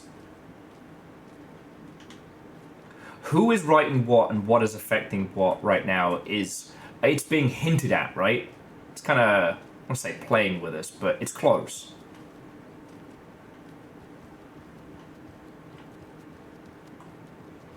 I think what's happening... I think Mr. Scratch... Oh, we already solved that one. Mr. Scratch can't write. Yeah? The reason why Alan is being allowed to write these things is because Scratch needs Alan's work to then edit it, right? That's the counterpoint of it. Now, I understand, I'm guessing super early, and I'm not asking for confirmation, but, you know, just something to bookmark as to whether or not my theories are correct. Fuck off. Deus says, would you say they're imprisoned by the mystery of how pros affect this town? Maybe they need an Alan jailbreak. When can I start drinking? That's alright, I got a big old bowl of leftovers. Actually, technically I've got enough for like 3 meals worth of leftovers. So yeah. Little Free says, I'm so lost. So, the darkness can't create. But the darkness wants out. The darkness wants to take over the world and reshape it in this twisted shadow visage. Kind of like the hiss. The darkness is visual as opposed to audible with the hiss. However, the hiss doesn't have the abilities. It can't... Fuck off. Rebel says, it can't Alan make. Fuck right off. So... He's an Alan dressmaker. Why are you all like this?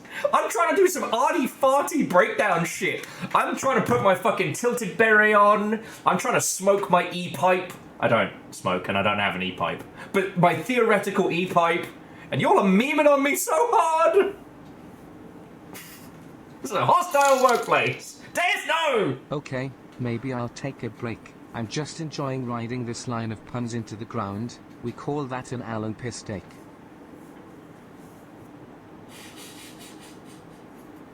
Fuck you.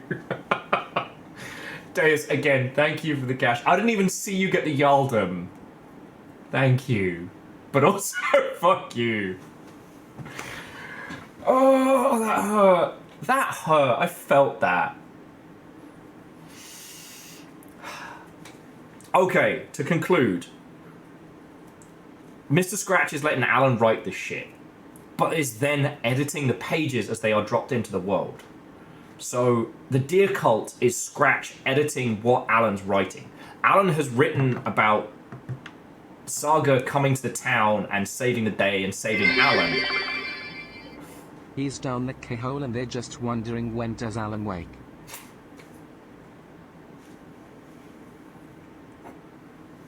Fuck you, Scotty.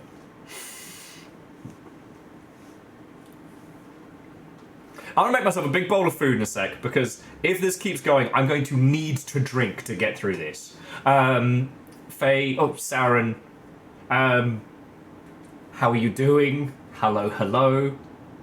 Did you see the Wall of Slugcats yet?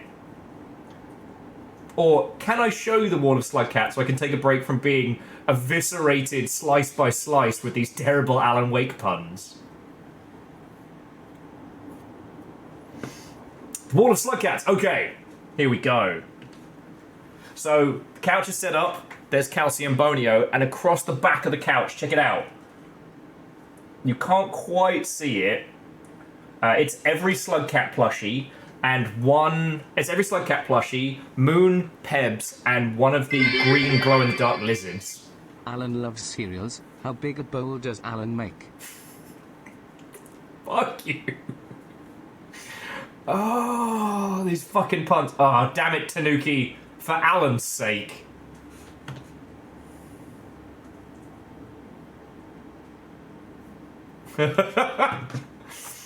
Oh, my word.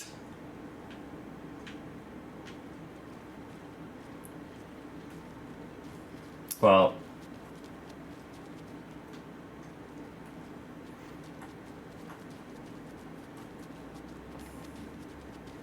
Do the Alan Harlem Shake. God, if we were a meme from the 2010s, we'd be the Alan Yeah, fuck you!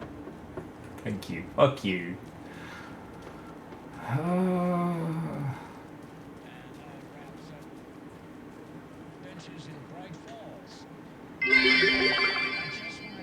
He's now a ground-type Pokemon. Alan use Earthquake. You're killing me!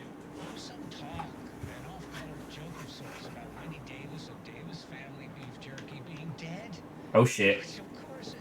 Oh. And thank you very much for the bits.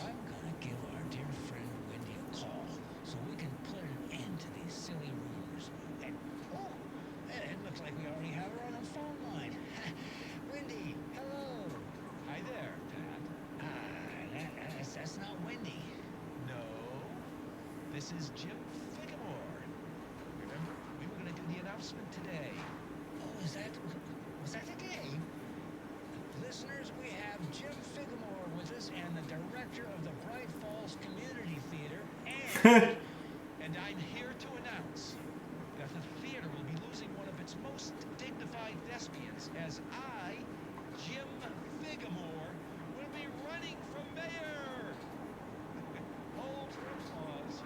Oh, that's quite an announcement, Jim. No one gives a shit, Jim. I'm gonna level with you. I have some questions written down for you. The real question is what happened to this town. Bright Falls used to draw in thousands of tourists with its vibrant art scene and impressive bird feeders. And what's our reputation now? Haunted Bright Falls. Spooky Bright Falls. The world is laughing at us. He got stuck in a region of seismic activity last week. He didn't like it. Alan quaked.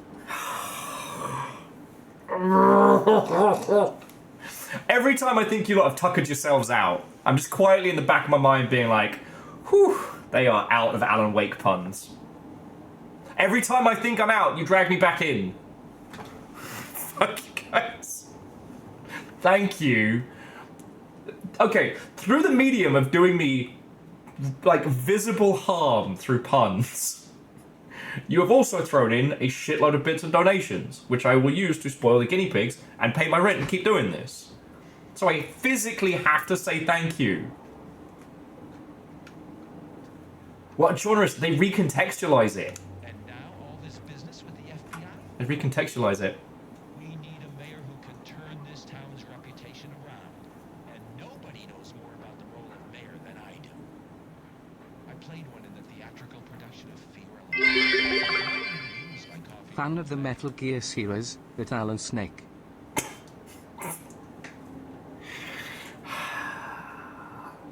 That's the man who stole the world. God damn it.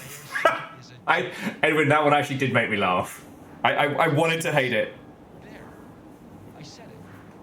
Now, Jim, this is a family show. I found my notes here, so why don't we pivot to some questions? First question. What exactly goes into that delicious beef jerky? Right. Looks like these are my questions for Wendy Davis of Davis Family Beef Jerky. The only jerk I care about is Mayor Setter. Our futures. He said that on the radio. Pets are being murdered, and it's time for a change. What? Jim Figamore for mayor.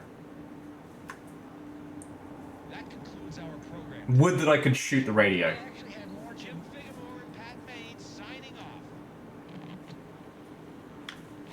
Fucking hell. So yeah, no, it's probably on a cooldown as we're faffing about. His number one fan made out with him. He's such an Alan Beefcake. Fuck! No! It's the man who stole the world. Can we talk to the... Nope, it's just having a smoke break. Alright. Now that's gonna be stuck in my head for the rest of the night. The slug cats go marching right down here. Hurrah, hurrah. The slug cats go marching right down here. Hurrah, hurrah. The slug cats go marching right down here. The survive stops to throw us. Oh, sorry. Fearless, thank you very much for the bits. Thank you all. Again, this fucking hurts, but you're also being incredibly generous. But now, I kind of want to do like the opening segments to Die Hard 3, but it's slug cats.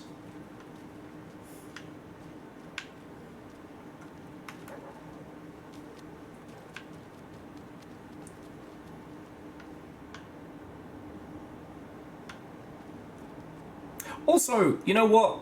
I hope that whoever spent time doing these like phishing sale signs and business hours and painfully modeling that sleeping bag, I hope they know that we here at the Longship, we see them. We know that you probably put in overtime to make it so that little dress looked good in the window. We see you, whoever you are.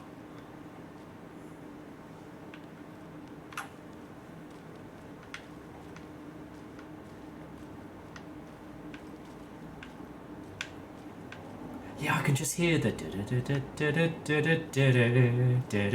from Die Hard 3, but it's slug cats amassing. Oh, it's a fucking train. Alright, if we're having a train, I'm going to the diner.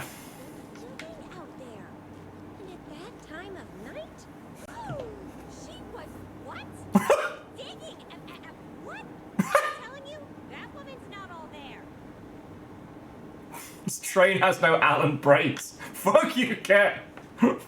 The hunter has a machine. You saw her climb up the tree like a squirrel. You know, to hide her food. Because she's nuts.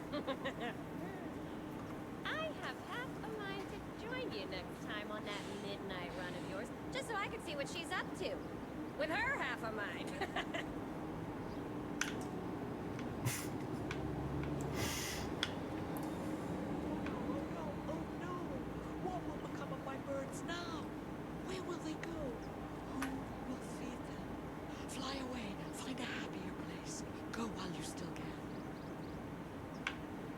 Run, birds, run!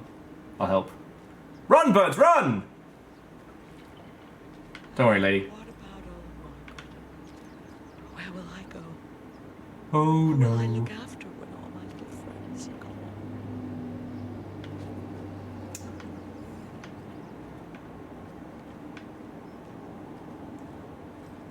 I don't know if you've noticed that the weird creepy ladies are gone. Oh no. It's okay.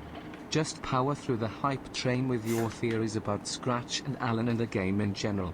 Go on, give us your Alan take. Oh, fuck off! You know what, Simple Chaos? For a brief second there, I was like, oh, thank you. Someone gets me. I can theory craft. I can get into the arty-farty paint of this.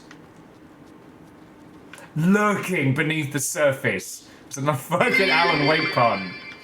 Alan has a hidden love of Asian cuisine and booze. He's known as Alan Sake. Fresh pot of coffee is on its way. It only works if you say it wrong! Bacon! Fuck you!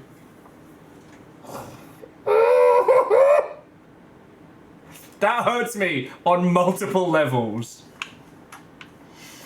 Again. Thank you all. You are throwing in so many bits. But also, I think I might have the start of a hernia from this.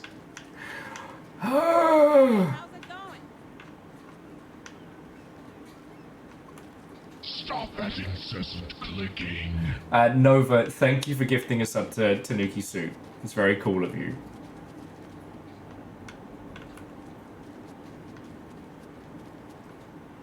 You're all terrors. You're all terrors.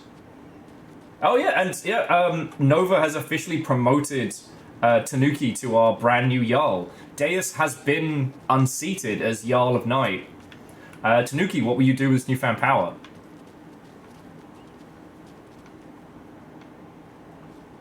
Yeah, okay, you know I've used that one as a bastard. So maybe this is payback for purposely mispronouncing Chipotle. Ket said almost as bad as the Aristotle Chipotle. I've asked for a Chipotle Baroto before with a deadpan face because I am a villain. So you know what? I did this to me.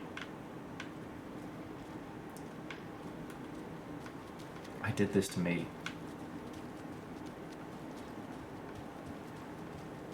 I wonder if there are any additional things from, like Alan Wake 1 I need to relearn. You mentioned the detailed textures in this. They did a tutorial series on efficient shader usage in a series called Alan Makes. Fuck you! Fuck you! God fucking damn it, Scotty! God fucking damn it. I was with you. I was like, shit, I would love to watch that. That's so incredible. Maybe we can do like a group like watch and learn. Fucking. Tanuki says, I have no idea what this means. No one does. It's the Mornington Crescent of Longshipian nonsense. I'm just gonna find a nice view. The coffee people have given up, so I'm just going to help myself.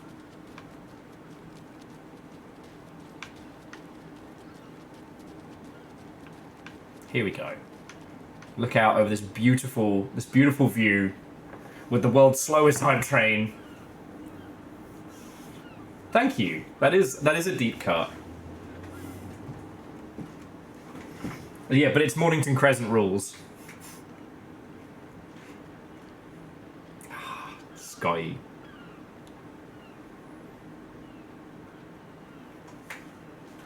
I know I've said this before.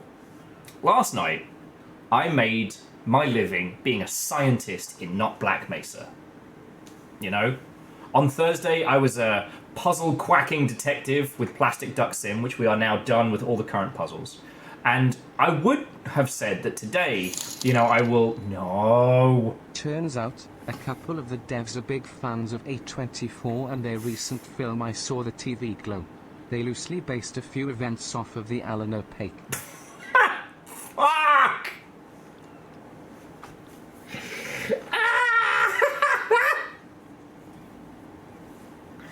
This is to counterbalance the champion of light.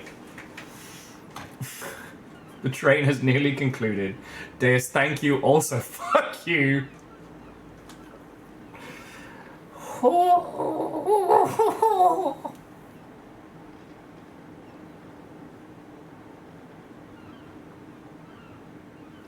No, you have to. That's the problem. It hurts me and I'm also impressed. It was a niche joke and worth every penny. Right. Right, we are taking a fucking break. Okay. As much as every one of those puns physically hurt me, and I will be recovering for some time, again, thank you. Even if it's through the medium of torturing me directly, you lot are putting a shit ton of bits and a shit ton of donations. And again, at the end of every month, that's how I pay the rent, that's how I feed the guinea pigs behind me, and that's how I keep going. So for all of that, I just want to say, like, thank you. But for every one of those terrible Alan Wake jokes, fuck you guys. So I am going to take an Alan break. I'm just going to quickly reheat some food. And then we're going to get back fucking to it, friends.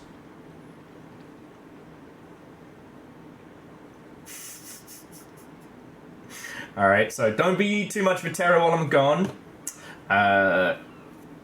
We'll say Yeah, we'll kick off again in either like 5 or 10 minutes, alright? So friends, if you are drinking, grab yourself a bevy. Otherwise, get a cup of tea, a fanciful soda, if you will. Whatever strikes your fancy. And then let's get back into it. We're going to be hitting the new area of, is it Water Break, Waterfall, what have you? And we're going to be doing some shoddy too hotty action with Saga, so...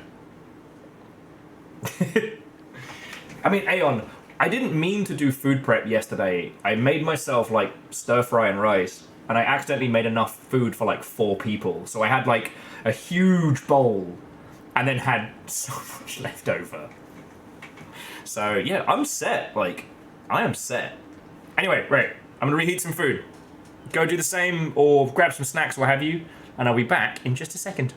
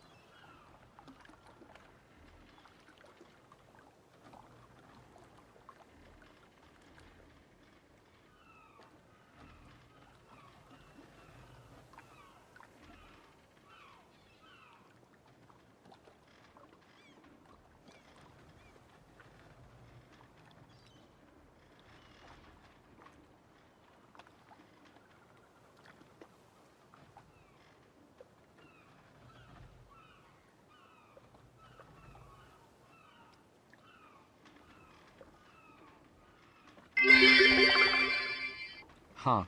Beetle getting a cuppa. I cheated and already had it going before he left.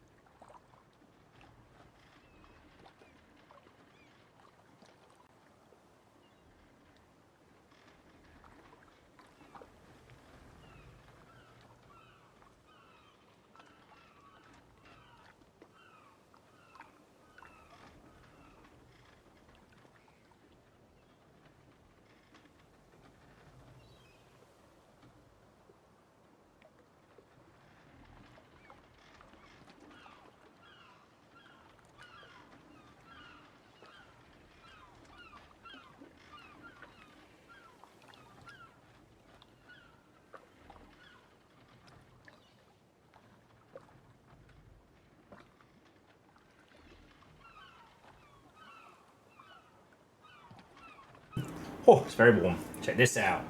Got my eggs. I got my leftovers. It smells incredible. I've got my sparkling water.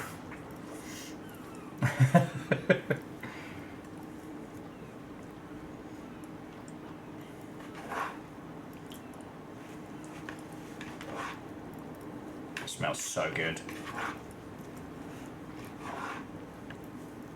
Do you have any meals that you make for yourself that you're not sure that any other human being would actually enjoy, but definitely one that you yourself like? I don't think this is one of them. I was just pondering it, like, because this is, I take the cheap shaved beef you can get from the store. I marinate it for a few hours in soy and ginger, then stir fry that up, add veggies, and then serve over rice. So like nothing complicated, right? But oh no. I feel like I need to compare some dishes out here to their East Coast competition. See friends in Pennsylvania and go get a Philly Allen cheesesteak. Allen cheesesteak. God damn it.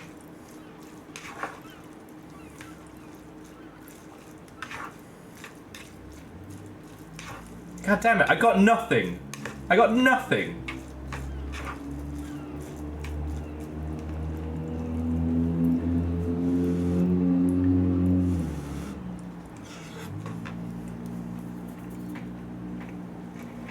Jarl Deus has returned, but at what fucking cost? Alright, let's go shoot things with a gun. Fuck. Thank you, you fucking terror.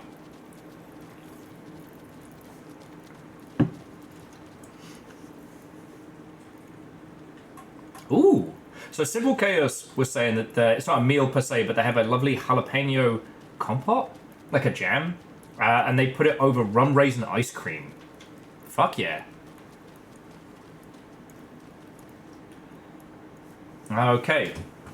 And before we pop off proper, we want to be heading to Watery, right? Like, there's no reason for us to go back to Cauldron Lake right now, yeah?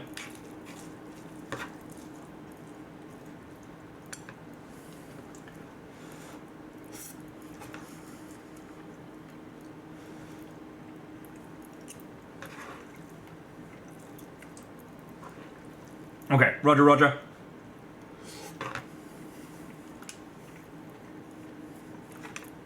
Now, some really nice long cutscenes would be great.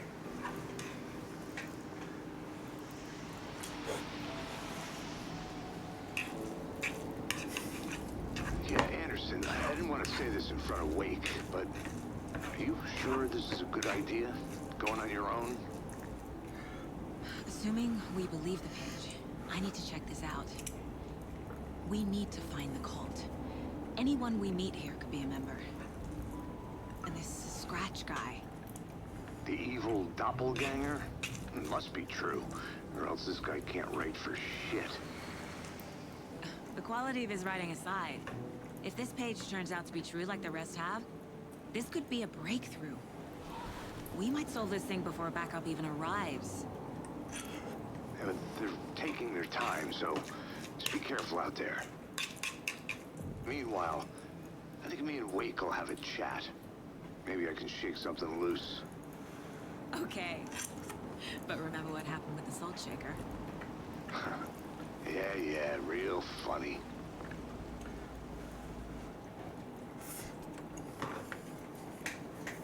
The page placed me in a trailer, somewhere in Watery. I should ask around. Local go. Return 3. Alright, well. Oh, they got fresh fish over there. Let's start talking to some people. Mayor Seta will stand up for justice.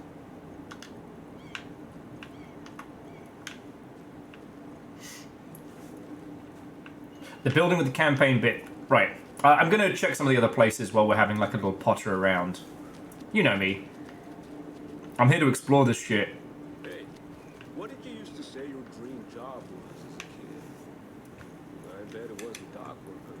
I don't know about all that. But idle hands are the devil's playground. So, Well, us fishing types appreciate you all.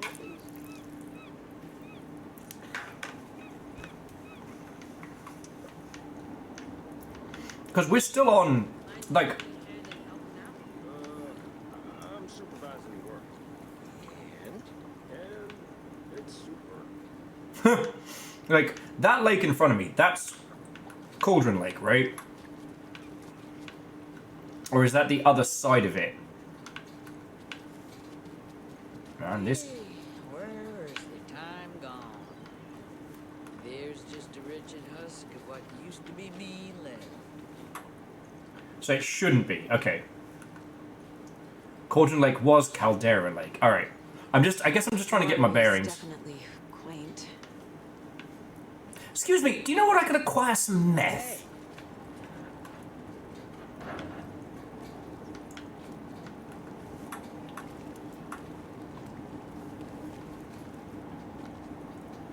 Artie's here. What the fuck? Has Sage met Artie? I think so, right?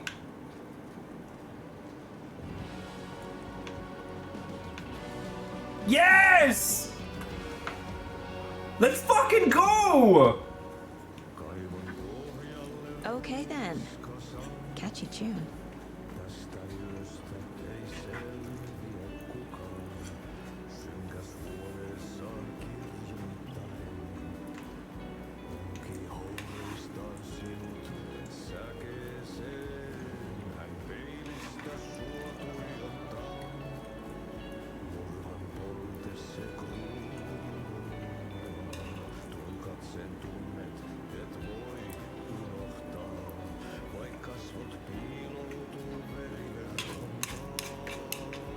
Shit, Edwin, yeah, is this where Artie went on vacation?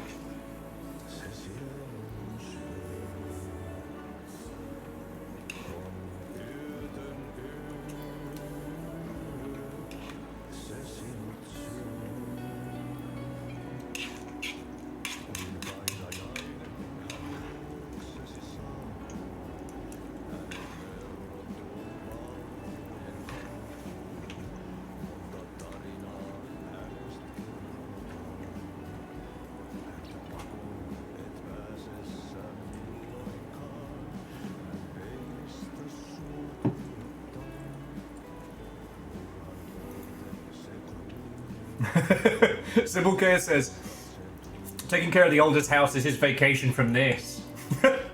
I like that.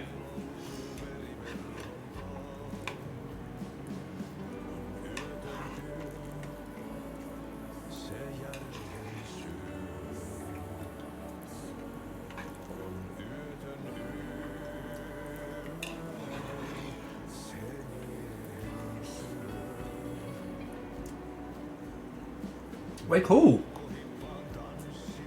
Rebel says that I cannot pronounce that, but it's translates. The song name translates to "Nightless Night" and was also written just for the game. Fuck yes.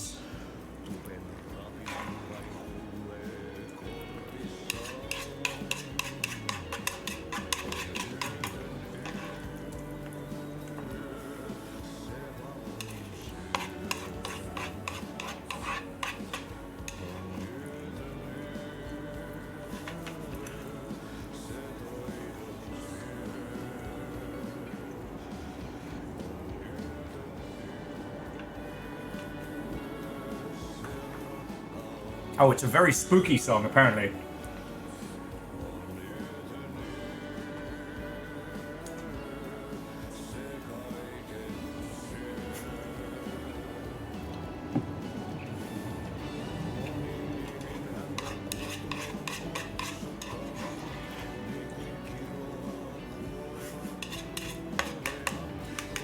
As opposed to Willsong feckin' yo. The surprising follow-up sequel to the Hype Train to My Heart.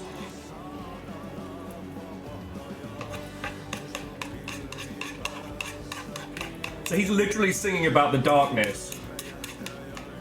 God. Dude's got real, like, big Tom Bombadil energy, you know what I'm saying?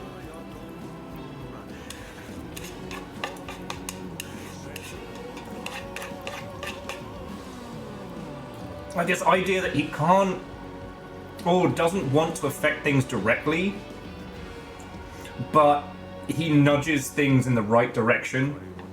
He doesn't fight the darkness directly, but he helps those who do.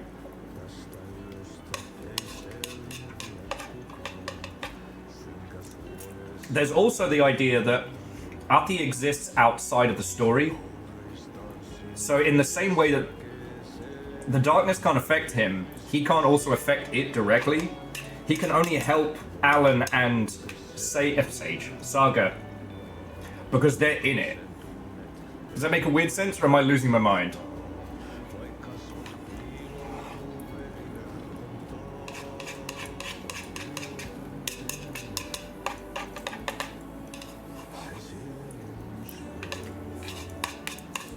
Yeah.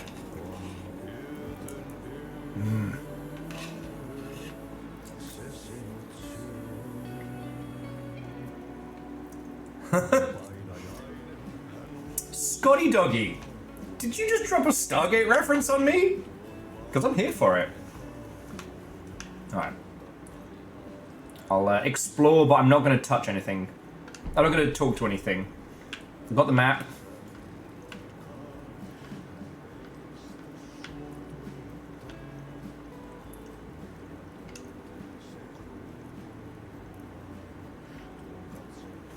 Why does this feel like a large proportion of the dev team?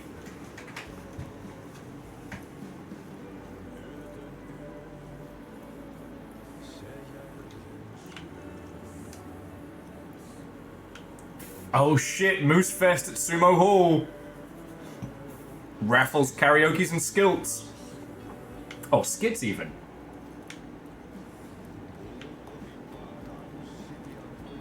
Oh, there may be a Nessie. And welcome to Coffee World, a one-of-a-time amusement park.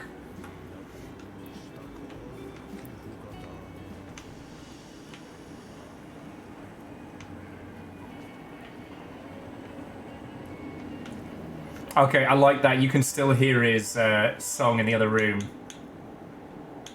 Okay. Do I want to get 6 slots? Alright, well, we sing...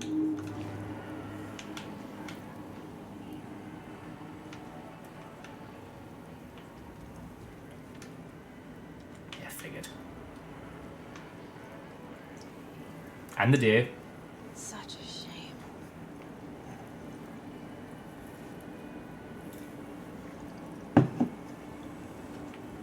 Ah, the poster. The poster. Ati and the janitors.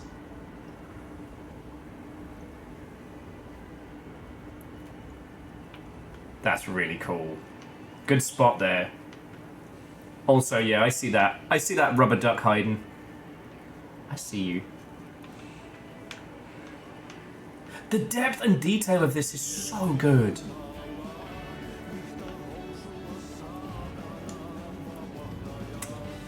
Tom the Poet, a film by Thomas Zane. Ooh. They made a movie, The Dark Doppelganger of the Art Life. Sorry, Dark Doppelganger, The Art and Life of Thomas Zane. Original Thomas Zane. The Altar. Fuck yeah. Oh, expect the cast list on the poster. Thomas Zane as the diver. Barbara Jagger as the Dark Presence. Cynthia Weaver as the Lady of the Light. Emil Hartman as the assistant, written and directed by Thomas Zane. Based on a novel by Alan Wake. Those were actually the people, though, from Alan Wake 1, right?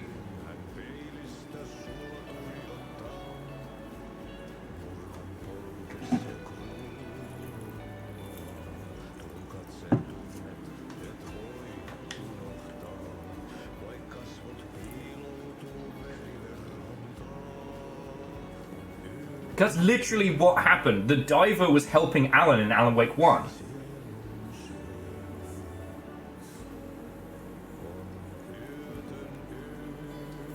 Well, no, it was... Didn't Alan write Thomas giving him the clicker and helping him? He was the diver.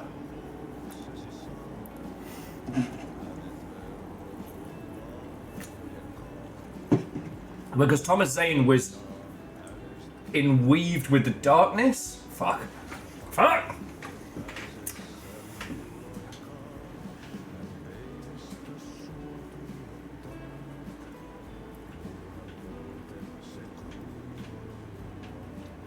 I take it Artie doesn't stop, right?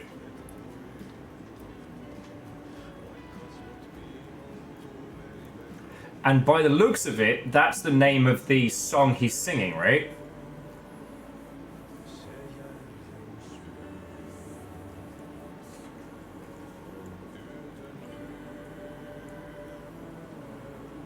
Yeah, no, Aeon, they're super crazy. Like, Artie's basically giving us a great big fucking warning. And this is the Bright Falls Finnish house.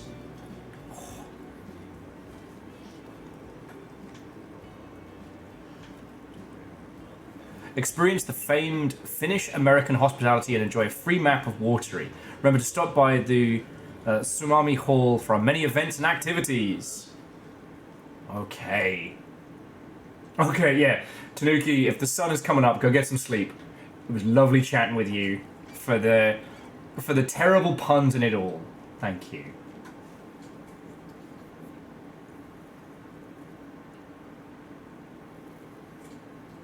Yeah, okay. So Fearless was saying that Zane was trapped in the dark place in the diver's suit, where Alan ends up at the end of the game. Who knows how long Zane was in there, but Zane was writing to Alan, who Alan then ended up writing about Zane. The flooding is even worse here. More like underwatery. Hey! I'll have to tell Casey that one later. Yeah, no, that was a good one. I'll hand that to you. Sorry, I gave you wet socks there. A trailer park. Ilmo Koskela. He's that tour guide we met at Cauldron Lake. Mom's family was from Sweden. I've always imagined it kind of like this. Saunas, lakes. Seems nice.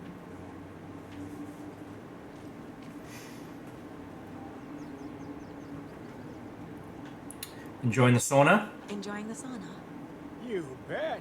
The steam is amazing on my creaky old joints. I'm just waiting for Ati to wrap up his show so we can crack open some beers. I've read that taking a sauna is good for preventing dementia. Yeah, and so is beer. I'll drink to that. Do you know anything about the cult of the tree? Ever heard of the cult of the tree? The half deer, half man monsters? Oh, sure I've heard of them. They're the reason I can't risk taking walks in the forest anymore. If one of them shows up, how am I supposed to get away? I can't run with a bad hip. I'd be killed for sure. I could maybe use my crutches to defend myself. Do you think that'd work? You're the professional. Probably smart just to stay in the sun. Hey! Kaiju Chaos Wato and welcome. Hello, hello. Welcome to Watery. I shall, I'm going to take a breath and a bit just for a second, because I don't know if Kaiju Chaos and Friend have played this or want to avoid spoilers or what have you. Kaiju Chaos, I'm doing fucking great. I got my fizzy water.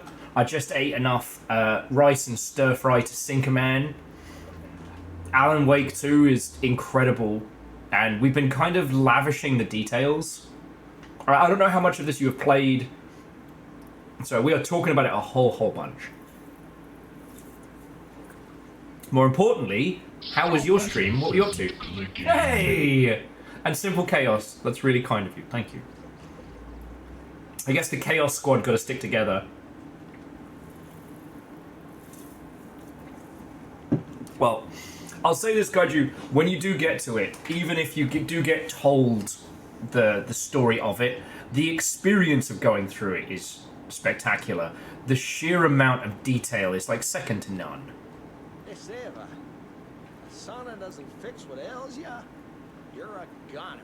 They also say silence is golden. Zing. Fred says, Chaos in the longship. There's only sedate, prim order here. Specifically, house order. Radio show lately? Yeah, I I fear he's losing his grip. And Beadora, Watto and welcome. No speaking in the sauna. Jibber jabber. Not on the radio, not the sauna.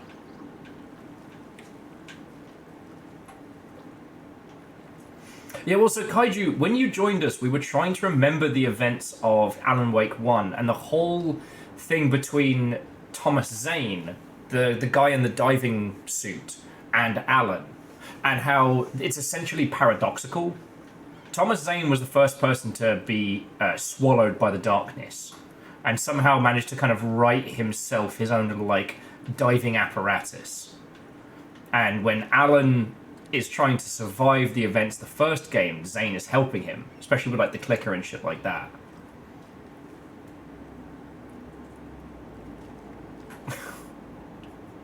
Fucking... was there a fucking memo that went out? Did someone message the long ship but not will email group to be like, hey, so this Saturday it's terrible puns that will fuck with Will Day? Beadora with, why is he named Thomas Zane when he's clearly quite insane? Insane in the membrane, if you will. Kaiju, I am sorry. Come into this. They were doing Alan Wake puns earlier. It hurt me.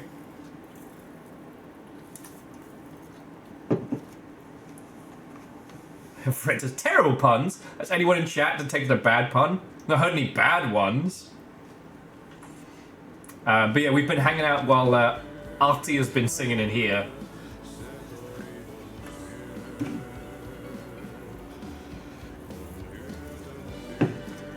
Shit, Kaiju used to be paid to make puns all day. Go you.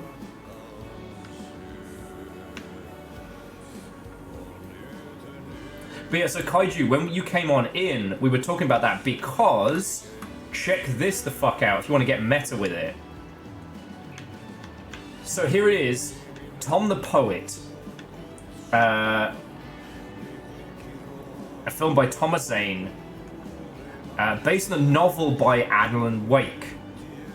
So this is where we were starting to kind of unravel for a sec. Oh, also, and I assume Nova, thank you for doing a shout out to Kaiju Chaos. I've been so terrible for doing shout outs. So please, please, please, friends, do give him a follow, alright?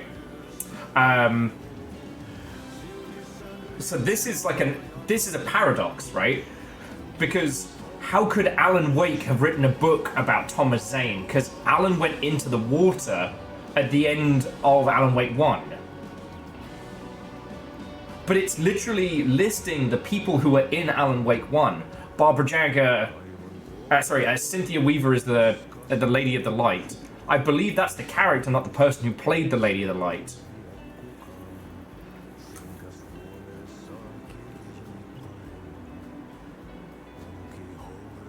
Yeah, Phyllis, it is intentional. It means that we're not dealing with time in a time travel sense. We're dealing with it in a narrative sense. Right? Like, the only example I can think of that springs to mind is, unfortunately, Rick and Morty. When they had the superhero league of narrative bullshit. And, like, the supervillain is retcon. His power is to make something have always and... His power to make something be and have always been. Oh yeah, no! And Beadora! Okay, I know you've watched through all of this, but I spotted the spiral door a couple times now. In the dark place leading into Alan's writing room, and in the DLC with the Diner fanfiction, again, Alan's writing room, there's the spiral. Meaning that these things are fucking connected. We're going through some wild shit here, friends. And I know we're a ways away from it, but like... So... It's the idea that Alan's writing can affect that which hasn't been stated. If Alan writes a page that says, and on the wall there was a poster for the Thomas Zane movie that Alan had written previously, then that is. It doesn't matter that it doesn't make sense. The retcon doesn't have to adhere to time logic. It has to adhere to narrative logic, which is different. And I fucking love this shit! Yeah, no one's interrupting me in my fucking deconstruction now. I can't be stopped! Also, Beadora, I haven't watched it back because it only happened like an hour or two ago, but I got to do the Champion of Light, Herald of Darkness segment, and my neck hurts from smiling.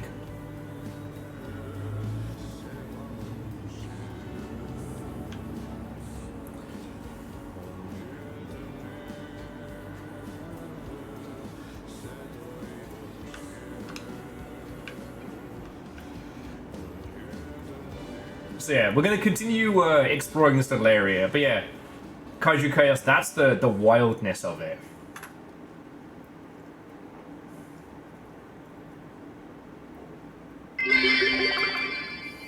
If the details of a secondary character in an Alan Wake game causes you confusion to the point of a headache, that's Thomas Paine. We're doing sub-characters now. Okay. Okay, I'm gonna go talk to the Sauna Squad.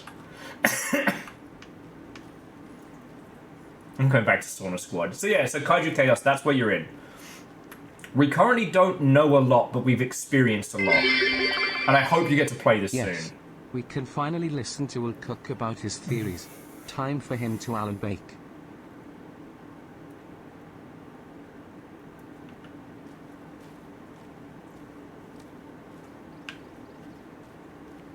Fucking shake my head at you.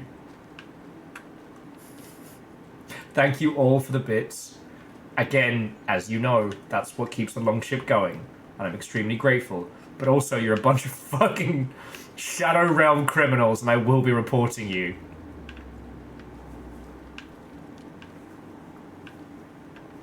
Hang on.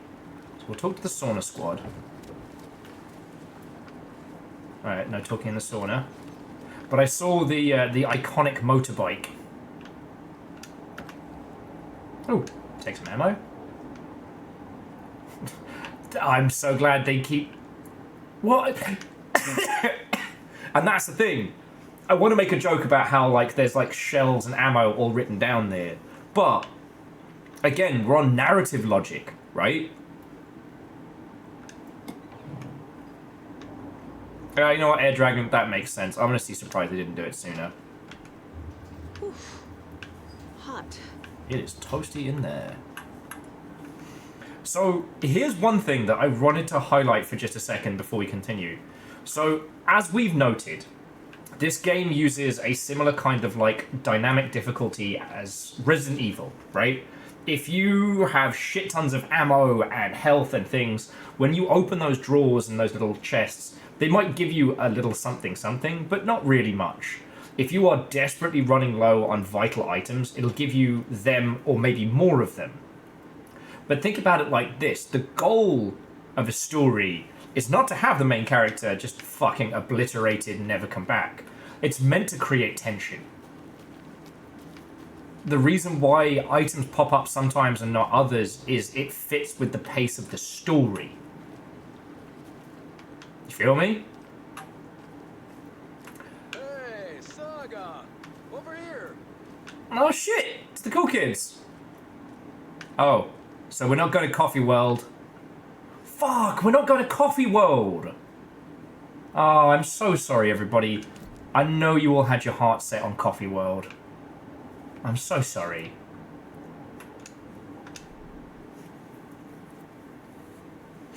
Weird. Oh, okay, we're going to take the backwoods. Oh, thank fuck. Friends, so it looks like Chaunerus knows like a back route into Coffee World, so we're still going, alright? This vacation is still on!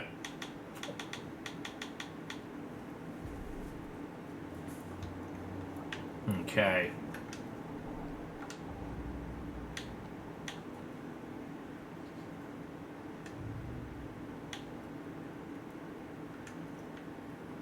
Wait.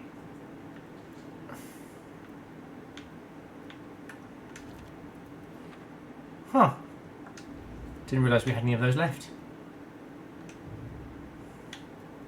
Oh, that's just for later. Alright, we'll come back to that in a bit. No Coffee World, 0 out of 10, worst game of the year. Alright. Okay, I'm going to talk to the twins in just a sec. I want to keep exploring the town real quick. But the other thing that I was pondering while I was reheating food is like the back and forth of Mr. Scratch, right? Alan can't write us a super weapon to fight back the darkness in a single bullet, because then Mr. Scratch can tweak it.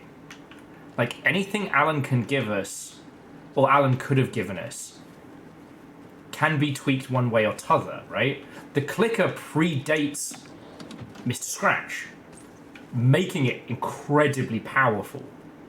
He can't change how the clicker works. That's why it's the golden bullet, because it's child logic.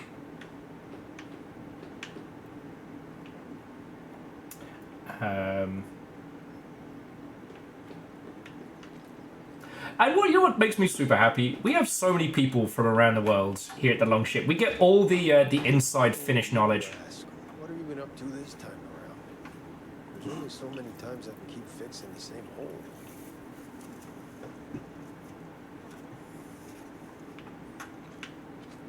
Yeah, it's like a competitive version of yes-anding.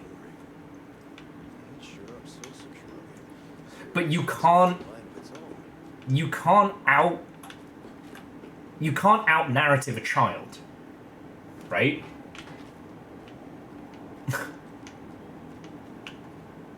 I'll talk to this guy. You selling fish? Fish? Fresh fish? Okay. I bet they have good fish here. We don't have the fish key.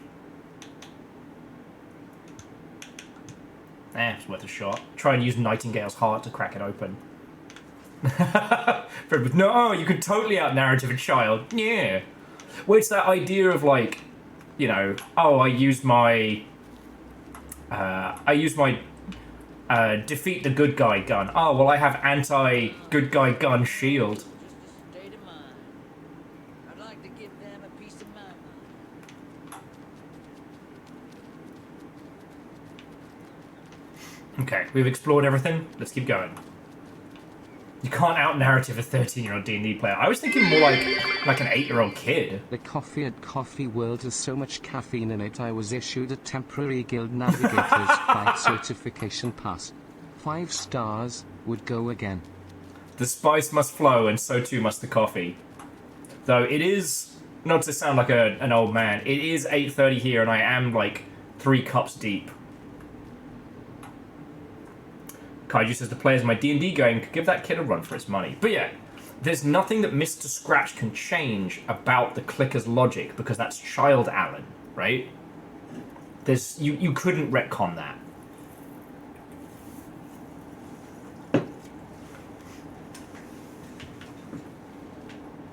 Hey, Ilmo. How did your walk in the woods with Steven go? Another satisfied customer. I just hope he remembers to write a good review on the webpage. Great to see you back in Watery, Saga. Everyone in town missed you. Super nice to see you again, Saga. They act like they've known me for years. This keeps happening. About the cult of the tree. Are you familiar with the cult of the tree? Yeah, we always thought it was an urban legend. Kids drawing creepy symbols to scare each other. Oh, so Beadora, the clicker came from Alan's mum. When he was a kid, he was scared of the dark, so she gave him a clicker to banish away the darkness. And so that's both baked into Alan and Alan's writing to a degree that Mr. Scratch can't get rid of it. At least that's my theory. Now, right now, there's basically a battle. This is my theory. There is a point-counterpoint battle happening between Alan and Mr. Scratch. Alan writes a situation where Saga gets the clicker. Mr. Scratch edits it so that the cult has the clicker and that Saga has to battle through them, essentially. Like with the true crime writer and her playwright partner. The playwright partner is now in the clutches of the cult, and that's something that Saga... So that's something that Mr. Scratch added, I think. Alright? He's essentially operating like an editor. He can't destroy it all. He can't burn the pages, he can't get rid of them. And yes, another detail is that Alan Alan's mum hands Alan the clicker out of a shoebox to signify that it's special, right? We're using that same shoebox as like an item storage bin. That's our like magical share stuff. So it's another thing. But again, right now, are we in the real or are we just playing Alan's writing? Like... But, now it's gotten pretty damn real, huh? It's terrible what happened. We're all in shock. Well, we're looking into it. Hoping to get things back to normal soon. We're all for that. As normal as it ever gets around here. And we're looking for a trailer. You own the trailer park, right? Mind if I take a look inside? Yeah, I'm pretty sure the owner of the Watery Lighthouse Trailer Park, me, can help you with that. It's good to have our funniest resident back. Resident? I don't understand what you mean. If this is your way of getting out of any outstanding bills, don't worry. They've been handled. Must be hard coming back to where you and your little girl lived. It's like they remember a different reality. Is the horror story messing with their memories? Or yours? Alright, before we ask about Coffee World, I want to go there. Because that's the thing right now. Is which part of Saga's life has been messed with? Like, who did it? We know Mr. Scratch causes misery. Like, is the limited influence of his space what's causing this kind of this idea where Saga had an awful tragedy where her daughter drowned? Or did that actually happen and Alan's managed to write her a happier life outside of Bright Falls? Like, outside of this area. You know, she mentioned that her, was it her mum is Finnish? Yeah. Sorry, I'm getting into theory crafting. I should just fucking play the game. Morning, boss. Watto and welcome. I imagine Shaunerus is either yelling at the telly being like, get on with it! I can't tell you! Or is chortling. One or both. Her mother was, family is Swedish. Yes, thank you. From Sweden. My apologies. My apologies. It's the first bit, by the way. Alright. Elmo thinks the cult is just an urban legend. Or does he? There are things that go bump in the night. It's all true. It's all true. Sound the alarm, brother. Gather the troops, brother. Jaakko, the shadow of the forest is creeping closer. They don't think it's an urban legend at all. They understand it's dangerous. Ilmo made it sound like I lived here. Does he really believe that? Light, laughter, and love will guide you home. Saga and her daughter. Oh boy. Happy faces raise property value. Family comes first, Ilma. We take care of her trailer while she's gone. She's one of us, Jaakko. Her spare key is safe and sound. The Koskela brothers have happy memories of me living here. This must be the story affecting them. I'll play along for now. I need the key to that trailer. Beodora, I don't think anyone's going to mind. Okay, just quick show of hands. Does anyone want us to not talk about Control? Because obviously Control folds into this. And it gives me a chance to fuck about with the case board while we're at it. Fact versus fiction. Wake says the story will change reality around us. If that's true, then I need to know what's real and what's fiction.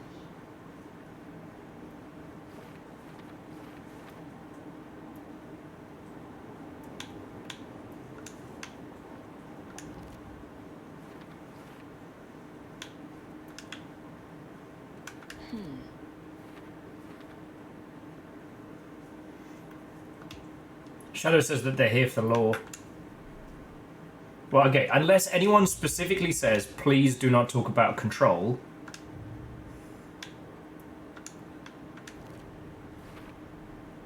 Trailer park is a good place to look for a trailer. Keep it simple, Saga. Oh yeah, I just feel, especially when we... Oh, If no. Alan went to Coffee World and Fuck bought you. out the concession stand, would we be Alan drunk or Alan wide awake? Fuck you. The thing was, I didn't read the pun ahead of time. I heard the bing, and I just heard the if Alan. I was like, God damn it.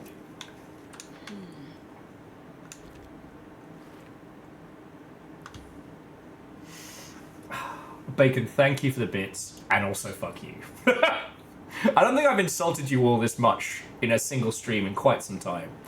But I also, Sophilis, with things like Control, like, they are special. Same with, like, Outer Wilds, right? Control's, like, unfurling of its mystery, I think, is more core to its experience than Alan Wake. Like, you know, you could tell me the butler did it for Alan Wake, and I'd be like, okay, cool, but I want to see the journey. And I don't know. I know what you mean about, like, statute of limitation on spoilers. It's my choice. You know what I'm saying? But anyway, nobody has said, please, please, please don't talk about Control, so we're going to do it. Okay. All right, Beodorus, so you are weapons free. So what was your point about Control you wanted to fold in? Okay. Coffee World? So what is Coffee World? You mean you haven't seen our commercial for it? Coffee World is a smooth blend of rides, food, and fun. We even had a real moose. Until recently.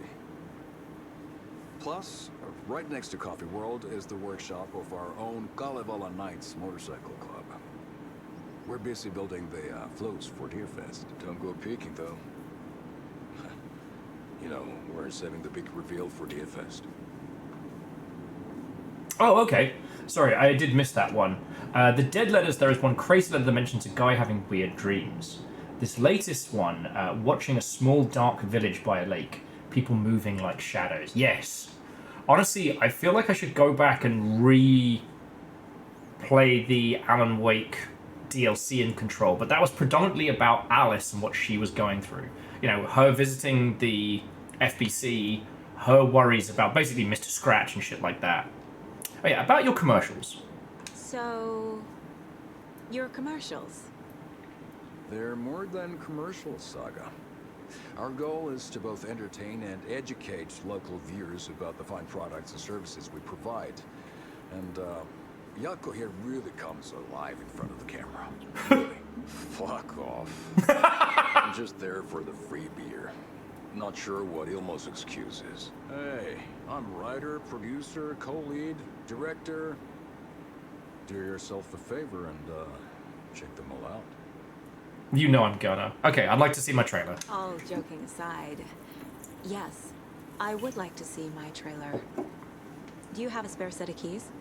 Good for you. Yeah, I have a spare set. They're just over at Coffee World. I'd get them for you, but Yako and I have to head to Bright Falls. The spare keys are in the gift shop safe. I'll call ahead and have someone get them out for you. Oh, the road's flooded, but if you just follow this trail behind me, it'll lead you there. Oh, Call shit. the gift shop so they can get Saga a hand. Yep. Yeah, so Beodora, the Alan Wake DLC is fucking good. Nothing? What am I paying them for? Guess they're busy. Ay, Vito. Well, after they finally pick up, we really need to get over to Bright Falls for that, thing. Yep. Must be busy at the park. These are all peak hours, Yako. They're just slacking. Also, when he said summon the troops, I wonder what he meant. Because, you know, we saw the power of the, we saw the power of the old gods. There's Coffee World. Need to get across the river. In Alan Wake 1.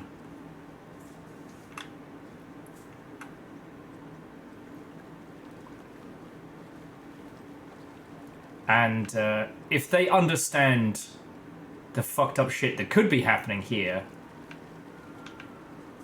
Okay, not liking the screams, gonna be honest with you. I can go out into the water, but that seems like a really fucking dumb idea. I'm sorry, Saga. I hope Alan wrote you some fucking waterproof shoes, because...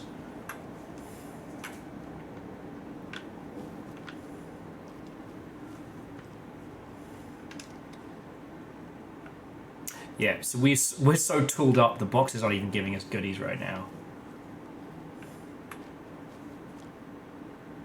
Okay, roger that. Children was just saying, watch out, the ground collision's a little sticky. I like to think that's you warning me that this is actually a bit of a dangerous footpath. Alright, Chucklefucks. My name is Detective Saga. Fuck. And I have no qualms in shooting your face. Alright, we'll start with a pistol. Why not? Oh. That was fucking spooky. Fuck! Not cool, dickhead! FBI, show yourself!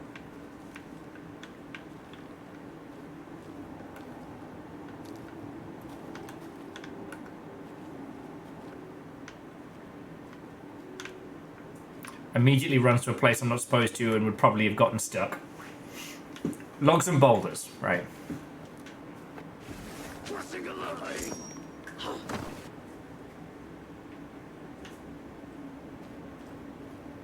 Like, if he's not going to stick around, I'm not going to shoot him in the gob. That's the agreement.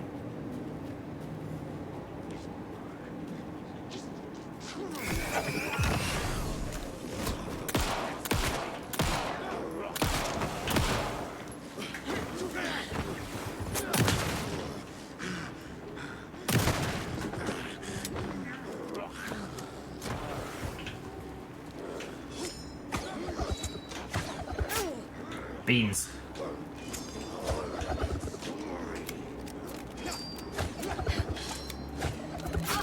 Okay. Now, just being fucking rude. More people turning into Taken. Is this the cult? Or the story? Or both?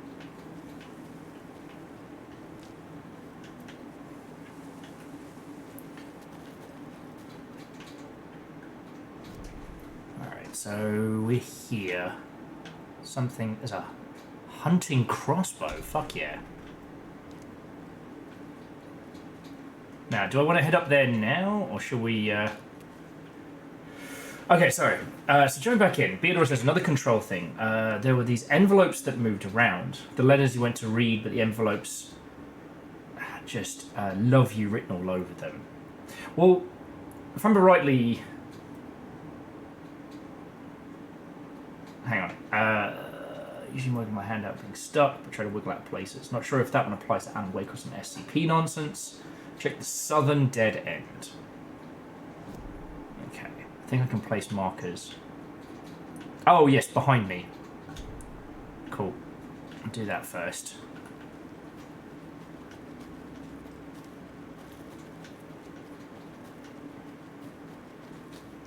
Ah, I see that. I see the marker.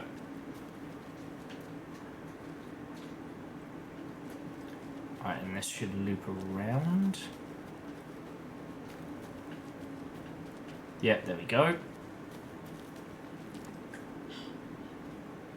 Alright, got ourselves another cult stash. Cult stash would be my burlesque name. Those cult boxes. Alright.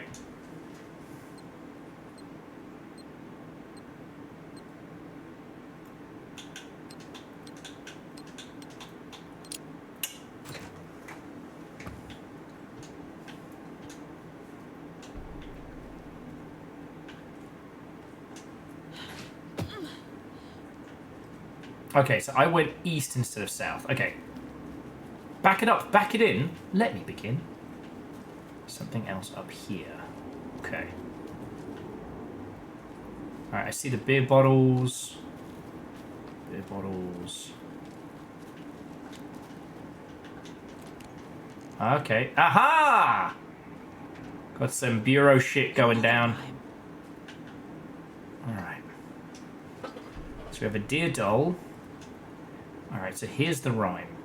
The gentle beast with a beautiful crown runs through the woods with a worried frown. From the hunter he flees between mighty trees to make it out alive.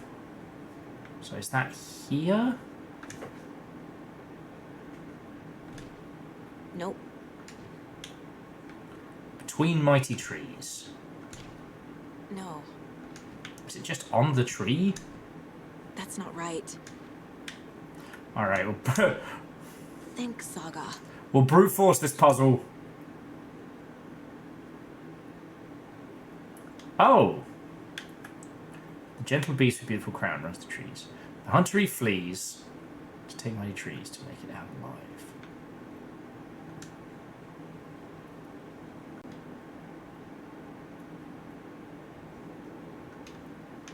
Is there another... See the beer. See the resources. Oh, thank you. The moose!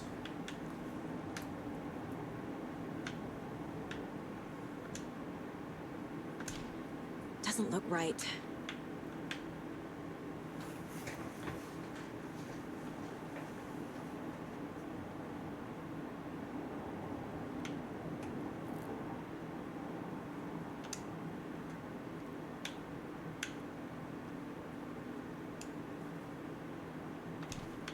Nah.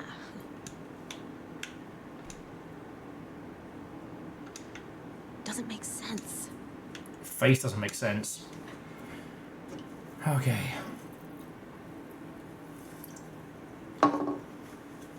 Okay.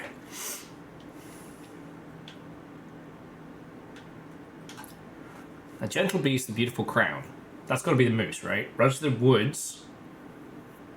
The worried frown from the hunter he flees between mighty trees to make it out alive. There we go.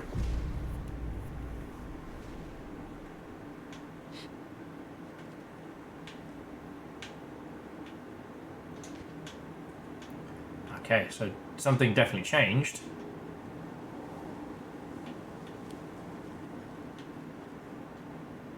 But where? Just back the way we came.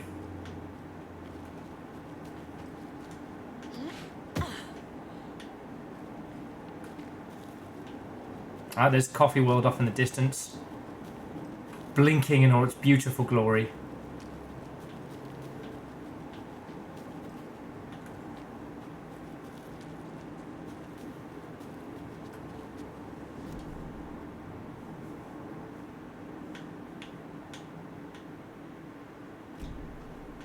I'm almost back to Watery.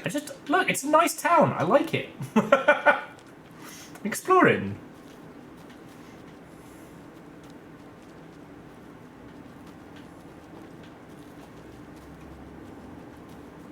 Probably should have just turned around rather than trudging us all the way back down the hill. It's fine. It's fine.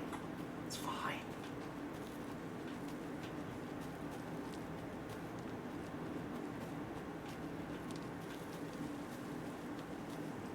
There's the moose. A charm. Ooh. The moose gave us another one of the don't fucking die charms. What the hell?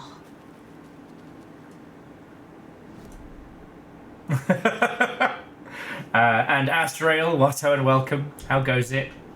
There's also some crossbow bolts down this way. I didn't even know we were getting a crossbow.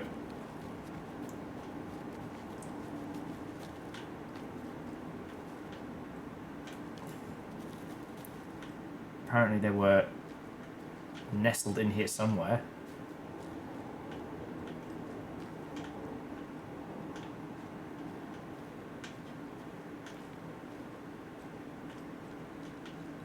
God darn it, don't threaten me with a good time.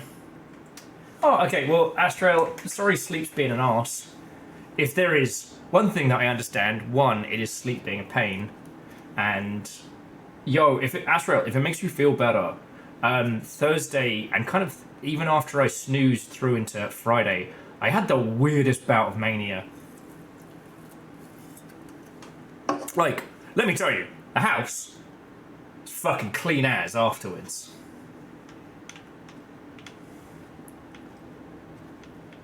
Ah. Okay, there they are. Oh, they're listed on the map, but because we don't have a crossbow, we can't pick them up yet. Okay, I get it.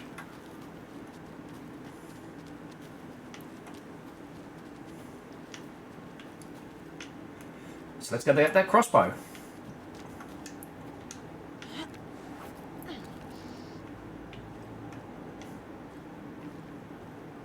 Yeah.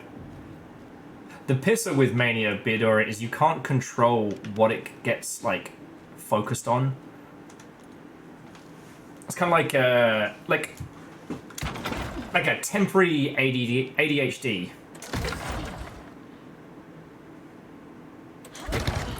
And it tends to lead to very, very bad decisions.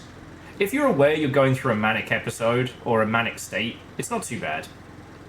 But you still end up having more energy than you're comfortable with, and yet no way to focus it on anything. Another cult stash? Alright, what's the puzzle here? Hey, if you take the crossbow out, put it back in the stash when you're done. P.S. I changed the code as asked. Okay, so we're not getting the crossbow right now to go.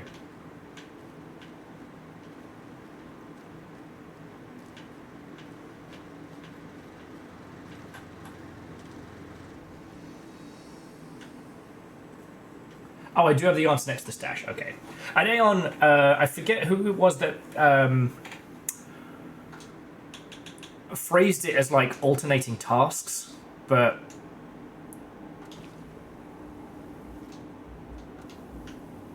that's a technique I found has really worked for me. You know, instead of having one thing that you try and get done, have a few alternate between them. That's why I end up cleaning, because there's multiple things that I have to do in that. Okay, manuscript page. Ooh. Play narration. Saga was beginning to see why Casey disliked the woods so much. They felt oppressive here. Too many places to hide. The distorted carnival music drifting from the amusement park ahead did not help. What the Koskelis had said about her living in Watery with Logan unsettled her. For the horror story to involve her was one thing, but involving her daughter was crossing a line. Something darted across the path ahead, too fast to see. Saga drew her weapon. Her eyes searched the woods. A noise overhead. Saga swiveled to look. A local, a man on the ridge above her. No, not a man. A monster with a hatchet in each hand. It shouted down at her. Hunting season was a bust!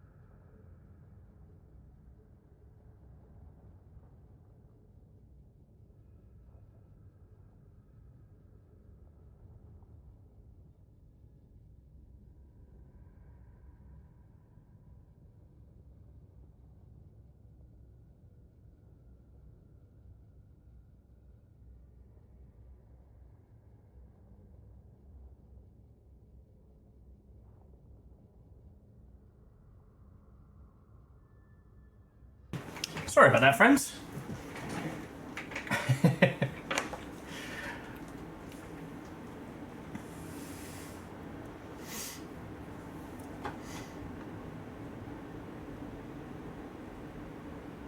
So, okay.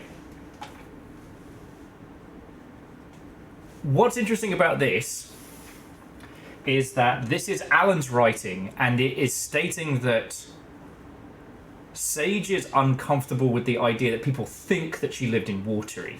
So I wonder if when we find some stuff, Mr. Scratch will kind of... It'll be the Mr. Scratch edits.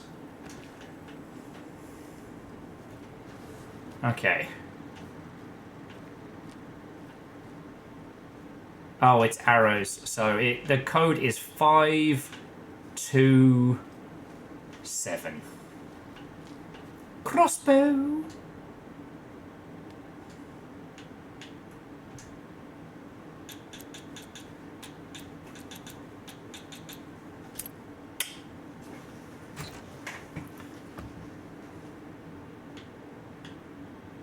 If you are marrying a Mirror Master, it doesn't belong to you. How about I do anyway?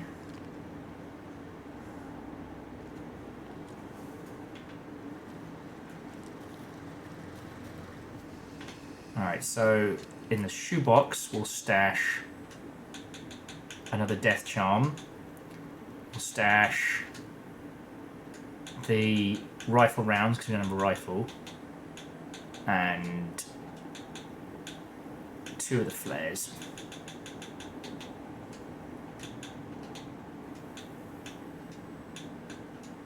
And a propane tank, because I've never been able to make these propane tanks work.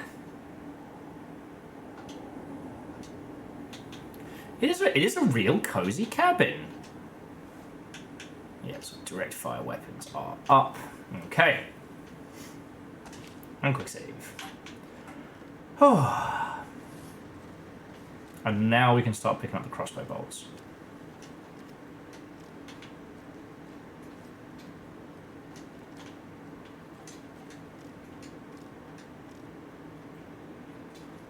So Jonas was saying that the crossbow is super usable because the crossbow is super usable because the arrows are reusable. Love it.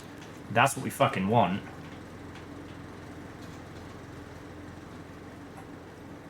Exactly. I mean, and what kind of mask could they mean?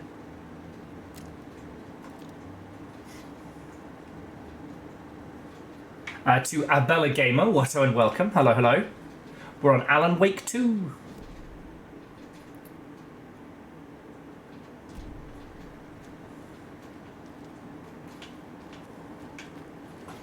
We are on our way to Watery. We just got a crossbow.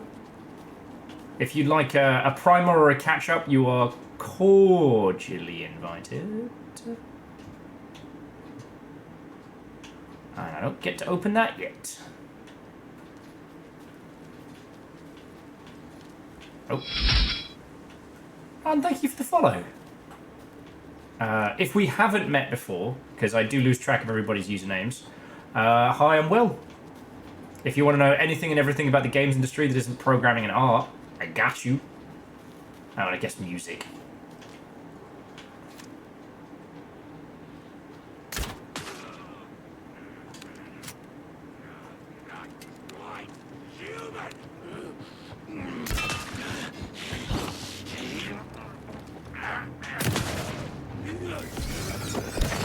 So you're taking a lot of hits for a guy who should be extremely fucking dead. God, I love this shotgun. No, we haven't gotten a screwdriver yet.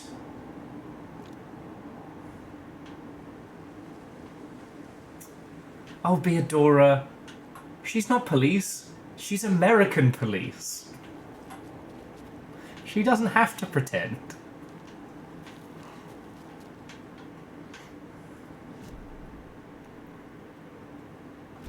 I take it I can't go up this way just yet. Alright.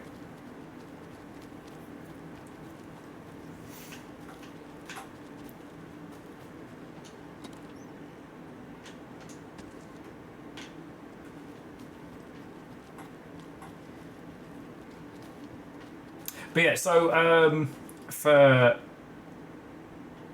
I want to say Abella. I said Arabella, and I do apologize for that. But Abella. So you are weapons free to talk about Alan Wake, Alan Wake's American Nightmare, Control, Quantum Break, etc. Like all. Oh. Hang on, where's the radio? Here we go. Up next, we've got Deerfest. Oh, hold on now. We have a call coming in.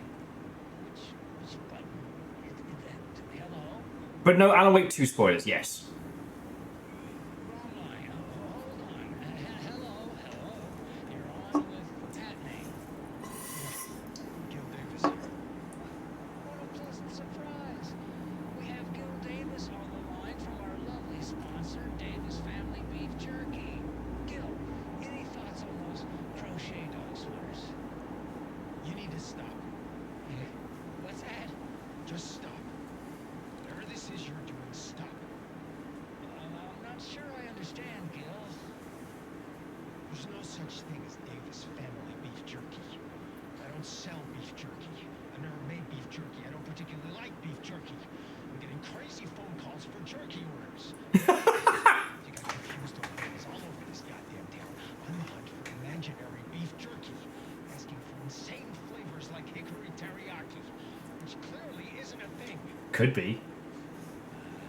If you don't sell beef jerky, then somebody needs to tell your lovely wife Wendy, because she's out there at the market every Sunday selling it.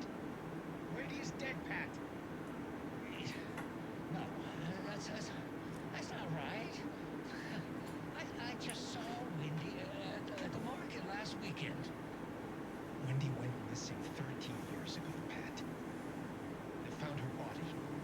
She's dead. You're trying to make peace with that, and you're making it so much harder with all this goddamn beef jerky bullshit. No, that's just not true. She's there. Every weekend I see her there. This joke has gone far enough. Now go get Wendy on the line so we can have a laugh about this. She's fucking dead, Pat. Stop. Gil? I think we're out of time. Dog sweaters, Sunday market. Yeah, Pat Main signing off. So, again, if this was anything else, it would be safe to say that Pat's probably having some kind of breakdown or otherwise, but here's the thing. What if Pat's okay?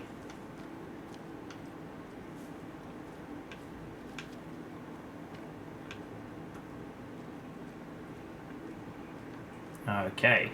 Speaking of okay, we've got ourselves another rhyme. More of those rhymes. Huh. Wouldn't we have come up with this? Okay.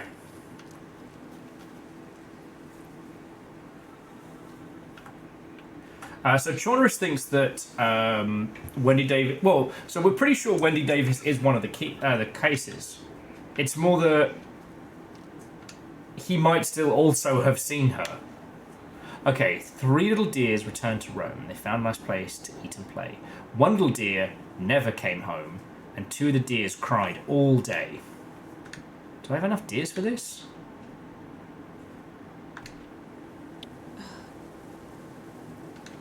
Fine. Does he go home? Right. Does go home. Alright. So we take that, and now we work out what just changed. Alright.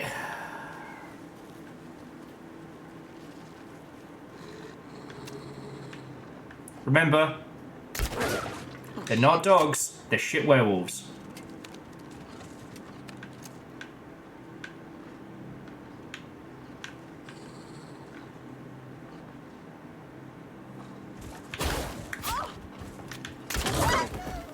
Shit werewolf.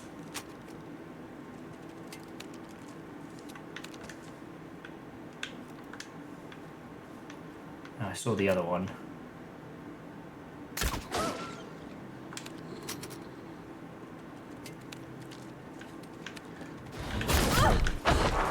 What the fuck?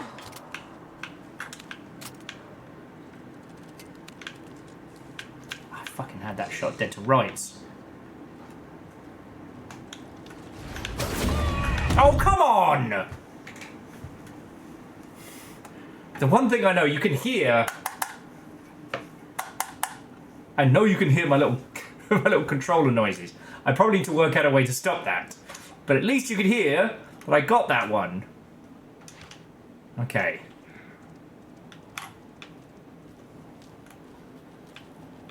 Beadora, they could be wear motorbikes.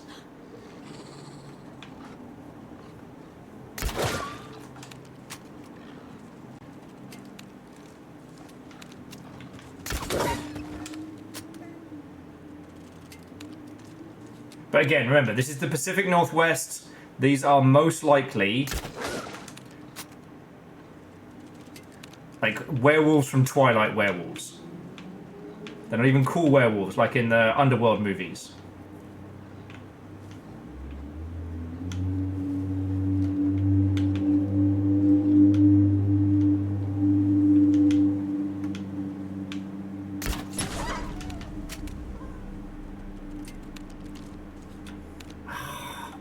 Where motorbikes, don't you mean motorcycles?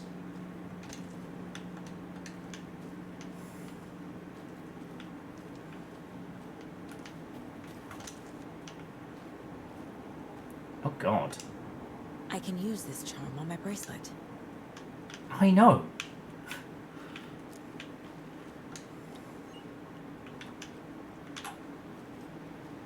And there should be another lunchbox around here.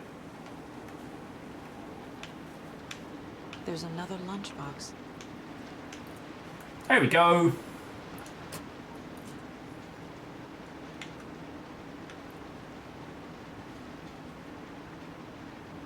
Okay, it's zombie fiction. I lowered my rifle. Standing on the roof's car, I looked out at the carnage. The zombies had almost won, but luckily, I was there. Heroes are sometimes the people we least expect them to be. Now, I've got to do the Garth Marenghi voice. Now my town was finally safe, thanks to me. I slung a hot piece of iron over my shoulder one more time, hopefully for the last time. God, this is good. The townspeople, cautiously emerging from their hiding places, surveyed the same carnage I saw and cheered my name as I waved, and they cheered again. Now I could finally get back to my quiet, unassuming life, reading books and gardening and fibre crafts and being the world's top mycology expert. Suddenly, a hand seized my wrist. I looked down into the eyes of a sweet, sensitive writer I'd known since childhood. A smile spread across his beautiful, kind face, and I felt at peace for the first time since the zombies had first emerged. You did it! I knew that you could! Now we can live in peace forever! Together for the rest of our days! Yay! I have been told by writer friends that having carte blanche to write badly is one of the most fun things. And you know what? When I read shit like that, I kind of get it, you know? Seriously though, the audiobook for Garth Marenghi's Terror Tome and the like are absolutely worth your time. Anyway, I think we've done everything here. Now we just head down into Watery. Oh, the charm. No, I picked it up, I just didn't see what it did. Increases resistance against being staggered or interrupted. I mean, currently I have more charges, enemies stagger, maximum health.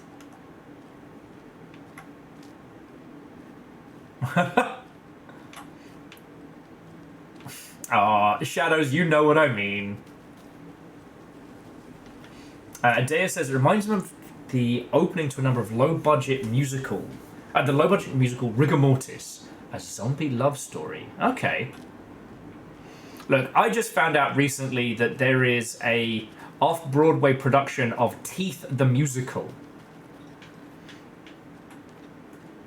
And weirdly, it popped up on my For You page the same day as Zalavir's podcast talked about it. So I felt, I wouldn't say vindication, but I felt like, yeah, I knew it before.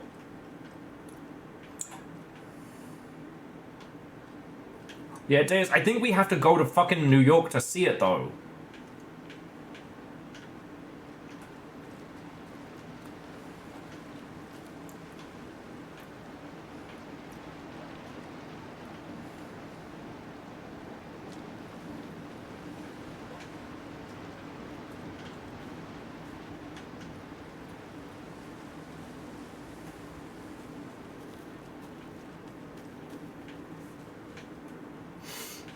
Oh, sorry. Do you have another lunchbox up this way?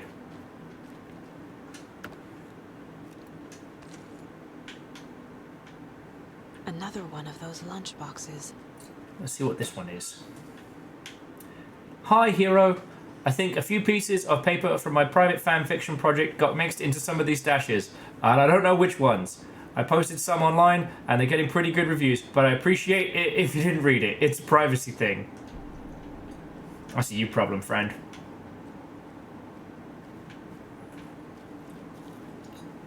Come to New York. We have teeth?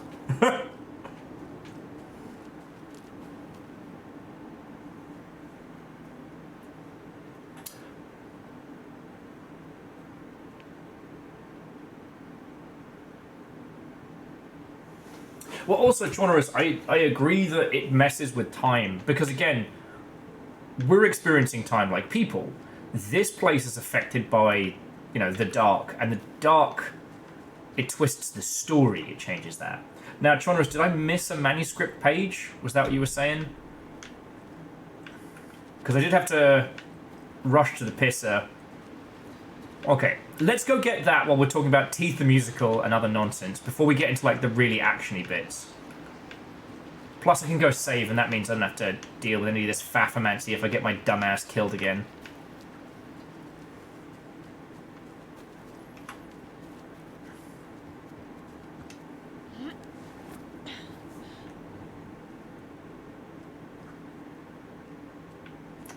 Yeah, and so Bacon, I'm not quite sure how old we're supposed to regard Alan. Because, yeah, he does seem to have a few grey streaks and whatnot, which fits. But also, like, he was in his 30s in Alan Wake 1. Sorry, I have the itchiest nose. He was in his 30s in Alan Wake 1, right? And he's been in the dark place for 10 plus years. Fuck off, mate. I've got shit to do.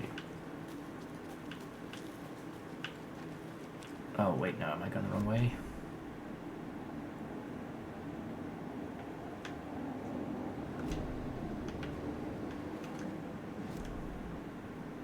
Yeah, I've got to kill that guy. Assumed 30s to 50s, but also, like, he's been trapped in the darkness. And the other thing is, time in that place doesn't make sense. Right?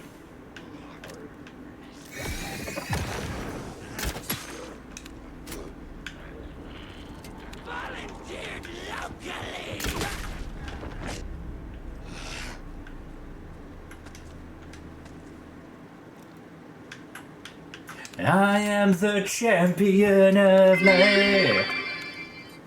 So from what I can find, Alan is about 45. He's getting up there, and with the attacks he suffers, pretty soon he's going to be Alanic. Fuck you. Bacon, I thought this was a question about, like, canonical timelines and shit. No. No, you just fucking with me. Can't believe you've done this. Thank you for the bits. Also, get fucked. Right, so where was that manuscript page? I grabbed the one here.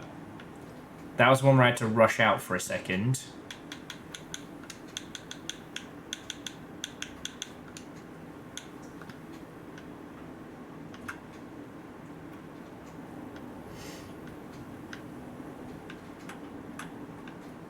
Yeah, so that's the thing is, like, whether Alan was basically frozen in time or whether he's had to go through, like, hundreds of years of, like, remembering and forgetting, like, Alan's had a bad time.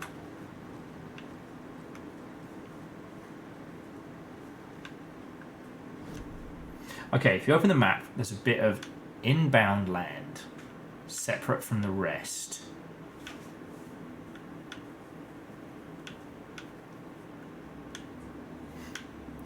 Do you mean this little chunk here? We did...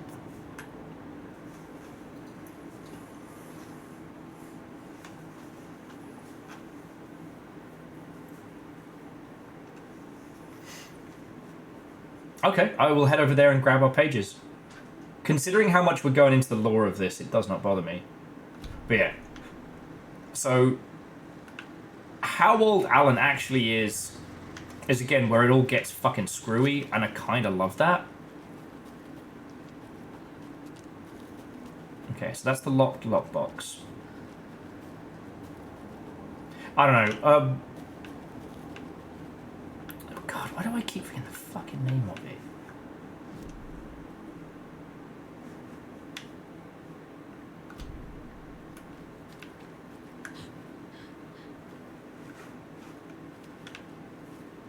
Sorry, it's the fact that it was one of my absolute favourite movies during lockdown. And for some reason, the name of it never sticks in my head. And I don't know why. Okay, so this is where we found this. Alright, so where's this? Where's this manuscript page? No, I thought we came up through this way. Hang on.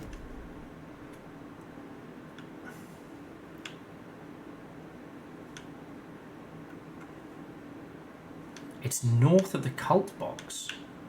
So like there. Check your pages for watery.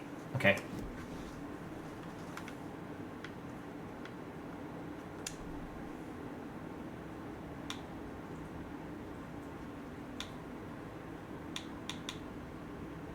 We've got Saga in the Watery Woods and we've got the trailer.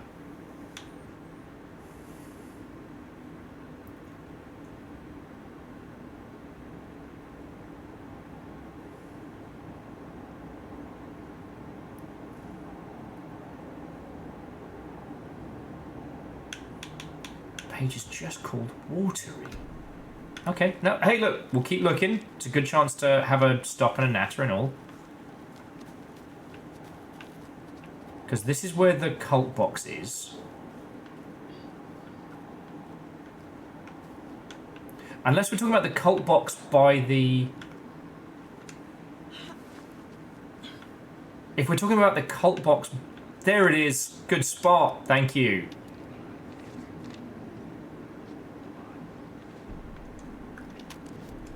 Give that a listen.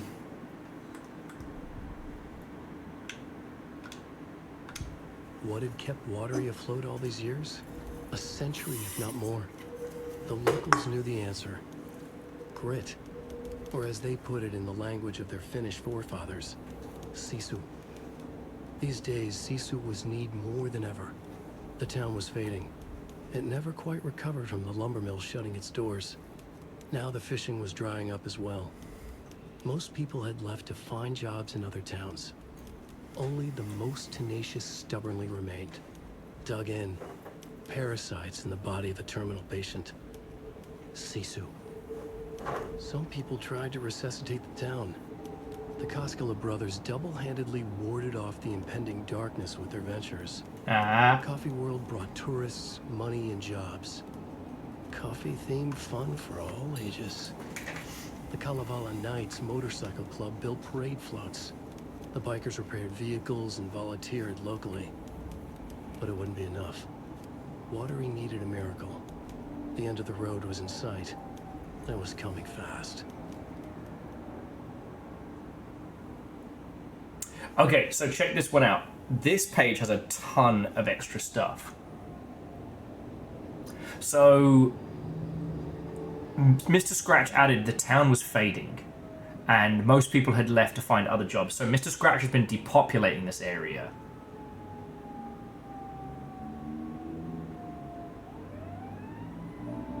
Water needed a miracle. Unless Mr. Scratch removed those lines and the extra notes is what Alan has added to then counter that. So we're seeing like point, counterpoint. So we're seeing play, counter, play, point, counterpoint. We're seeing 3 moves of chess. Fuck my brain. Alright, let's shoot some stuff.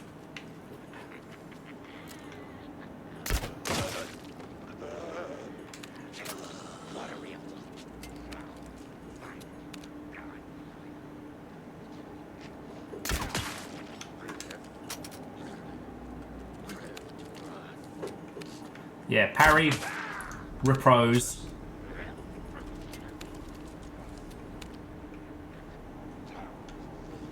You better come back here. You're full of my arrows.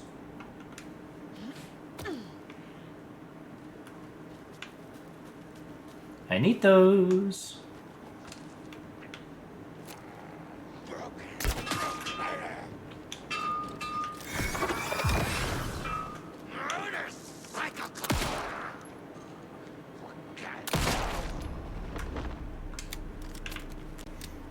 What? I like those arrows. I'm getting all Daryl Dixon on this shit.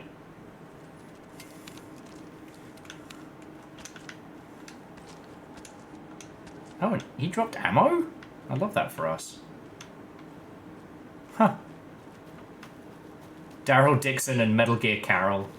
Two best characters in The Walking Dead. You can tell me I'm wrong, but then you would be.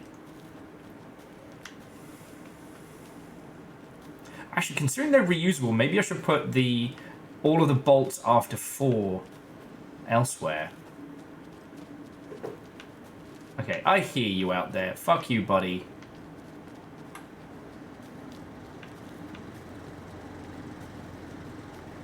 I'm saving. Quick save for days. Quick save for days. Because I shouldn't need more than 4 arrows, right?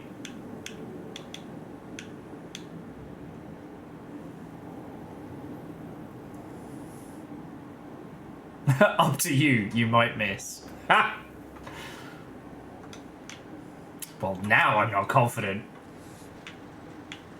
Oh yes, also the crossbow has upgrades. Let's go check those out.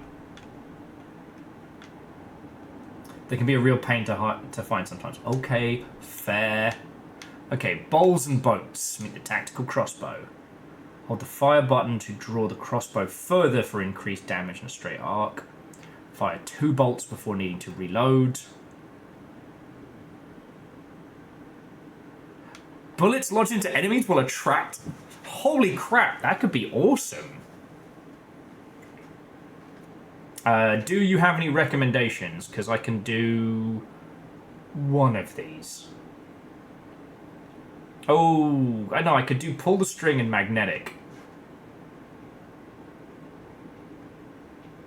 Yeah, math checks out. With shoddy, I've already got reload. Kill an enemy to restore health, that is fun.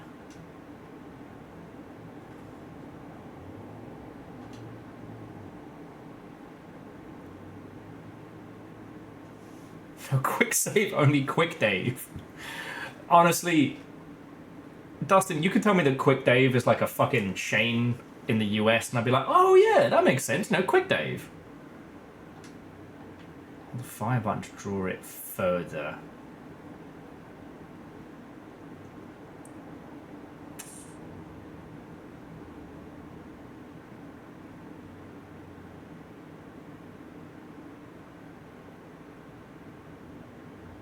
It does mean if I do the pull the string and magnetic pull, that means this is basically like my first fire.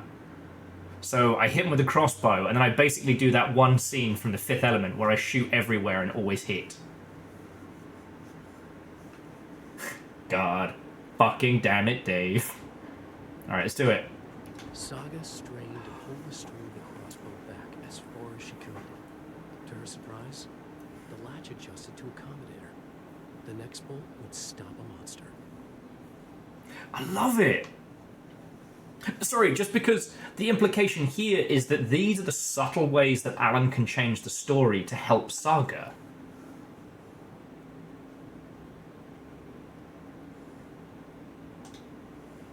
Summer Dave's done quick. Fuck.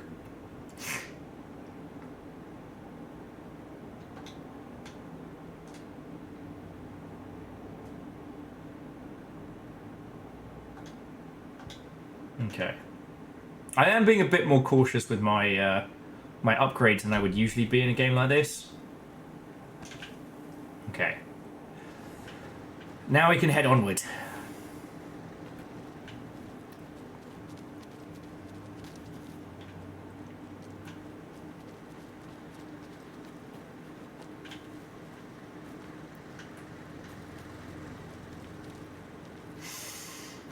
Okay. Honestly, I have fed and I've hydrated. I can pour a cup of wine soon. I can have a bevy. It's Saturday night. The only thing I'm doing tomorrow is just, you know, working on making the house a little tidier.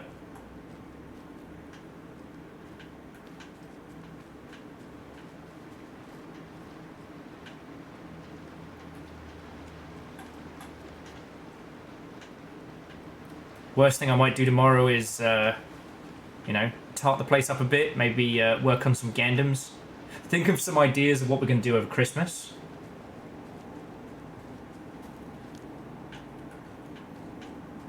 Okay, we went up there. Alright, so this is new. Cool. Oh no! Theodora, I'm so sorry. Usually I would critique for the use of microwaves when making tea, but you know what? If it's a choice between tea and no tea, you work with what you got. Fred, I know you're about to give me some heck.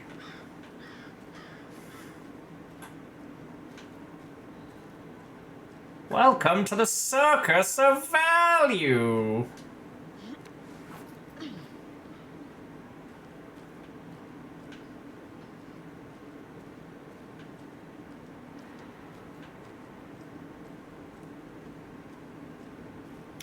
Remember when Bioshock was good? I do. Pepperidge Farm remembers. Hey, Holy Boss, I hope you've had fun. I hope this has been interesting. I'm obviously still fucking loving this. So, yeah. I'm glad you're all here for Champion of Light. So fucking good. Oh, another page.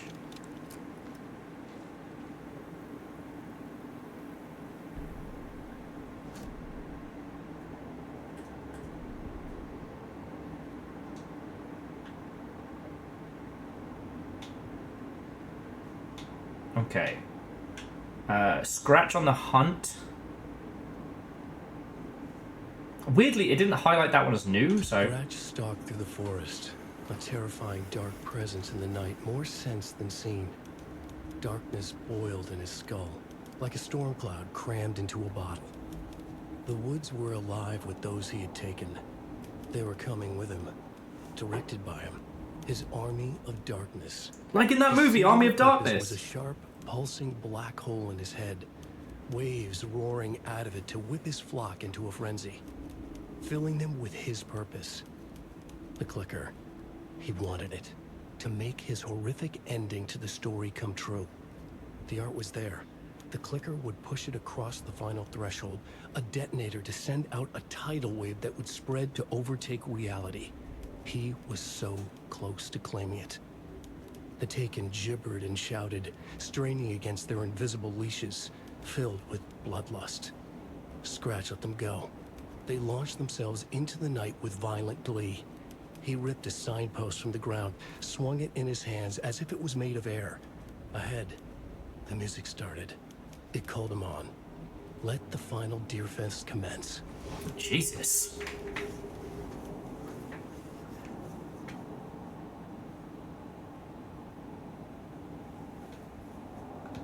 So is Alan setting Scratch up to fail there? You know, the idea he's writing it, you know, like the villain who's about to be defeated.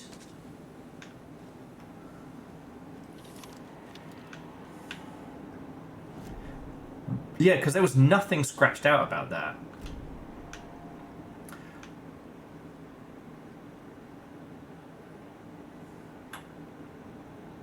Actually, so Theodora, my current theory is that Alan is writing,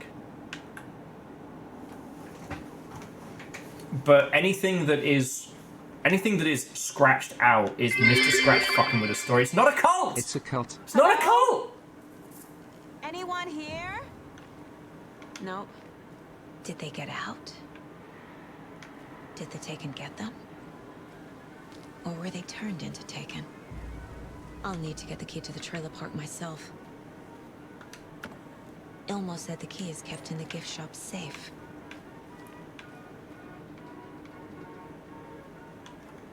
This is fucking haunting. But Numbers, thank you kindly for the 200. Sorry. So Numbers, it's been an absolute onslaught of puns and wordplay. This lot got an Alan Wake pun thread that that went to a frightening degree. Oh, what's that? Sorry, I thought I saw a pop-up, but yeah. So, if I look a little weary, if I look a little battle-worn, that's why. Bless him. I'm going to stash my stuff, because we don't have a big rifle yet. And no, it is not a cult.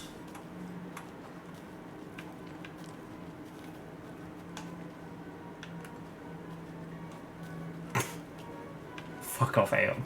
It was hours before I could Alan shake them.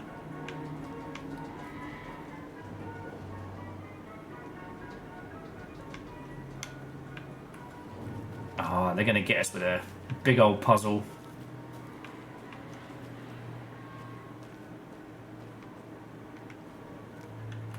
Okay, here we go. So it says temporarily out of order.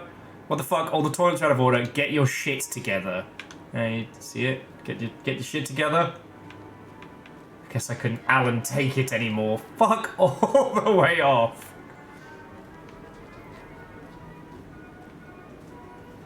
Okay. So trying to say this place is dense. It feels it. Like. Oh, there we go. Another cult box. Only striped and that way. So it's in reverse order.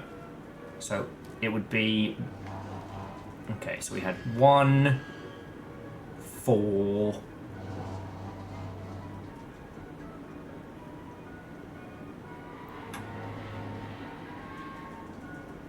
and whatever this one is.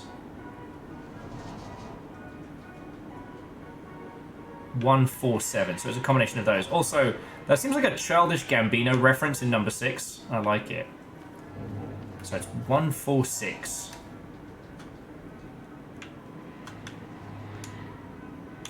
One, 4, 6. So then it would be 4, 6, 1.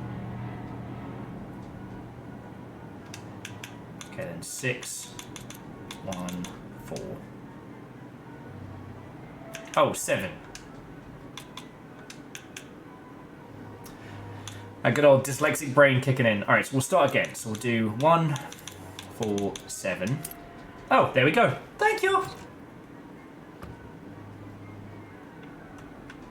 Yeah, 6 was the childish Gambino one. That's what threw me off.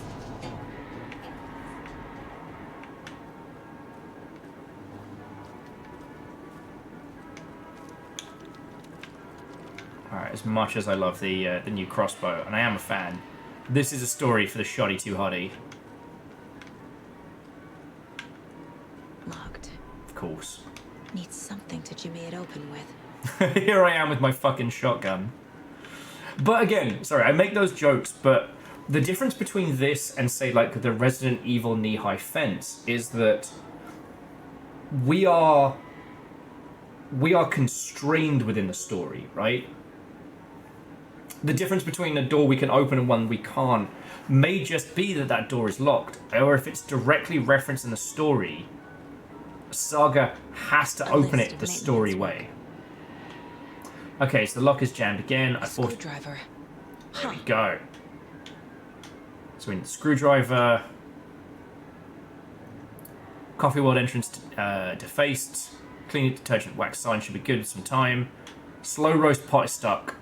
Won't swing. Has some WD-40 good for now. Fallen tree near Latte Lagoon.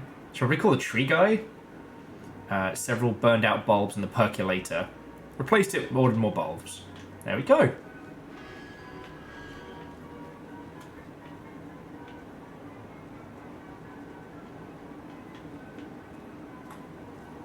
Okay, there was a third note. Alright. I'll grab some goodies. More rifle rounds I can't use. And by the time we get the fucking rifle, Let's be infinite ammo will. Okay, so we had that note, we had the door, these cute little flowers.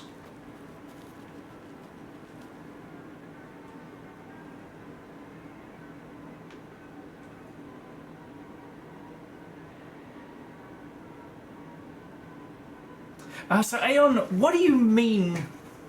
So Aeon says, I'm kind of surprised I don't know of any games that does the Romulus and Remus answer to boundary walls. Subnautica is close, but you jump over the wall and get attacked immediately. Do you mean titles that use a creature or entity or mechanic to stop you rather than an invisible wall? You know, like in Subnautica, if you go out too far, you get swarmed and you fucking die. You know, in Ski Free, once you go past the point of no return, the Yeti will fucking eat you. Unless you can hit, like, a sweet spot. Oh, there was a third log line on the door. Chornerist, thank you. I would have completely missed that.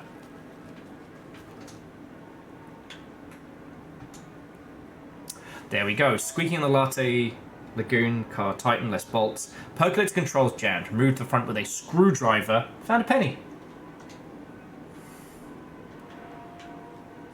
I just, so Aeon, I'd never heard it described as like the Romulus and Remus problem. Oh, it's the fucking shitters. I mean, it's the original jump scare when you think about it. Okay, so the percolator is the way we need to go. Actually, let me get a map before I get us completely fucking lost. Also, how do you get one? Alright, so we got the percolator is where we're supposed to go. The Fresh Pot coffee shop. Oh, look at us. Just hanging out here, being cool kids. So I guess we go the wrong way. Coffee World's part of the Warstream map. Okay, thank you. Oh, I don't know. So yeah, I'm familiar with the story of Romulus and Remus. We kind of get taught that in UK schools, but I just hadn't used it to describe like the, you know, the invisible wall or creating kind of faux barriers for users. And I do like it. I know. So Sea of Thieves obviously has the Red Sea. God, this place is fucking haunting. And we know without a shadow of a doubt that Mr. fucking Scratch is out there. And so much rifle ammo.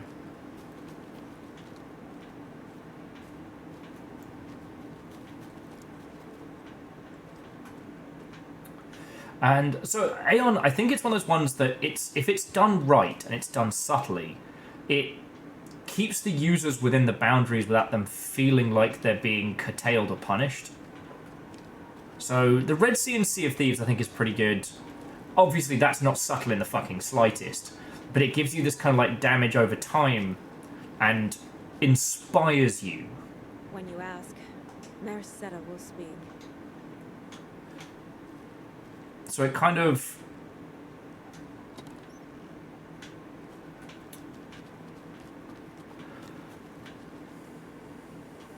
Why do I feel like I'm supposed to shoot that?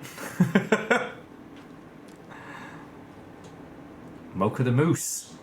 Do you know Mocha is around 6 years old? Can live up to 25 years. They can swim, and their natural predators is orcas.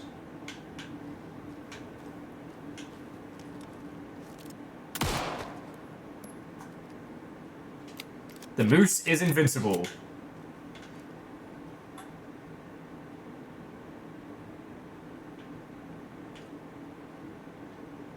Well, I turned off the achievements alert, so I wouldn't even fucking know. Alright. So there's the exit. See you, latte. I don't think we want to leave Coffee World right now.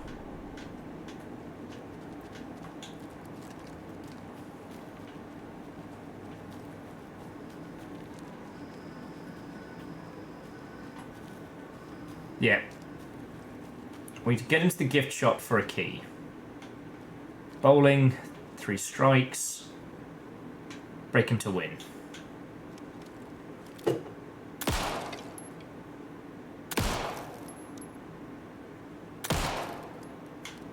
Fucking really?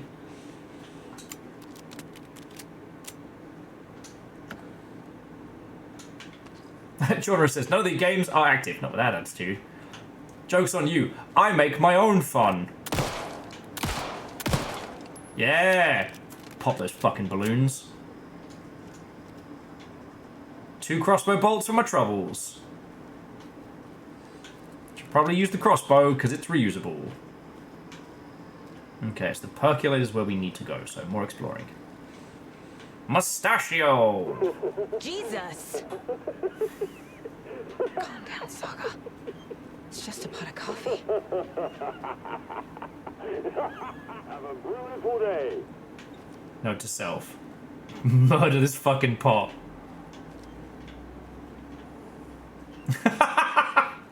Beodora, Will, 2 hours now. Why did I have such little ammo? Stupid video game not giving me more ammo. Ducks. Ducks.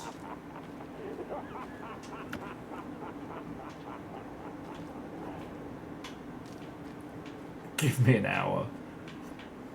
It's fine. I can beat the darkness to death, right? My stupid little fists.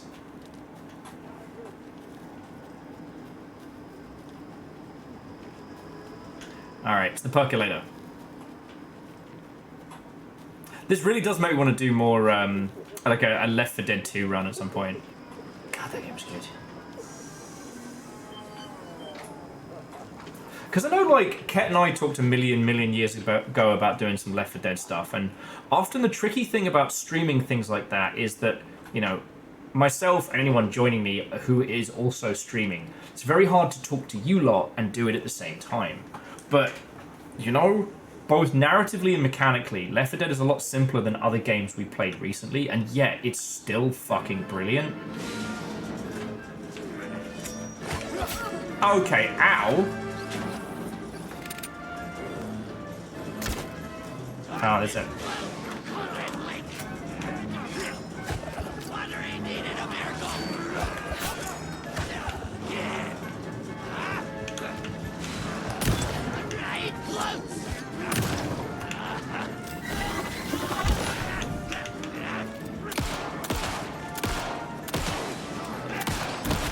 The fuck is this guy made out of? Jesus pissing Christ.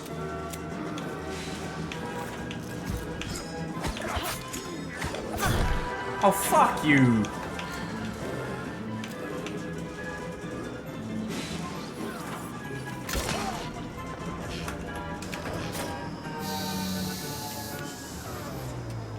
Alright, that was not my best work.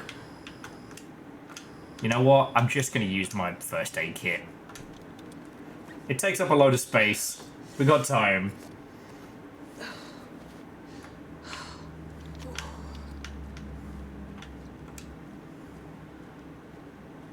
The game will provide. Reload all our goodies.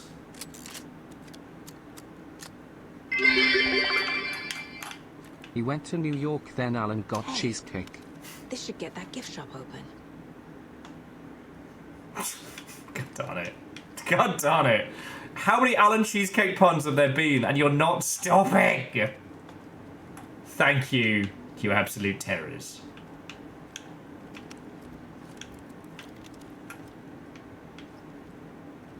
Okay, now it's fighty time.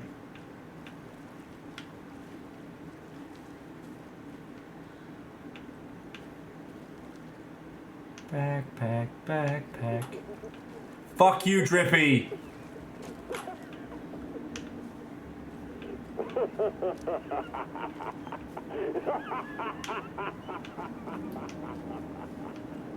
In fairness, if you're like, hey Will, we're going to open up a coffee-themed theme park.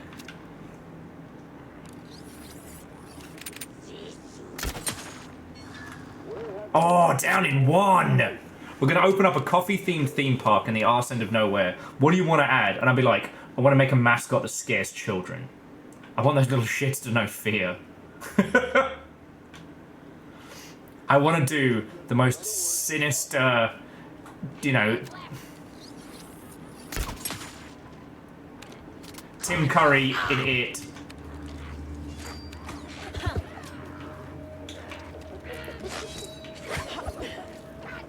Come on, Linda, let's fucking go. You good?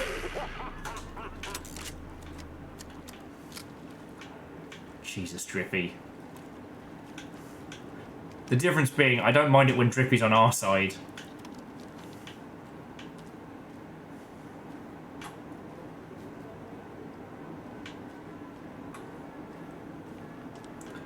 I tell you though, after all that abiotic factor, I've been getting real good with the crossbow. Ah, she ate my bolt though. I really like those bolts.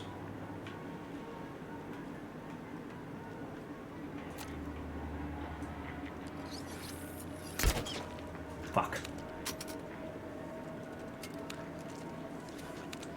Mr. Drippy has a taste for blood.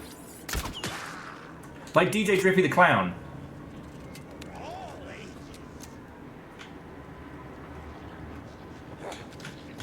Surprise. Oh, he delivered my bolt back to me. That, my friends, that is service.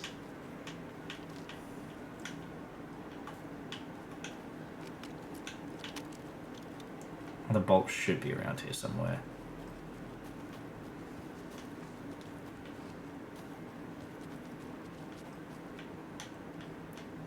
And it was never seen again. Fuck. Alright, we're good.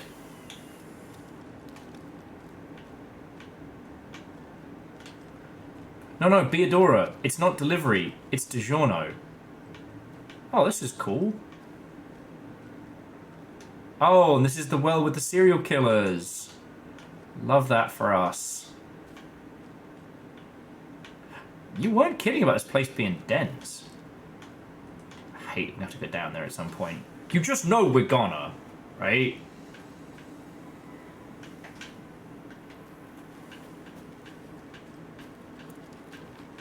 But yeah, sorry, jumping back.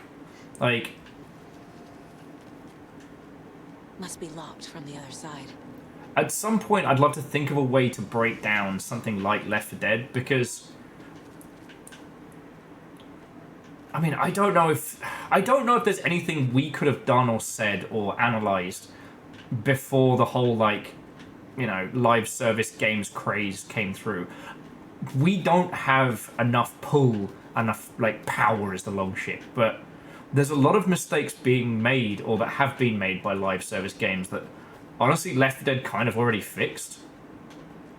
You know?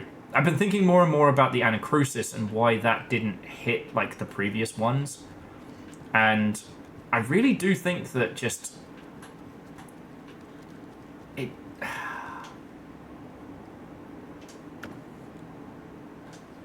In Japan, Left 4 Dead 2 was an arcade game with live service thingies. That's a future puzzle, isn't it? Okay. Yeah, Back 4 Blood...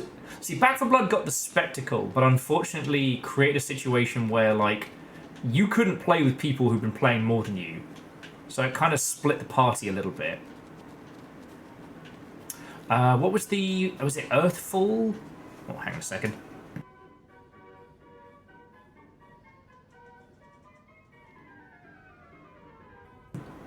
Which was Alien Invasions. That was fine. What hides behind the smile? Alright, so somewhere around here there's a Mr. Drippy. I'm gonna go find his fucking key. Alright.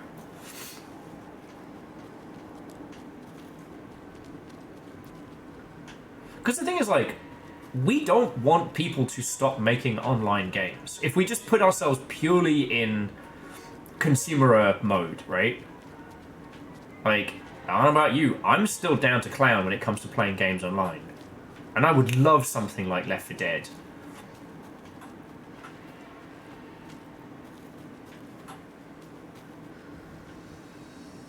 Oh, Aeon, theme parks are inherently creepy. Well, maybe it's just growing up in the UK, like... Chessington World of Adventures is not a sane place. Shaunus, I would love that. Just because I have a feeling once I crack this open with the screwdriver, it's going to start popping off. Is it the Mr. Drippy by the setup? Kaiju says, as a former Disney employee, I can confirm theme parks are wildly creepy. Yep. Okay, it says near Safe Place Gazebo. Oh yes, Safe Place Gazebo. I remember. Oh yeah, so it's that wild thing of like the difference between a creepy and non-creepy park is sometimes just people. Once you take the people out of the equation, they're inherently fucking frightening. Oh, here we go. Oh, wait, no, there's a big Mr. Drippy over here. He dripping. Oh lord, he dripping. He big dripping. Oh, I wish I hadn't said that. I wish I had not said that out loud, and I'm sorry. So there's the Mr. Drippy through the path. Can we get around to him? No. This takes us out of the park.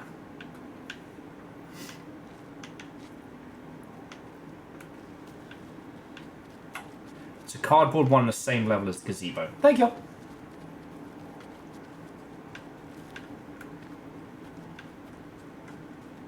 But yeah, I don't know, it just, like, we spent a lot of time with the Anacrusis, and it was good, but it was kind of missing that secret sauce. We spent a lot of time with Back for Blood, which was great in theory, but, yeah, we split the fucking party so quickly. Oh, what's this? Aww. Creepy kids at Coffee World. God. This is exactly the kind of roadside shit I would have been taken to as a sproglet.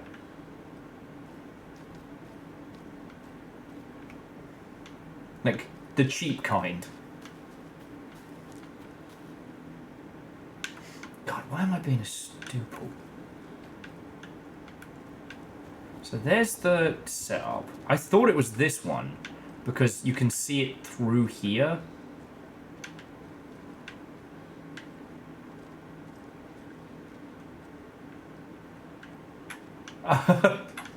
You know heard Sproglet?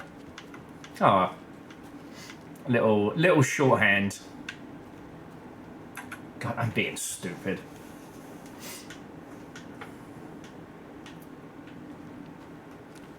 Yeah. So you got a Sprog as a shorthand for a child, and then Sproglet.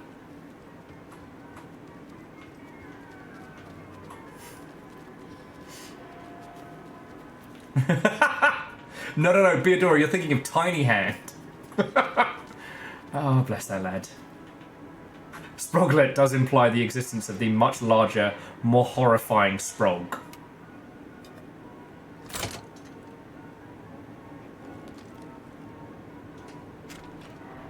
Now where is that safe?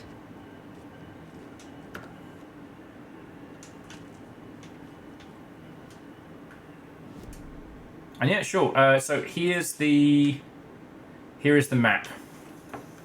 But yeah, I don't know. I don't know if there's any value in analyzing kind of like the live service space, because most of the people that we talk to don't have the resources to go into like online titles. All right, zoom in on the gazebo. How's the gazebo? Coffee, slow roaster. There's a Hattori well. Was it there? Yeah, I think that's the gazebo. The Fair Trade Fun Zone. Oh shit, I missed a cassette tape. Oh, because we have to shoot the back of what's-his-face to get it. Okay, that's the gazebo. And the Zoom Bearder!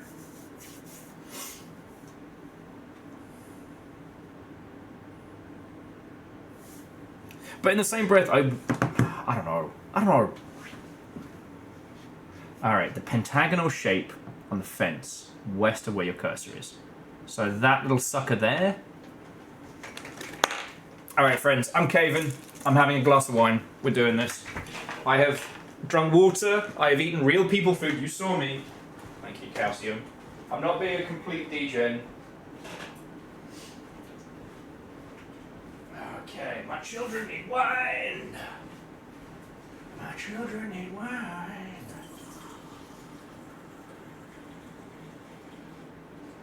Okay.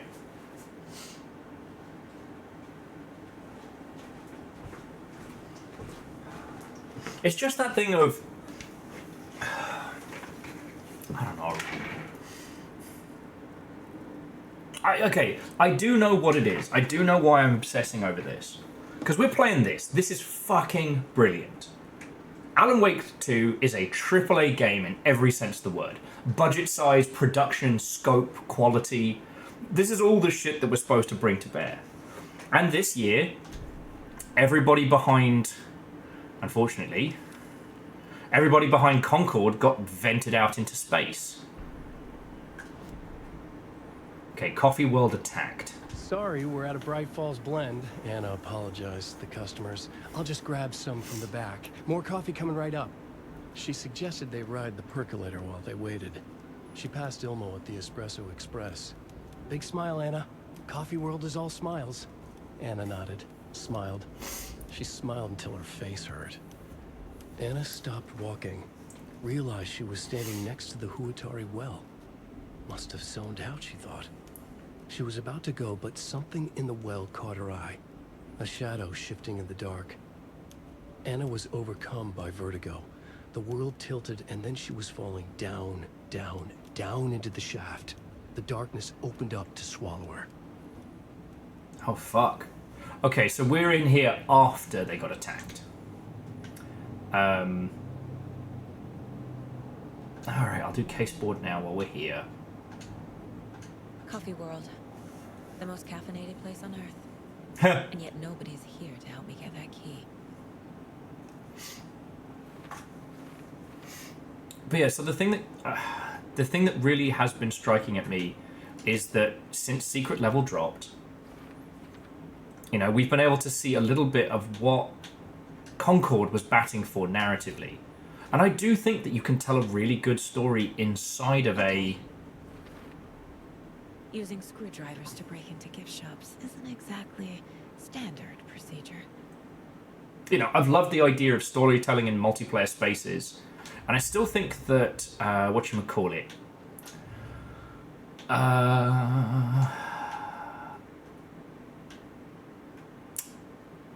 Titanfall 1 was one of the most interesting, like, jaunts in that space. Because, like, it literally had characters telling you shit. Like...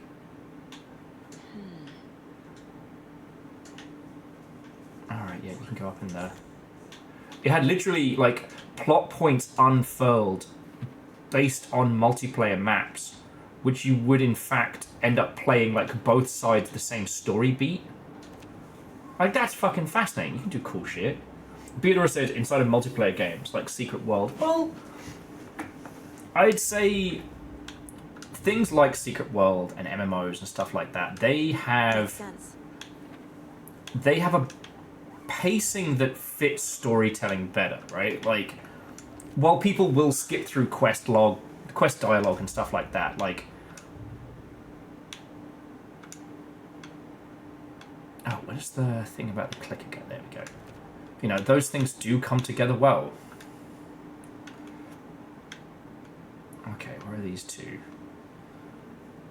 How to stop the story, clicker. Stories affecting people's memories. Oh, here we go. How the story changed the rules. Okay. Anyway, it's just... I don't know. It makes me sad whenever any game fails, right? I should say fails, gets shuttered. And the thing that I've been pondering all week since we watched it was, yeah, Concord could have slapped. Remember to bring your liability forms in for Tuesdays. Bring your dog to Coffee World Day. Congratulations to Thomas for completing his first year at Coffee World. As usual, this work anniversary earns you a free packet of freshly ground coffee. The percolator was unfortunately undergoing maintenance, but don't worry, we will fix it as soon as possible. Okay. It's Coffee World and the coffee's out of order. My God. Oh, so first up, hey, Ilmo, heads up. Got another angry voicemail from a parent about her kid poking himself in the eye with one of our souvenir Pucos, whose grand idea was to sell plastic knives in a coffee-themed amusement park. Oh, right, it was yours. And Jeff, I need another Moose favor. Oh, shit. Is Moose in tonight? Is she? Is Moose in? Are we moosing? Anyway, so Mocha was doing just fine. Even got a glowing vet report, and then bam, they say it was a heart attack. I'm not blaming you. Maybe he just had a bad ticker. No tolerance for stimulants either. We're telling the kids that Mocha's taking a little vacation, but I could really use your help ASAP to maintain Sorry, it's one of those words that if I say it without thinking, I can say it. If I read it, it fucks me up. Anyway, do you have any more moose in stock? Thanks. Yeah, Moose hasn't been in today, so we can't thank Moose. Locked. Of course. Okay. Why did you change the damn password to the safe? Code. Again, I thought it was Lookout Fixer Supplier. Who hurt you? Why are you so paranoid? Jacko. Calm down, this one's easy. Tracker, Lookout, Cleaner. See, it's not rocket science. Again, that was Tracker, Lookout, Cleaner. Okay. Sorry. And apologies if I'm repeating myself from earlier in the week. Secret Levels second part was out, what was it, like Tuesday? And it contained a little kind of like cinematic short film, which was essentially like the precursor to Concord. And it was really fucking good. Genuinely the kind of thing that would have inspired me to check it out. No, so Felix, it's one of those that like, it's just one of those words when I read it.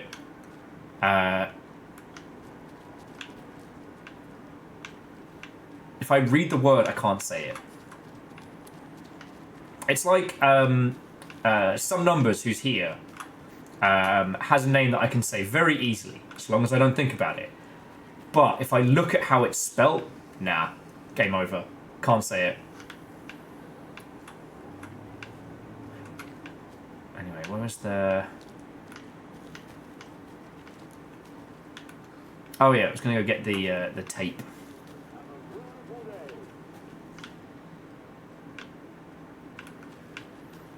I will open the map in a second. Sam Noombears. Oh, okay, it's a later key item. Well, there's me trying to be clever. There's me trying to be clever. Okay, I'm actually on the wrong side. I need to be over there.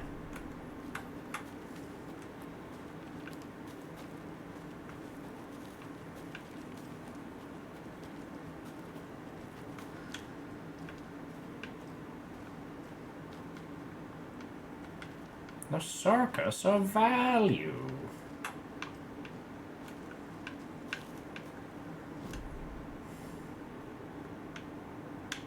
Coffee Works stash key. I was so close and I didn't grab it.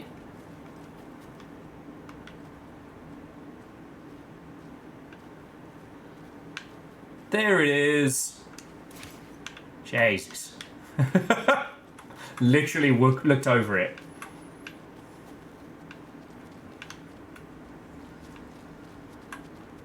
Alright, let's go get them goodies. So basically, the poor moose who was here had a heart attack. Poor guy.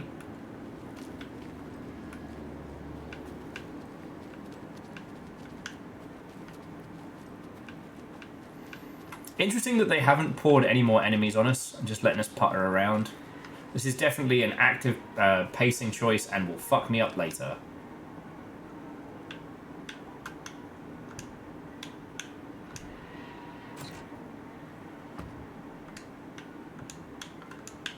Bit of everything. Love it.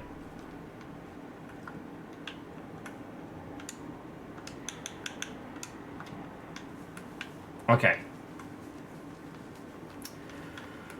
So now to crack this puzzle. Yeah, I don't think a moose is supposed to have stimulants. Poor little guy. Like, I love those guinea pigs, and I make sure they only get like 2 espressos a day, tops. Because they're little. You know, I'm big. I usually have like, you know, between 4 and 6 shots a day, equivalent. You know? Oh, did not mean to do that, sorry. Oh, actually, I did, because I was going to just remind myself what the fucking puzzle was. And I'll do the cult stash while we're here.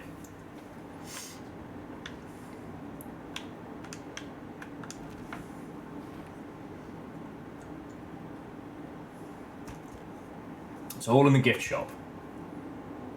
Oh. There was me thinking we'd have to go to those places. Good at maths.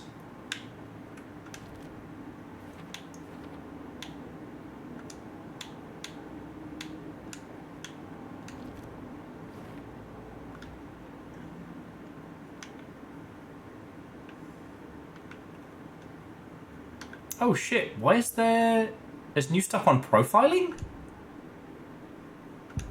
Huh. Hang on. I need to open the safe. What's the combination? People hate the puzzles, Zulma. Why not just use keys? People love the puzzles, Yaku. Only very smart people can think up good puzzles. Just look around and you will find the answer. Dedicated staff will be rewarded. The combination to the safe is somewhere in the gift shop.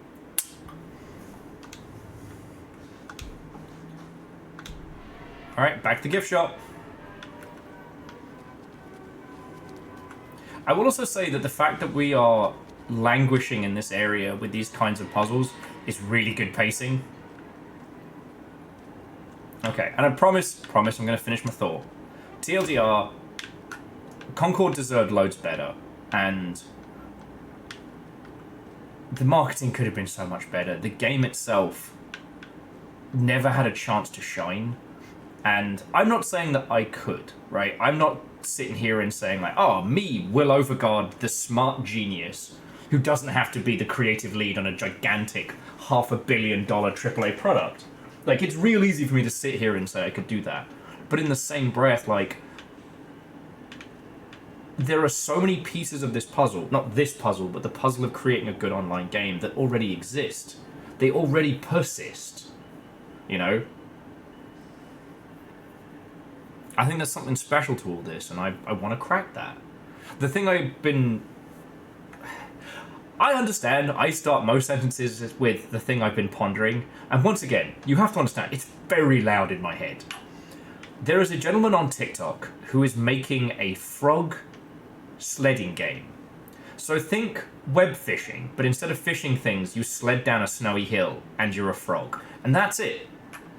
And if this guy can get that game out before winter's end, honestly, if he can get it out in the next, like, you know, 2 weeks, gonna do gangbusters. Because it is a shared group experience game that has just the right amount of silly buggers, you know. It's the fun bits of, like, SSX and stuff like that, but sans the racing. And I think about this whole thing of, like, the shared group experience first, that once people enjoy being in the same place together, the rest can come from there. I think about how, and I'm not saying that Destiny is a bad game, but with Destiny you have to fight against a lot of systems to be able to play with a lot of your friends. You know, the curation of the digital roller coaster is predominantly focused on the going out, the shooting, and the gun bang, but that's not easy to do. It's not easy to get the right number of people. It's not easy to get an activity for everyone to jump on. You know what I mean? So what do people spend most of their time doing if they're playing with friends? That is bouncing around in the hub world. Okay, so it was Tracker, Lookout, Cleaner. Okay, Tracker, Lookout, Cleaner. So you are not for sale. Tracker. No, it just says not for sale. Tracker, lookout, cleaner. Okay. Coffee ground.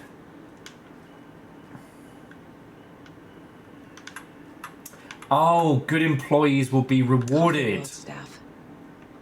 Hope they're not all monsters now. They're most likely monsters. All right. Photos have stickers on them.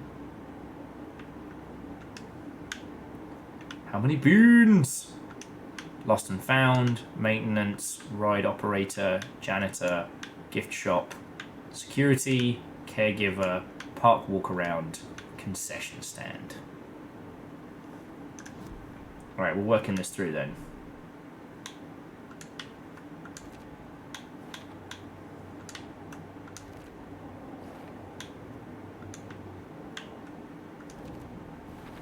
I bet Ilmo's the kind of guy who likes Sudokus.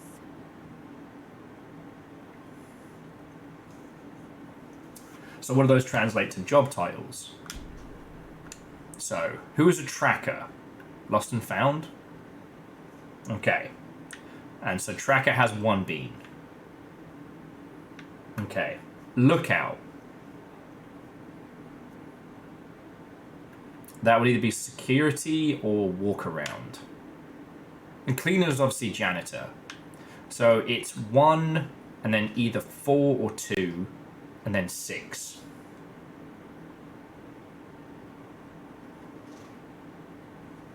Yeah, so it'd either be 146 or 126.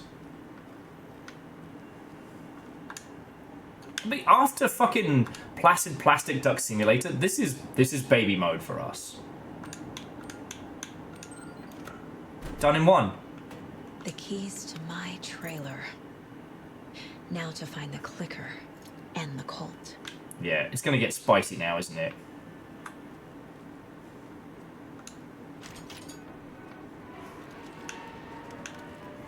The circus of value. Sorry. I'm a little bit sorry.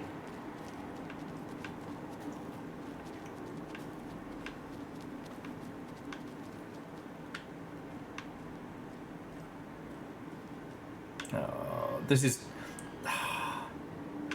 Chekhov's well. Oh, no, that way. Okay. The first rule of Chekhov's gun is have a gun. Yeah, the trailer is right down there. Oh, there's me crossbow. Oh, I never left that. Okay, look, I'll stop trying to solve the world's ill and stop trying to solve Concord. Ultimately, you know, the other things we did here is that the core team on Concord had a real problem with what was described as toxic positivity, which can happen in a team that doesn't have like a strong lead. And they're south from Coffee World. The one functioning shitter. Oh, but first... Alright. Or are you just by yourself there? Why aren't you smiling?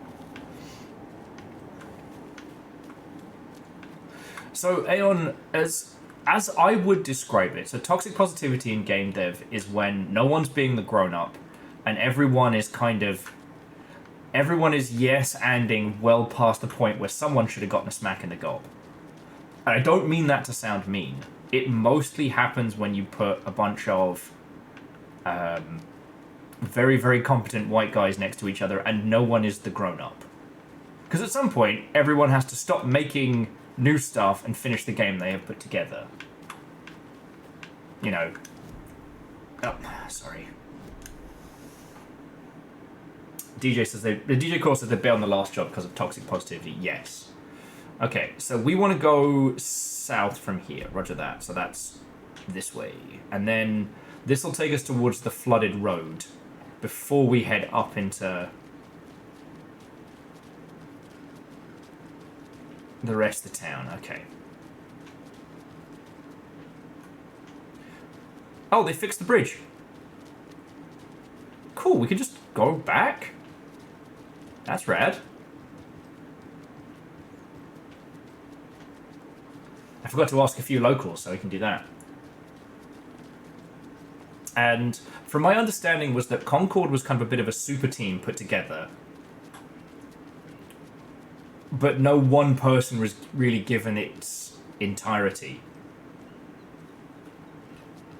Chandra says there's an optional bit heading up to the lighthouse, a bunch of collectibles that I was pointing towards. Okay. Yeah, I think this was the guy. Hello. I didn't talk to. Do you have a second?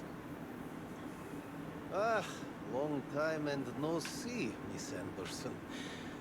Thor and Odin are not here. They are old tricksters always sneaking off. Sorry. No, I wanted to ask you about something else. Do you live around here? I live in Bright Falls. You've seen me around. I am Mr. Blum. You call me Vladimir. I work at the nursing home. I take care of your old people. We are on day trip, music, sauna, the good times. I bring them here in the bus. The elderly are very important. And it's a very nice bus. Thanks. And yes, Jonas, the name on the bus is Valhalla Nursing Home, where we found the old gods the first time.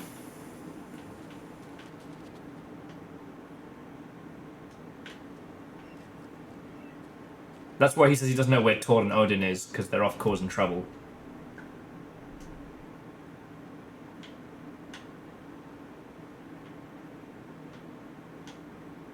Oh, we can now open that other door with a screwdriver. There we go. I knew I came down here for a reason. But yeah.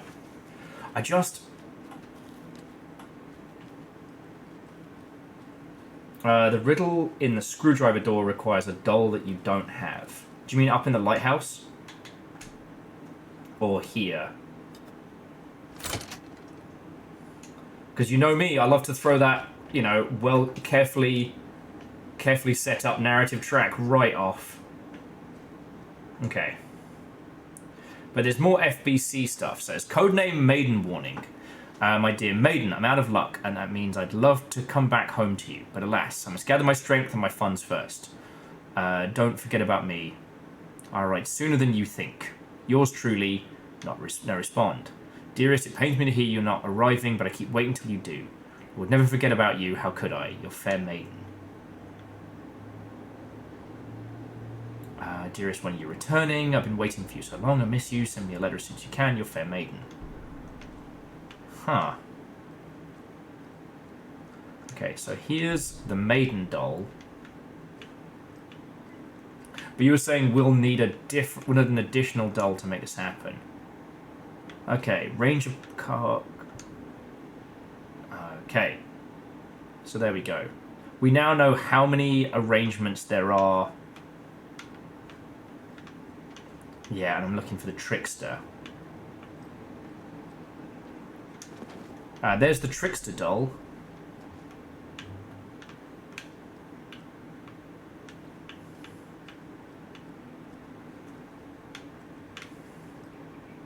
Should be solvable. Okay. Paint in the tub. Oh, another rhyme. Yeah, because if I remember rightly, these aren't things they found. This is them attempting to use the power of Cauldron Lake to alter things using children's rhymes. The once was a faithful girl. At home she stayed, and there she prayed for her love to return. But he collected fair maidens just as he did, their stolen riches and broken hearts. So the maiden is at home, and the trickster should be by the fucking treasure. Alright, dolls for days. Dolls for days. The gnomes are a powerful race. Jesus. Fucking hell.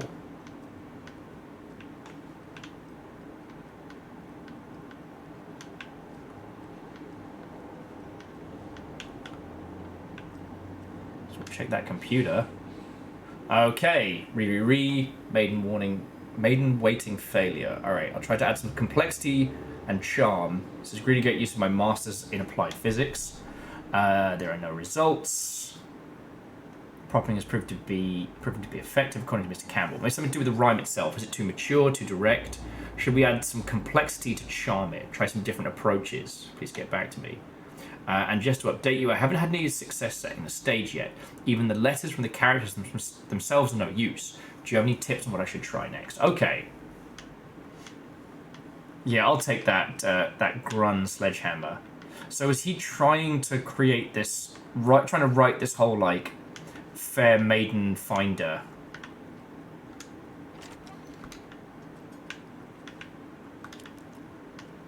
The charm is outside. There we go. I'm getting quite the charm collection. Good day. Alright. And Ukti's here, so we'll just go save that. Even if his song creeps me out.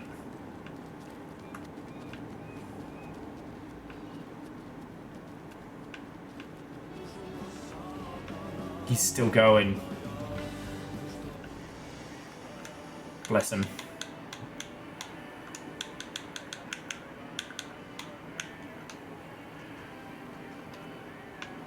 So he was trying to write a love story so that the fake trickster would send something valuable. Oh, and that's why the... okay. That's why... The charm in question was in a letterbox full of letters. Ah, okay.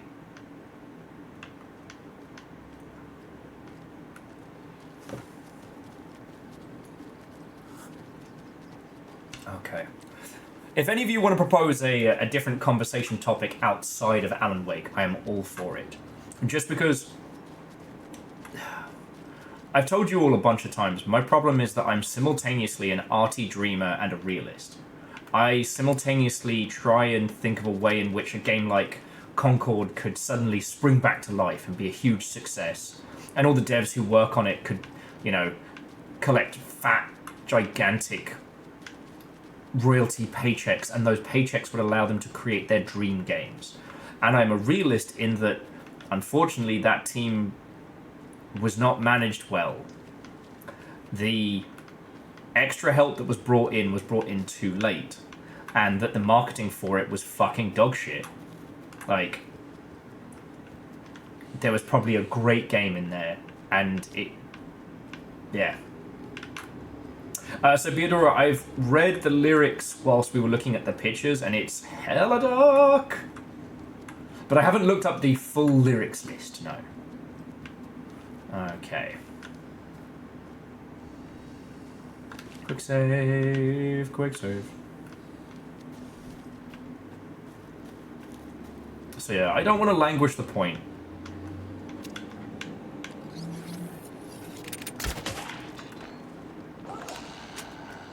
He's gone! Oh, there is a...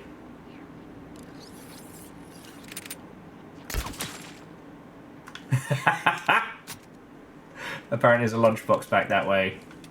Ah, give me a sniper equivocant and I am a happy person. Friends, I'm not a complicated guy. I don't need fancy shit. I got good food for my guineas. I got a cup of wine. I got your company. And this fucking thing. Oh.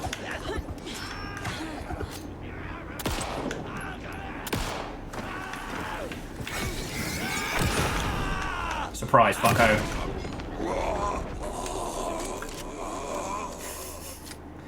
Damn, dude.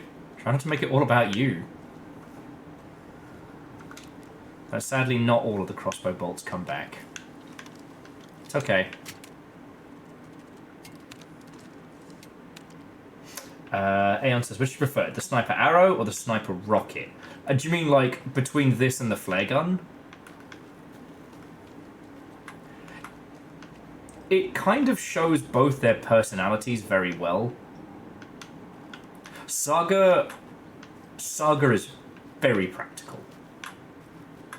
And, you know, Saga is... Alex Casey lunchbox? Saga is out here in the woods making it fucking work, right?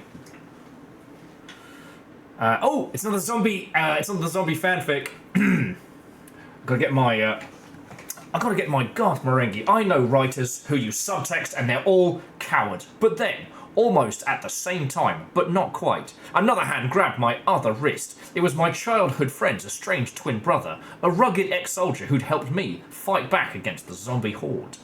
With his chiseled jaw and smouldering eyes and worn leather jacket, my heart fluttered like a small bird against its cage. Ignore him, babe. You know I'm who you want. The sensitive friend had cared for all my life. The sensitive friend I'd cared for all my life, or the intense warrior who I had known for one harrowing day. However was I going to choose? The zombies were easier than this.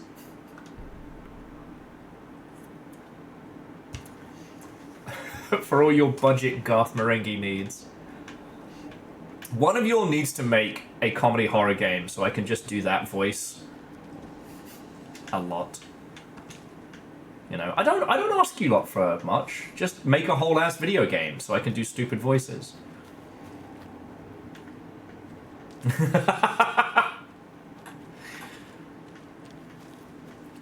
Edwin says, "Look, if this game wants to wants to murder me out of secondhand embarrassment, you can just ask." Okay, so are we going into the lighthouse? Oh, we've got another puzzle. Doesn't seem to be any additional figures. Alright, let's have a look. So, the old Watcher of the Sea. He stops Cthulhu eating ye! Before his demise, cursed the water that ruined his eyes, so he played a trick on the ocean's deep. The waves to fight, that and havoc to wreak, and in doing that wrong, lost his soul's song. Okay, we don't have the doll for this. Okay, thank you, Jonorus. With these kind of games, it's about the story and the experience, and a lot of the time, these kinds of air quotes puzzles really do just boil down to run around, try and find the thing that we failed to find the first time, and then find it and go, hey, we found the thing.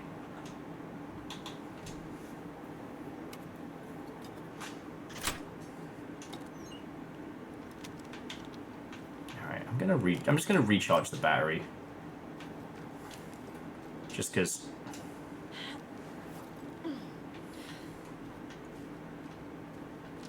I almost need to give the game an excuse to give us stuff at this point. Okay, so there's the paint. Now where's another locked box? Okay, here we go.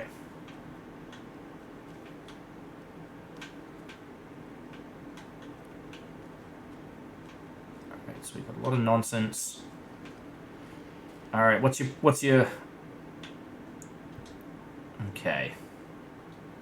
So on the box it's 2 together. There's no other hints. So... Wait. So on the box it's 2 together up and down. Which in theory would be that. 2-2.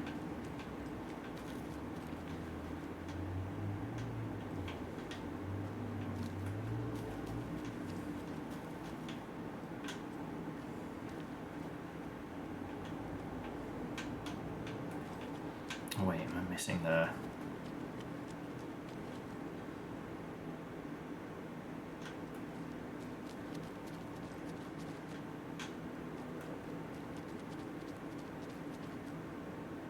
Okay, so circle, line up, line up. Let's see if we can find one more that fits the up and down motif.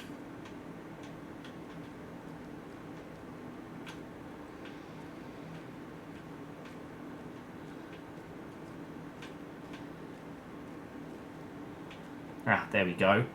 And that one. So it's line, 2 lines, because that's the 2 lines, and that one's circle. So let's see how it goes. So it's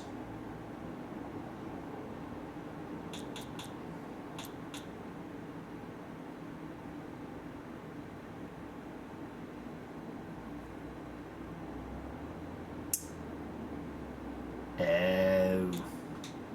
You right. You right.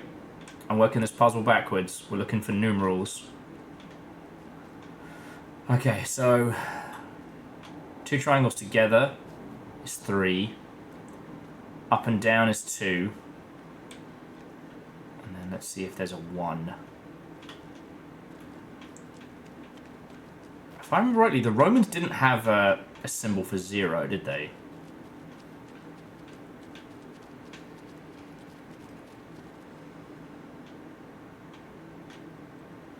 Ah, there we go. So it's up and down, and then side to side down. Cool.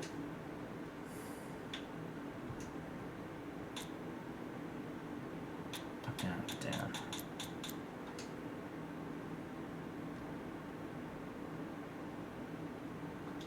Wait. That was right. Oh no, you'll... Okay, so you'll... Okay, so 2 is up and down. Oh! This is me seeing what I want to see. 1 is up and down, just the other way. Nerd, nerd!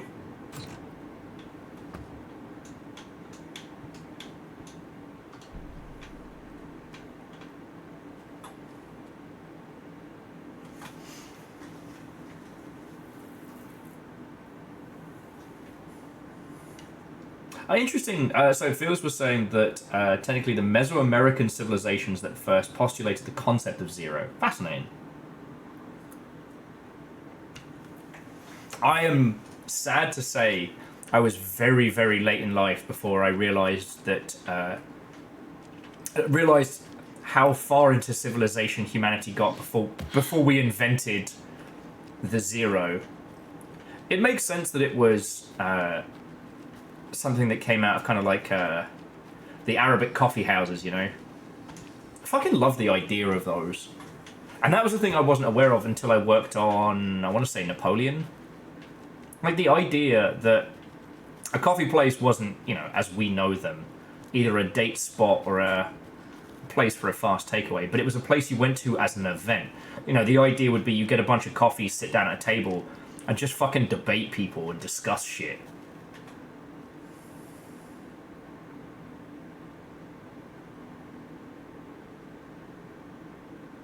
Huh. Aeon says, Mesopotamia apparently supported a skip digit 0 5k years ago. Nice. Can get on them. Oh, I've got the Wise Elder and the Mother doll. Need to find the key. Don't have the key to the lighthouse. Huh. I find this shit fascinating. Another one of those rhymes. Old Watcher of the Sea before his demise. I don't think we've gotten him, because we have the... Oh no, we have the Wise Elder. Cursed the waters that ruined his eyes. He played a trick in the ocean's deep.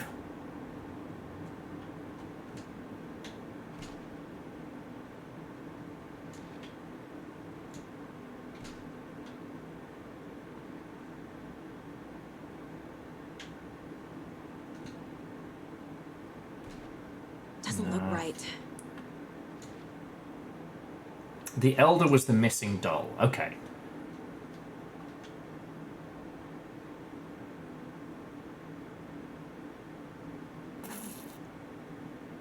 Trick on the... It's either eyes or waves, right?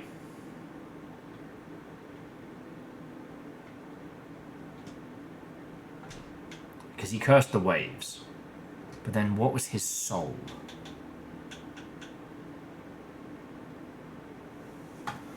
Oh my word. Friends, I know we're only at 6 hours, but God. Okay, no, I'm gonna keep going. Oh, he played a trick on the waves. The trickster. Yeah. There we go. Thank you. That was me missing the fucking obvious in front of me. Alright, now where's our goodies?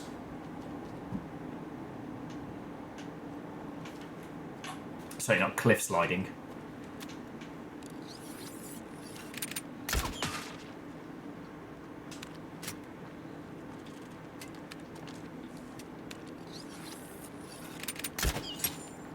No way.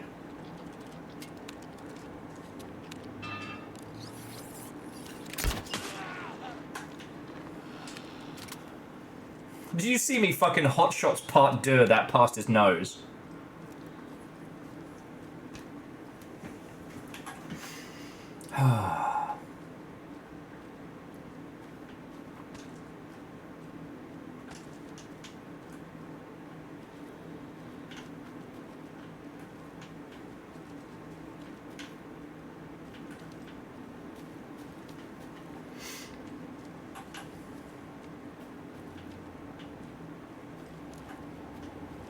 Hitbox my ass. They're neither boxed nor hit.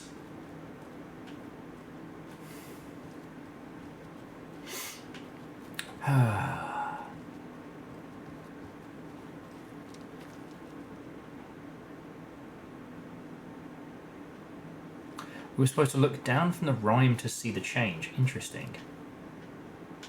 Ah, okay. Yeah, there was a little pathway that was blocked off is now open, so I can head there. Just subtle little changes.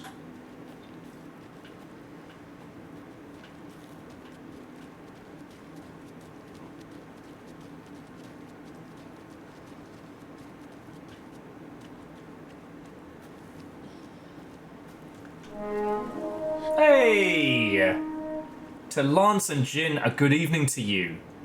Can I interest you in a slightly submerged shopping trolley? A cone, perhaps? An old crabbing net? That strike your fancy? Or a tiny lighthouse charm?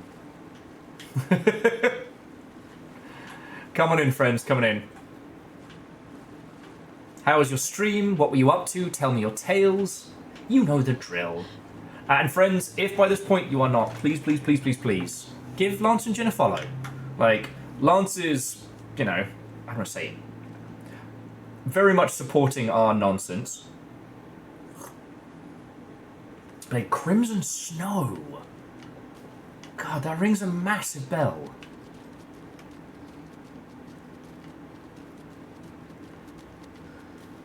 Honestly, I think after the week of puzzles and chaos, I'm very much brain dead. Christmas horror game. Okay for what it is. Oh, that's fine. I take it you're, I'd have to walk up to the lighthouse just up the road. Okay. Unfortunately, due to the delay of Twitch.television, it gives me a chance to save and have a natter. And Catastros, good morning to you, friend. Oh, it's Jin right now. Okay, my apologies. But Jin, good to see you. I was about to say, because Lance is not, does not have a high tolerance for horror, if I remember correctly. Not like us.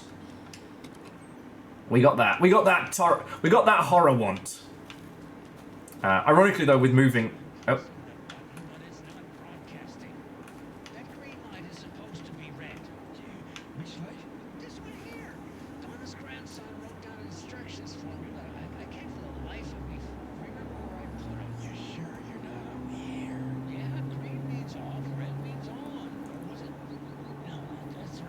I need a red light here.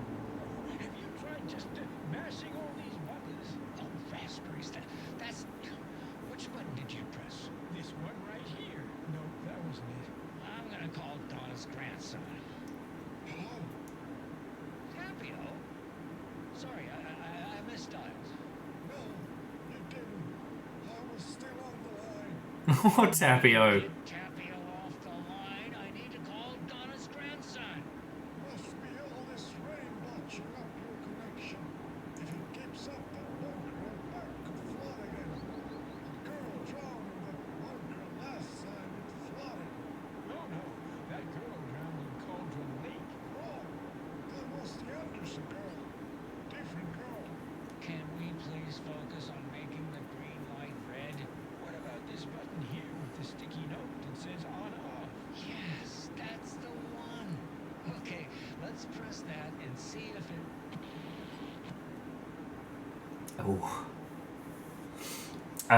Okay, so jumping back in, Jin was saying they give Christmas Snow 6 out of 10. Okay.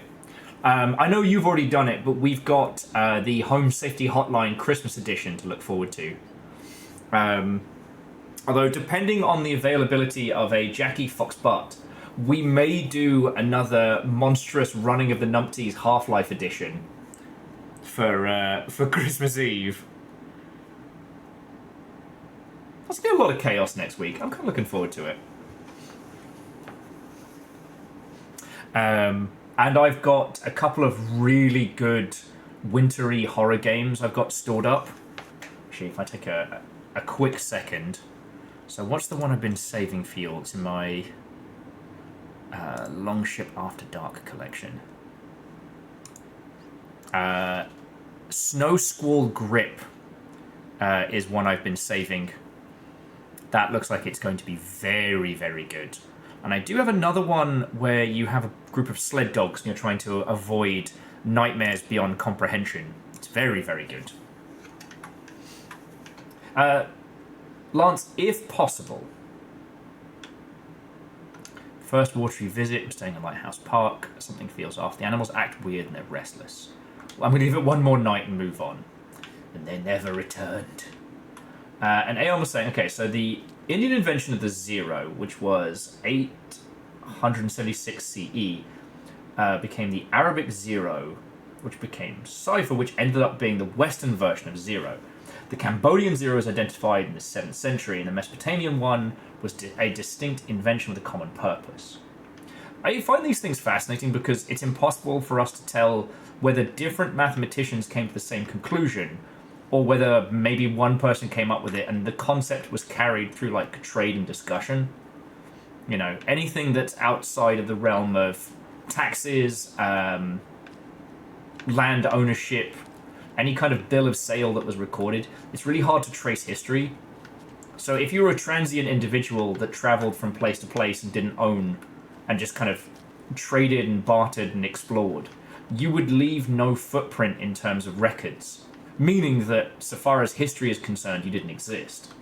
Which is where a lot of, like, weird historical nationalism starts to pop up.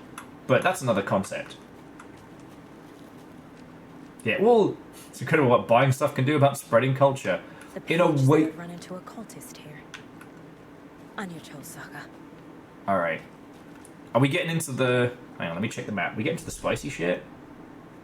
Looks like we're about to get spicy because we just explored all of that. The only, I guess, place is the Calavera Knights workshop, but I guess we're not doing that right now. Yeah?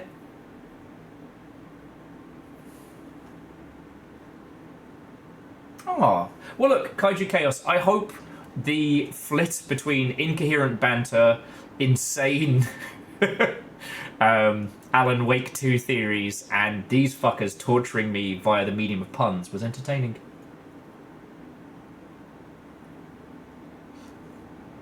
Lance says, have we ever seen the Zero and the Mesopotamian Zero in the same room together?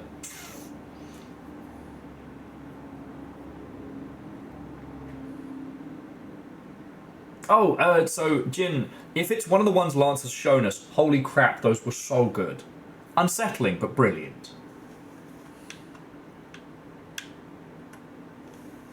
Wait, I missed the toy Puko knife? Fuck. Alright. Oh, the new one's just today. Well, fuck yeah.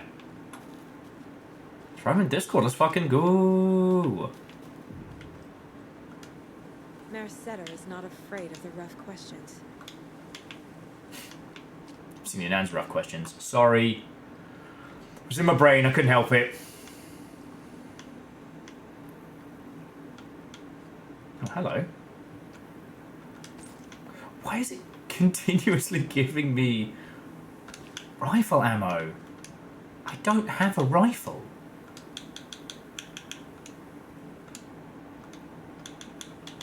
And what does the lighthouse grant? Increases the maximum health restored in safe havens. Nah, we good. Stash it with the rest.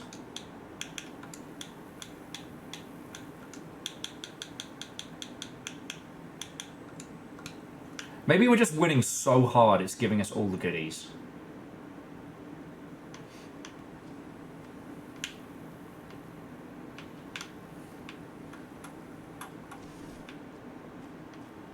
But yeah, no, those sound rad as fuck. And a little cheeky side path that leads to nowhere. Alright. I have a feeling I'm going to do some proper fighting in a sec.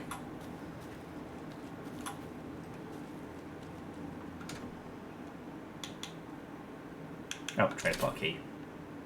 So I'll break this open.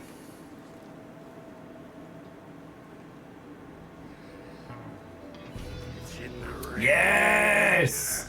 Yes! Must not drink the water or take a bath ever again.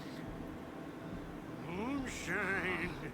Only drink the moonshine, brother.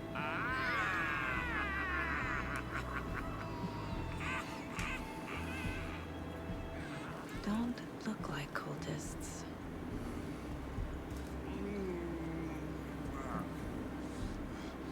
That's not helping. I don't feel like myself. Don't know how to fight it. We're too old now. Excuse me. I'm looking for the Anderson trailer. Sweetie pie, right on time. Like we were just saying, it's not true. The lies to hurt you and make you weak. Don't believe a word. They believe because deep down, they want to be told what to think. We're different. Rebels! You must stop it before it turns real. Don't be part of the story. Make the story. Stop the hell of it! These old drunks don't seem affected by the horror story like the other locals are. Do they know what's happening here? How do you know about the story? Same as you, of course, sweetie pie.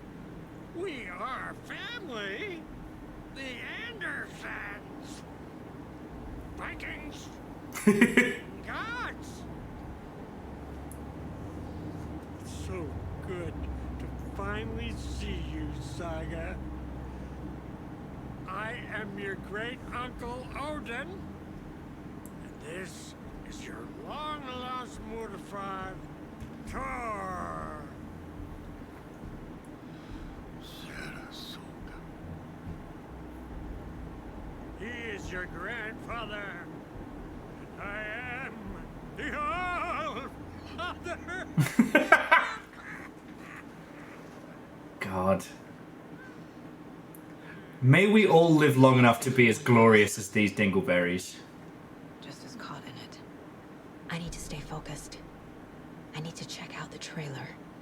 Want to point out a little detail there? Alright, I just... You have things to do, sweetie pie. We don't want to keep you from your business. You can come see us anytime at our resting place, Valhalla Nursing Home. We'll finish their dialogue before I get into it. But did you notice her internal dialogue changed? When she's talking to herself and thinking through the puzzle, it's different when she's working through the case. But did you notice that she had the same echoey cadence as Alan does when he's writing what's fucking happened? Your name is Anderson? Same as you, kiddo. Thor Anderson, Odin Anderson, the old gods of Asgard. That's our band. You are Saga Anderson, goddammit. A Viking goddess. I like the sound of that. Thor, Odin, Saga. All Norse-inspired. You know, shit. It's the same last name. A coincidence? Did the horror story change their names to match mine? Yeah, inspired. Notice she's back to thinking through the problem. Whereas Odin was like, you can't be in the story, you have to write the story. And suddenly she's manifesting and crafting it.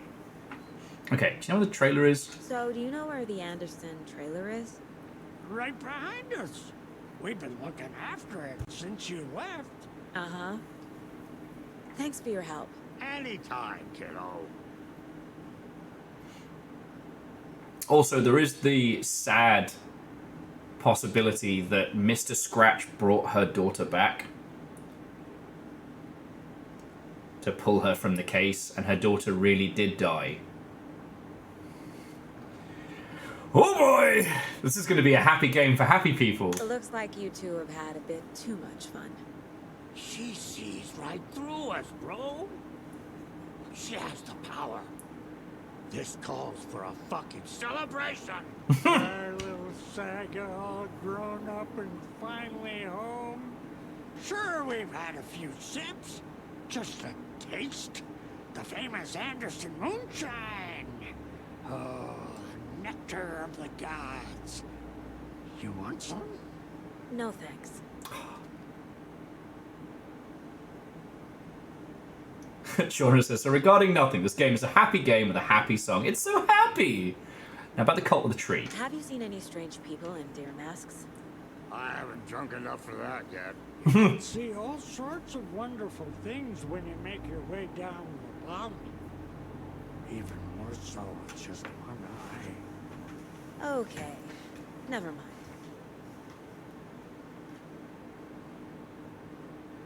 Yeah, Alan Wake, it's a happy, fun game where nothing bad ever happens at the end. I do, however, need to see what this, this cosplay is. Gotta head back to the bus soon, brother. Rusty is itching to leave us behind every chance he gets. We got time. Mom wants to stay on her good side.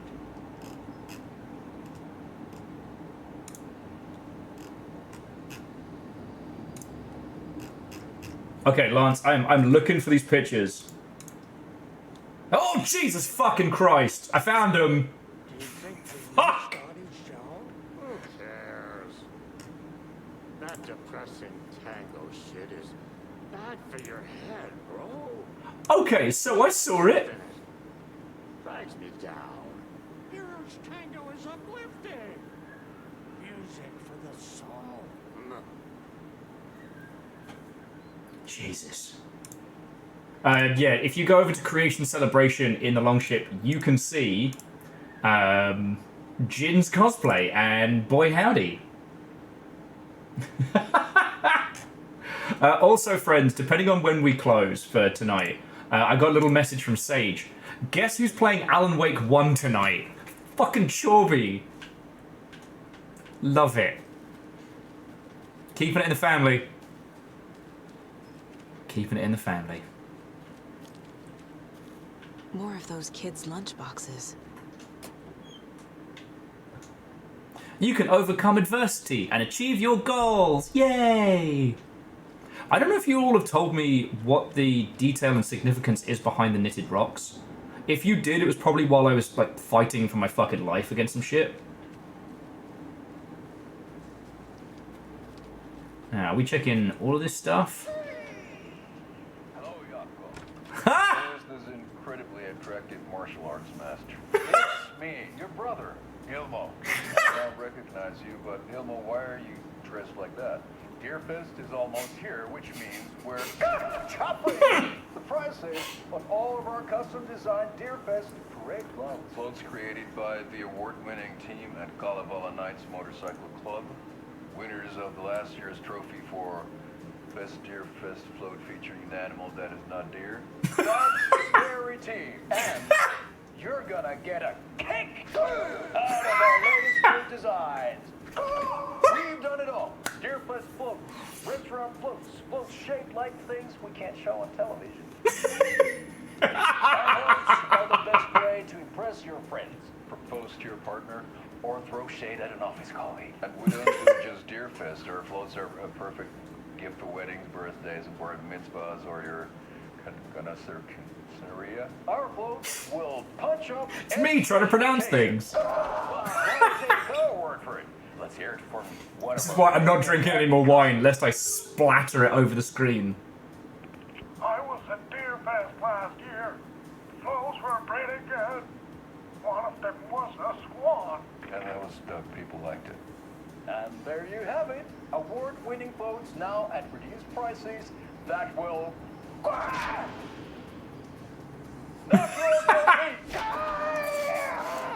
Order yours today.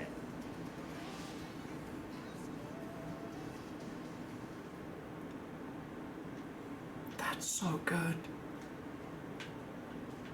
That's so good. That's a good deer. Is Swan Float a Control reference? Is my gin-addled mind forgotten? That sounds like it.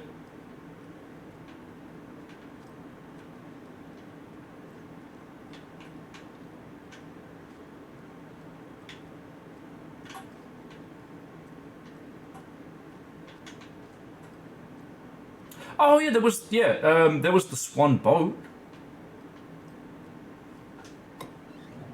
Could be. More rifle ammo for a rifle I do not have.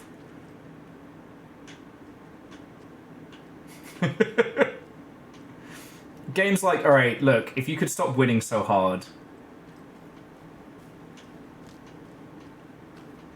Oh, we've got swans to beckon us behind.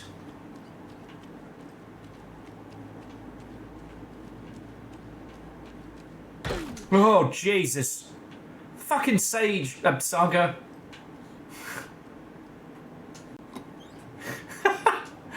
More rifle bullets. Don't even worry about it. Sorry, I don't mean to keep saying Sage. It's not an intentional maneuver. It does kind of feel like I'm doing that. God damn it, Sage. Sorry, it's a... like the, damn it, Bart. Sorry, it's a reflex. Okay. Dear Mom, as promised, I'm writing to you now that we've settled in. We're doing great and busy as ever in the big city. Jim's working hard, landed a promotion. We're going to celebrate going to a hot new restaurant that Connie recommended. Laura's doing well in school. She'll have a pick of any college with the grade she's been getting. I'm so proud of my little girl. I've been busy making our apartment into a home, training stuff, shopping for furniture. Who knew finding a decent chaise lounge would be so hard? Anyway, all is going well. Don't worry about us. Hope it's going well with you. Love, Megan. Deus says, new Alan Wake mod, replace Saga with Sage Bell. We'd have to somehow stealth record the Sageisms. But anyway, so the thing I keep thinking of with those little fake adverts is the weirdly wonderful Cooking with Stephanie Junestein videos that accompanied Wanted Dead. Yeah, no one else came up with the conversation topic, so I'm going to talk about Wanted Dead. But how, admittedly, those weren't in the title, but they did something very, very similar in terms of its, like, quality and level of weird, but on a much smaller budget. Like, at this point, friends, like, I'm not saying that, you know, hiring talent for your game is a good idea, but, like, anybody that you know that can do this kind of, like, impromptu, wonky, funny shit, you know, someone you can put in and potentially out of games, not a bad shout, you know. It's more rifle bullets. Yeah, okay, so all we need to do, Deus, is find somebody who can make a Remedy quality model of Sage Bell, and jobs are good 'un. So, hang on. Sorry, I just had a thought. I want to do Old Gods of Asgard for scale. So, Saga is about 5 inches shorter. Cost $200 on Fiverr. Ah! I should wonder how the Alan Wake mod scene is. Reeks of booze. In Saga, I've only had one glass. Okay, Murder at the Manor House, and archaeological mystery by Margaret Forman. Oh, okay. A pun book from Ilmo. Are we close in the story? Because I know you love a good That pun. might explain some of his behavior. Did I leave the Bureau in this fictional reality? Dear Agent Anderson, our deepest condolences for your loss. The Bureau knows it's an incredibly hard time for you. I can personally assure you we were committed to your well-being to allow you time to recover from this. The FBI is here for you, and we're ready to welcome you back to work as soon as you're ready. We could really use that insightful mind of yours. Hope to see you back in the ranks soon. Okay. A critical look at the broken system. Alright. Gonna explore the house a bit more before we go to the board. So yeah, so here's the thing. I'm trying to work out what came first, because if I had to guess as of right now, I would say that Saga's daughter died. Saga quits the Bureau, like, leaves the area and retreats. Alan rewrites her story. The daughter never died, she's staying with the husband. Her being in the FBI is important, so he rewrites this. She never left the FBI because her daughter never died. And the daughter is far enough away for Scratch to affect. You know, Scratch can't reach across the planet, and the effects is strongest the closest it is to Bright Falls, which is why they don't live in Bright Falls anymore. Do you know what I mean? It would definitely show a level of competency on Alan's behalf. To me. From years ago. Wake was right. The horror story is changing reality, not just people's memories. Washington Power. Got a bill there. Got a bill there. $50 due. This card has Mom's handwriting. Be sure to give yourself some sweet special treatment. And a rancid-ass piece of pizza. Though they kept the plants going. So, good on those old pissheads. A lot of beer bottles, but the plants are still good. And they've been playing some kind of versus card game.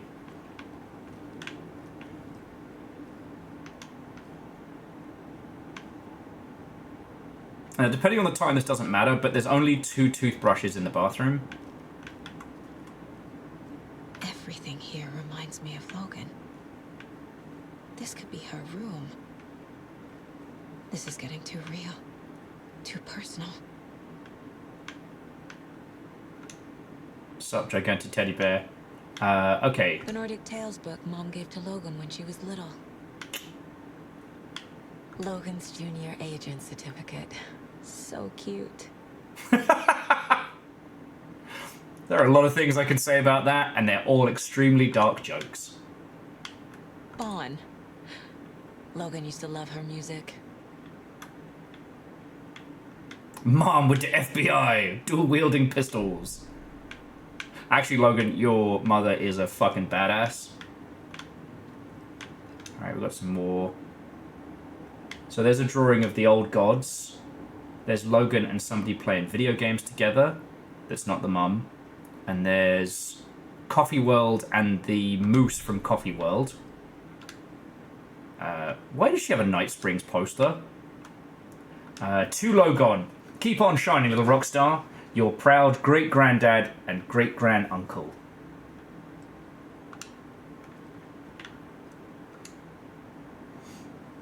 My newfound relatives. Cozy with the cult of the tree. And that's the clicker. In the hands of the cult, just like the page promised. Carnival and Knights. That's the motorcycle club the Koskela brothers are in. I'll take Odin and Tor up on their offer and visit their nursing home. Right after I find this biker workshop.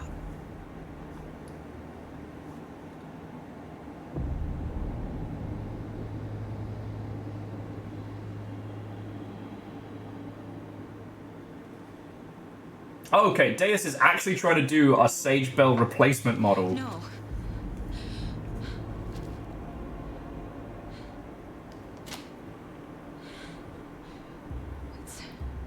It's not true. It's just a fucking story. It's not true. Logan's back home. She's fine. Fuck. She's at school. David. I'm in the story and it's coming true. Now you got this. Wake said Scratch would try and hurt me with the horror story. But he said there's still time to stop this. That he can stop this with a clicker. Hey, this is David. Leave a message. David? Is Logan okay? Call me back as soon...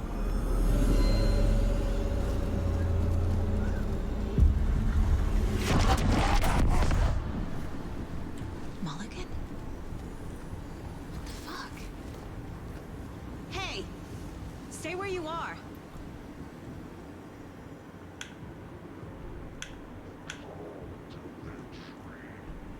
Mulligan is a cultist? What the fuck is going on here? Excellent questions all round. Okay, before we get into extreme violence, let's do the case board, and also I can then use some of my cool upgrades. Okay, so fact versus fiction. Okay, so my life in Watery.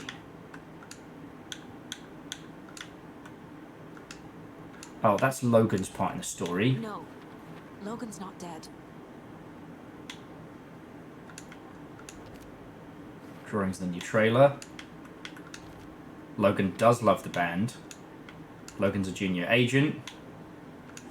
Loves Nordic fairy tales. Jordan's gonna hit the loo, so phone stream time. I'm gonna be a tiny Tamagotchi in your hand whilst pooping. Some real things are mixed in with the fiction. Okay. Doesn't matter. It's not real. It's not. So her life in Watery, she has bills to pay.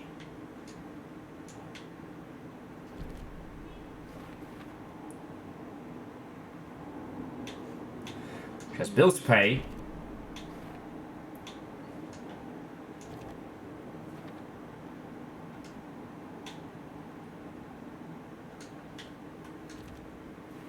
Her mother never talked about her family. Okay.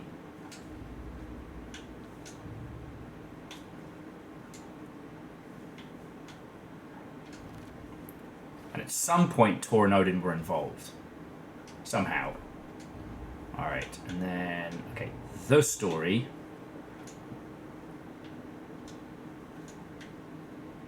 Hang on. Logan's fictional room contains her actual memories. So... Yeah, so that's how it changes life and the rules. I'm sorry, I keep pottering back. Alright, cult stashes. I'll just do these real quick, just because.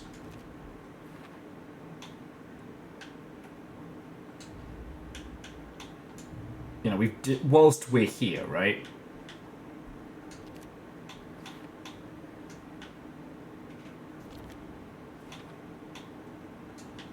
Have you noticed that the symbols and dolls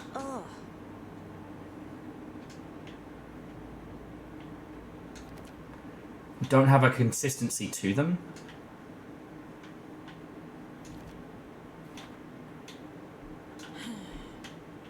Like art style wise.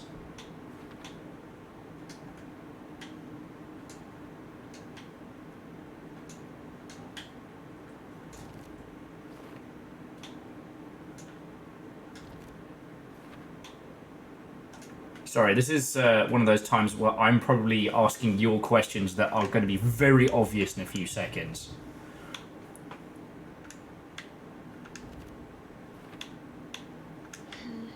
I've just spent so much time with puzzle games this week that my brain can't switch off from that mode. Okay. 29 weapon upgrades. Oh, yeah. I'm going to go for the 2 shots. Because... Saga realized the crossbow could hold 2 shots at the same time.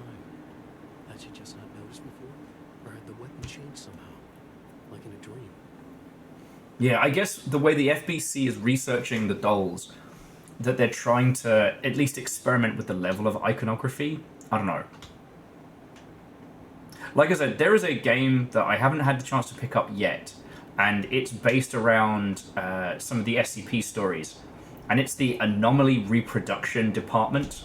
The department of the SCP Foundation, which his entire job is to try and recreate the conditions to make more, like, stable anomalies. Obviously, it goes horribly wrong. I mean, it's fucking SCP shit. And the Bureau of Control was all about... Thornton 2? God damn it. And now they're all taken? Wouldn't let me shoot him in the back, just as an FYI. Oh, fuck me! There's a pissing safe room! Literally, almost a pissed-in safe room there. Tell me they're not Threshold kids. Look, I still think the whole thing with the Threshold kids is kind of fascinating, because there was a strict no iconography rule at the FBC. Yeah.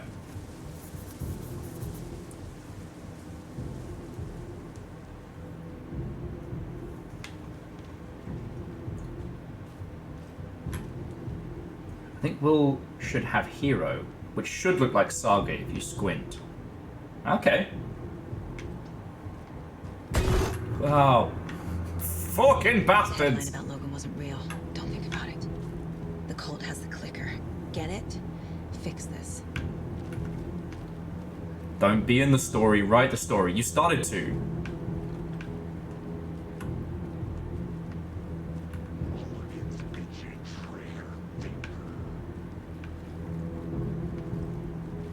What is shit I wish you wouldn't say in the fog for 200?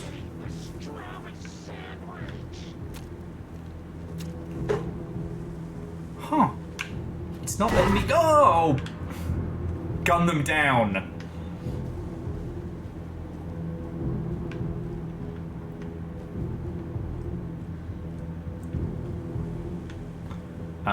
This is fucked up. Quantum swung the knife, stabbing again and again. Wait. So the two serial killers from the well, using the butcher knives. Oh, fuck. Is kind of where the cult of the deer is coming from.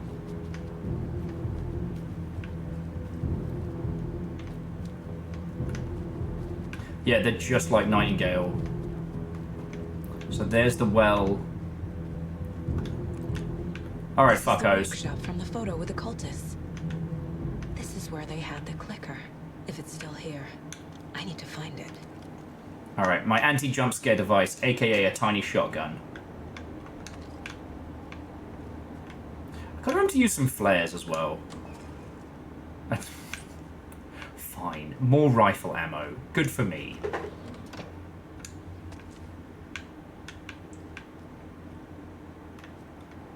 At this point, it's going to be Colonel Mustard in the garage with a small fucking coronary. This is a vibe. You know what? Not all vibes are good. And not all good things are vibes. And that's okay. Oh, good. Batteries. Oh, good. Sorry, no, I am very grateful that I'm getting items that I will need to fight for our lives. I just know why we're getting them.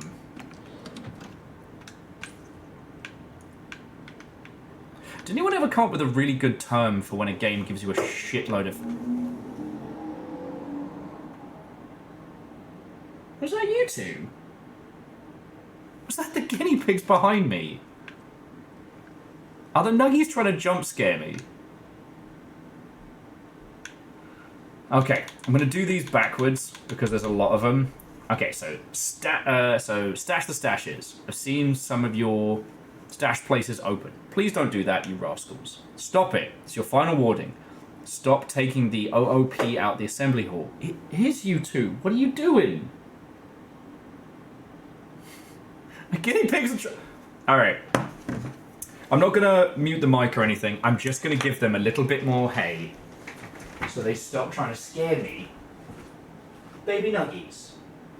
I don't even know how you're doing this. Okay. Sorry, cutie. I'm moving this. I know. You're okay. I know. See? There's the hay ball. I know. I'm so mean. I moved your little hut so you wouldn't scare me any further. Have some more hay. Hobba job. Here you go, babies. Hobba job. Here you go. Hobba job.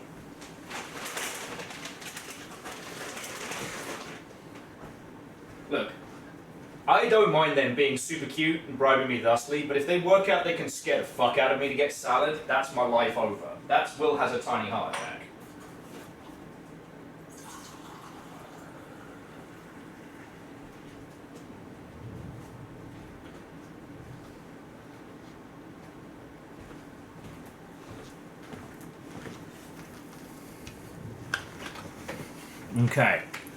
Okay, we're good. Right. You want to get drunk at the workshop, fine, but the OOP is for ritual use only. What's the OOP? Hi, Uncle Ilmo, hope you're well. Charlie and I still haven't received our paychecks for last month's coffee work promo. Could you send them? Could you double check? Charlie wanted me to tell you that her suit still smells weird. Deer floats are eating up our space. Try to keep things tidy around the workshop. Can't find my tools. But I will find my butt up someone's ass if you keep making a mess. I said we'd start taking regular sauna nights now that the old place is working. What's the desk plan? How about a classic Saturday night session? I'll bring the sausage and mustard, but BYOB. Okay, not everyone enjoys frying themselves to death, Ilmo. Who would pick mustard over ketchup? Whoa! Now I know they don't mean Marketeer Fred, but this Fred's about to see fire. Ilmo, ignore Fred. He doesn't have what it takes. And he's wrong about ketchup too. It's obviously chili mayo. Or nothing. Marv. Okay, look, I'm not saying ketchup is wrong. And chili mayo is pretty good. But mustard. Ian was listening. Object of power, control, yes. Ocarina of Pie, pretty good Catastros. Thanks everyone for your valuable input. I'm assuming this means Saturday night is on. Sauna is good for the body and for the soul. You may not like it, but it likes you. And all condiments are welcome. I don't know if Dustin is still awake, but Dustin will attest. There is a, what was it? Lemon aioli that Skull uses that I am enamored with and in love with. There we go. Can't find the new door combination. Look inside the smiley coffee cup. Doesn't help me. Okay, we're looking for a smiley coffee cup.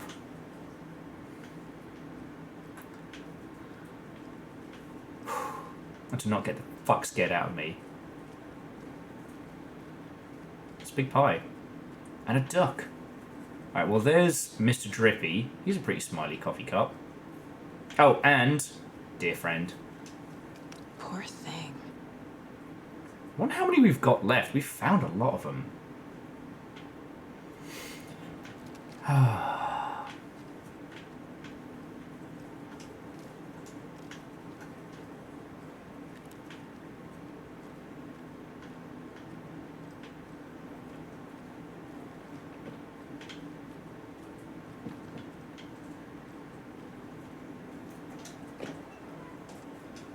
It's more rifle ammo. Jesus Christ, I'm gonna get a fucking belt mag for the rifle before we even fucking find it. Okay, inside the smiley cup. That's a cup that smiles. Oh, there we go. So it's triangles kissing up and down, triangles kissing diagonal, and up and down back to back. Kissing up and down, kissing diagonal, back to back. This does mean that these guys are in with the cult, though. They must be in there. Kissing up and There has down. to be a way to get this lock open. Kissing diagonal. Back to back.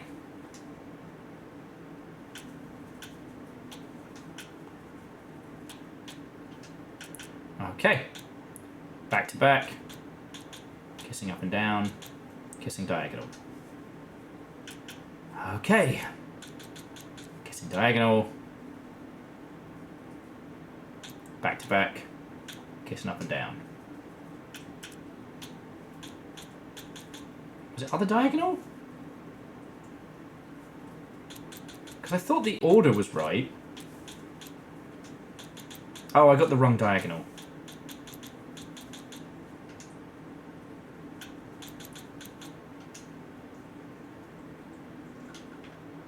Why am I being stupid?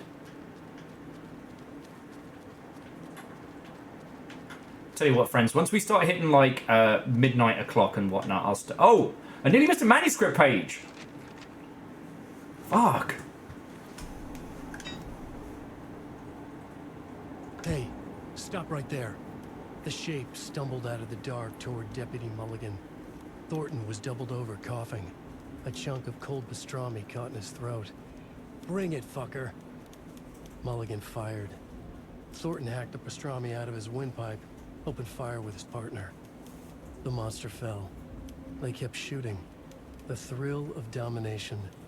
This was the cult of the tree. Not one tree. A forest. Secret knowledge in a deer mask. The last line of defense. Yippee-ki-yay, motherfucker. Bright Falls' fucking finest. They crept over, pulling out their flashlights. The horror. This is Monica from the tackle shop. An innocent woman. Thornton's pastrami came back up. This doesn't have any effects from Mr. Scratch. What if the cult of the tree isn't actually evil? I mean that, like, Nightingale came out of the lake. He didn't come out okay. Inside him was pages from Alan trying to get out. So far, the people we've encountered from the cult of the tree have already been taken by the darkness. Man, do I just want these guys to be good guys? Okay. 1, 2, 3. Okay. Oh. Yeah, no. It's kissing back to back. Sorry, it's back to back, no kissing. Kissing diagonal. And then kissing up and down. I was being too, like, near to far, rather than, like, just looking at the visuals. So there. There. There.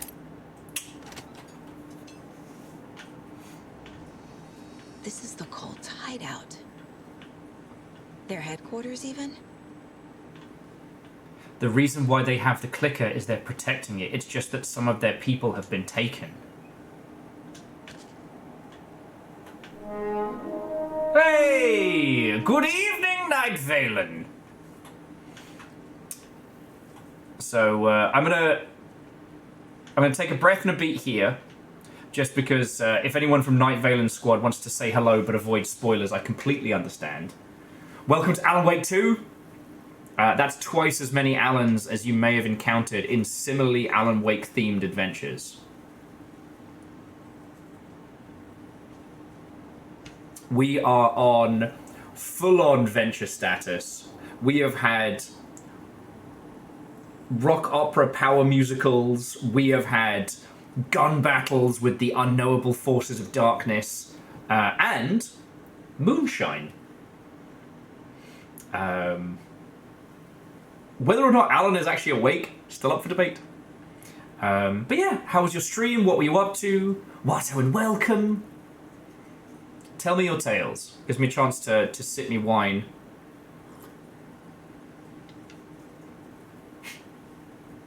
Oh. Sorry, Aeon said, moonshine, breakfast of champions.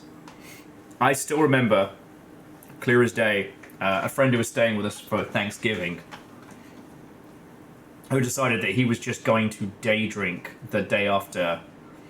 And I will remember, with beautiful clarity for as long as I live, his face as he said, well, some of you haven't had wine for breakfast, and it shows. Does Control count towards my Alan encounter quota? I think anything over 40 hours is Alan time and a half. I believe.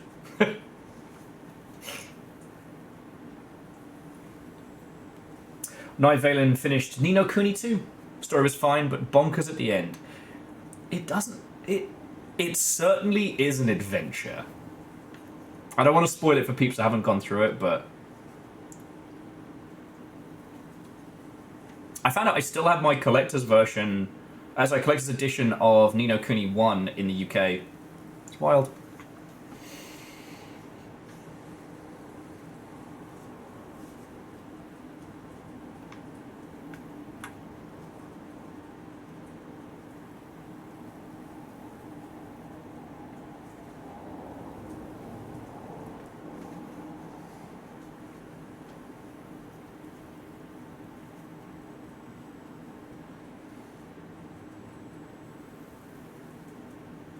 So yeah. Sorry, apologies for going to space for a second there. So yeah, if any of you lot want to avoid Alan Wake spoilers, I completely understand. We're like, what? I mean, we're obviously 3 streams deep. It says so in the fucking title. But I think we're at the next kind of tipping point of revelations and story, just because of how the momentum feels where we are.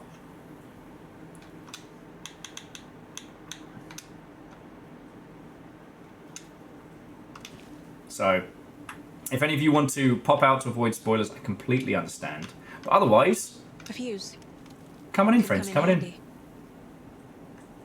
As for what's been going down over here, we did a whole bunch of Abiotic Factor last night. And it was fucking brilliant, obviously, because that game slaps.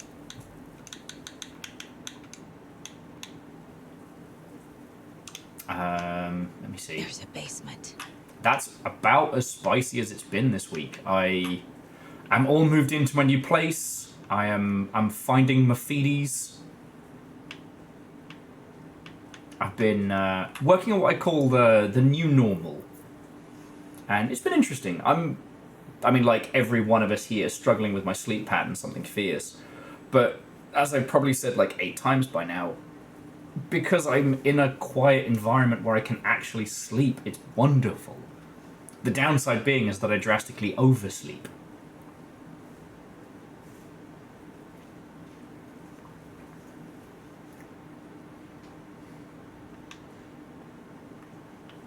Oh, okay, oversleeping is probably the wrong methodology. My body is letting me sleep for a regular amount of time. It's just not waking me up at, it's not waking me up until 1, 2 o'clock in the afternoon. And there's no screaming children running above my head or jackhammers outside or what have you. It's real good. Okay, important documents.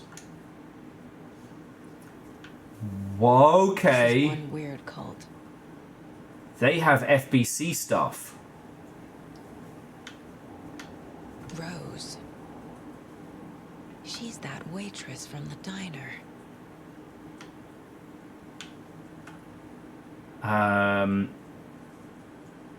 So FBC have been observing Rose. Oh shit. So the cult the tree is based off documents stolen from the FBC at the lake house. Intermittent surveillance of the paracriminal group known as the cult the tree shows that their operations is limited to a small area of Washington state. The group is reported to be made up of dedicated individuals equipped only with common tools. Overall level of organization is low, and overall comprehension of whah is low. Yep, that's right. The Waluigi redacted noise has returned. Our assessment has yielded a category orange risk status. Further inquiry should be made to extract details and sources of their knowledge regarding paranatural elements. Investigation unit recommends the cult of the tree be kept under permanent surveillance, with preparations made for the group's arrest and seizure of assets. See the other file for full report and recommended action. Summary of full report to be forwarded to Dr. Marmont and Dr. Marmont at Cauldron Lake Research Site, as both operate in a shared area. They put 2 Dr. Marmonts in the same place? Why does that feel like a fucking bureau test? Addendum, recommended action downgraded to continued intermittent surveillance. No rest due to prioritization of resources. And then there's a little scribbled thing that says, you were right, these sneaky fuckers are watching us. And our level of organization is fine, they don't know what the fuck they're talking about. Yo! So the cult of the tree doesn't know who the FBC are, but they know that they're being watched. Oh, they're married and they're both doctors. Okay. Well, then they probably wouldn't have a problem with hanging out, would they? Alright, so let's have a look. So we've got... That light switch you found washed up on the lake is not junk, it's fucking important. Trust me on this. For now, whenever we catch a target, we're going to cut out its heart, stick this thing inside, and flick it. I know it sounds weird, but trust me, it'll be like a ritual. It's going to work. The Nightingale ritual wasn't completed. Which is why Nightingale fucking came back! That's why! They were using the clicker to purge all the shit that Scratch was sending out the fucking lake. Dear people are good guys! Dear people are good guys. Dear people are good guys! They're just being taken by the darkness. Okay, everyone please read. I am not trying to play the blame game, but we cannot let random tourists walk right into one of our rituals. We were stopped before we got to use the clicker. Hell, the lights weren't even set up yet. It's unacceptable. So the learnings. Fast with our setups. We need to be 100% positive someone is on lookout duty. Communication, communication, communication. Slip-ups like this are why we have FBI agents snooping around, which is not great. I'm only being harsh because I know we can do better. I like this whole, like, I don't mean to be mean, like, cult group. The cult is leaving supplies around for themselves. We got most of those stashes, but I think that was what you've been pointing to me to. I've marked the map like you asked. It's all the stashes. All right, here's another one. The cult isn't well organized. People aren't following orders. To whoever has been sabotaging the lake house equipment, stop it. If you're looking for ways to help the cult, this is not it. Unless bringing down the feds on us is what you consider helpful, in which case you can fuck right off. Stay away from the FBC. See him poking around again, report to the Grand Master. Oh, sorry. We've got... This will be handy. That's the Bright Falls stash map. That's it. And the water stash. And lastly... Cult's process. Their ritual. Surround the target. Subdue them use hammer or other blunt object. Restrain them. Carve out their heart. Recite the words. Put the clicker in the chest. Flick the switch 2 times to make sure it works. Remember the floodlights on tripods. We need to see what we're doing. Always work in pairs. Fuck. I mean, this is the opposite of Are We the Baddies, because the cult that we've been following are actually the good guys. Yeah, the cult of the tree aren't really operating. Alan wrote them in to stop Mr. Scratch from getting agents out. We managed to put Nightingale down, but not until Nightingale made it into the overlap. It could have been much worse.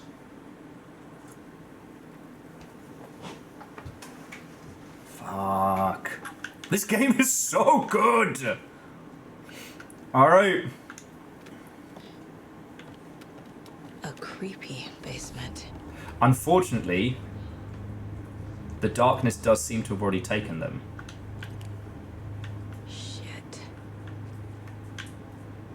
And I assume there's nothing I can do that's like a magical save all our friends from the darkness button.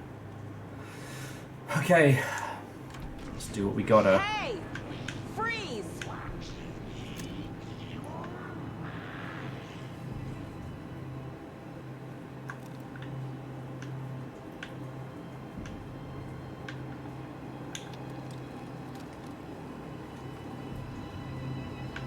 That's the clicker. Where the fuck did they go?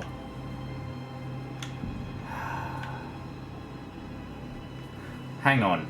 But does this mean that we're bringing the clicker out to a place where Scratch can grab it? Did Scratch write us in? They took it. They're playing with me.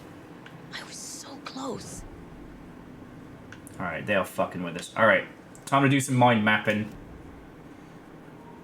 Okay. hang on. Let's do the... Hang on, let me do the case board first. Because there's a lot of shit here. Okay, Cult of the Tree.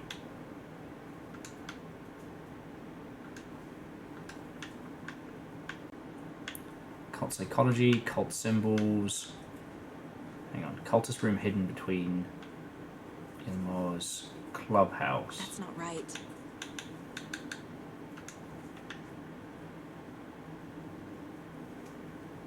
So yeah, so Nightingale's not... Okay. Yeah, it's under who's involved. Cult ritual steps, where we had cult psychology, no. Is writing cult ritual, what is it? There we go.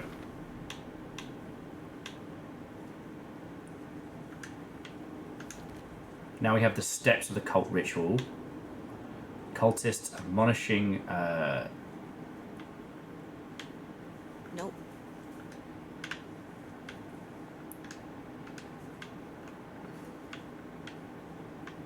Cult psychology? No. Yes. Ritual being interrupted.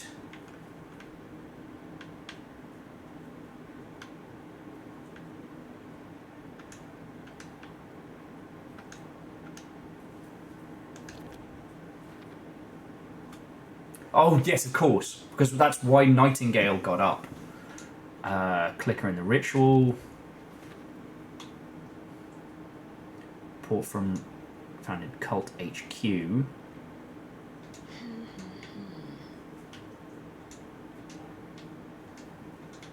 Huh. There we go. So Rolls Marigold is being studied by the FBC. So there's a very strong chance that she's... I don't know.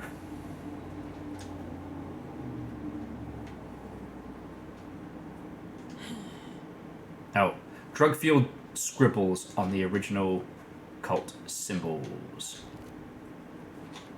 And last but by no means least, bring it fucker, Mulligan fired. Doesn't look right. Cult ritual? No.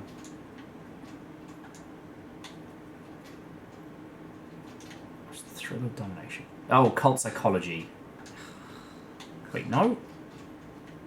Come on, thrill of domination. It's pretty psychology to me.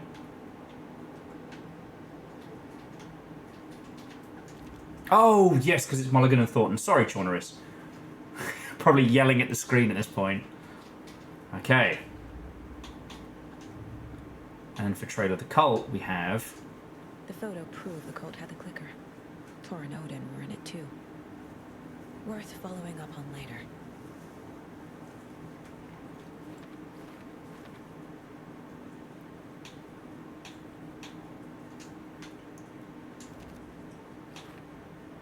The clicker was there the whole time.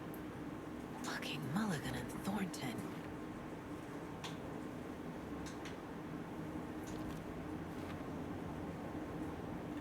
Okay. To our understanding, does anyone outside of the Bureau use OOP for object of power?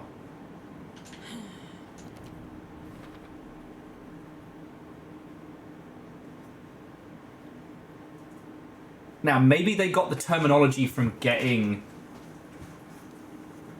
like, the Bureau files and getting hands on them, but it seems real fucking sus, you know?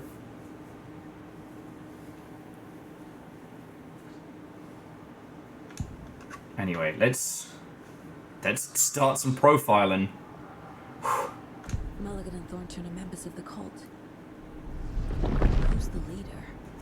Brains leaking out like ilk. The thrill of domination. Not one tree. A forest. The word. A secret like this doesn't die. There is more than one leader.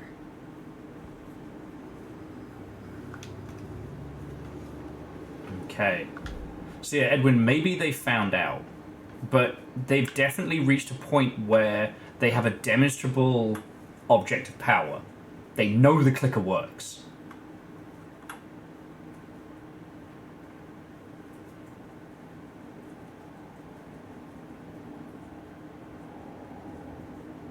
So Chornera says, the Cult of the Tree is the first time we've actually had in-game knowledge of a power criminal organization. There's whispers of another group that's supposed to be teasers for Control 2, but your mileage may vary. They are implied, but we never had like a named one in Control 2, if I remember rightly. Like the idea of a criminal organization that gets an object that either does or doesn't know its origins and what have you. Yeah, Deus, the framing of those deer antlers is fucking perfect. How many remain? Yeah, we're doing good. Okay. They took the clicker into the overlap. How do I get it back? So previously we got into the overlap through nonsense. The thing is, I want to go back and read some of the pages and see which ones. Aeon says, Blessed was one mention in Control a lot. Ah, true. But yeah, Object of Power is an FB... overlap here in Watery. The parade float was the key. Mulligan and Thornton had gone there, taken the clicker, left this monster here to stop her. There's an overlap here, like there was at Cauldron Lake. Mulligan and Thornton are like Nightingale. Inside, waiting.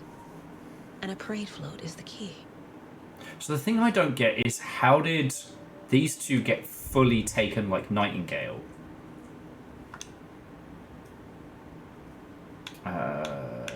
Coffee World attacked. Deputies make a grave mistake. Chunk of pastrami. Scratch on the hunt. Trailer.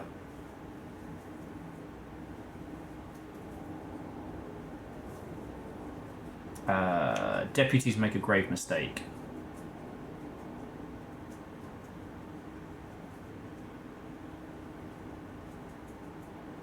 No, we know this one. Don't we? What was it?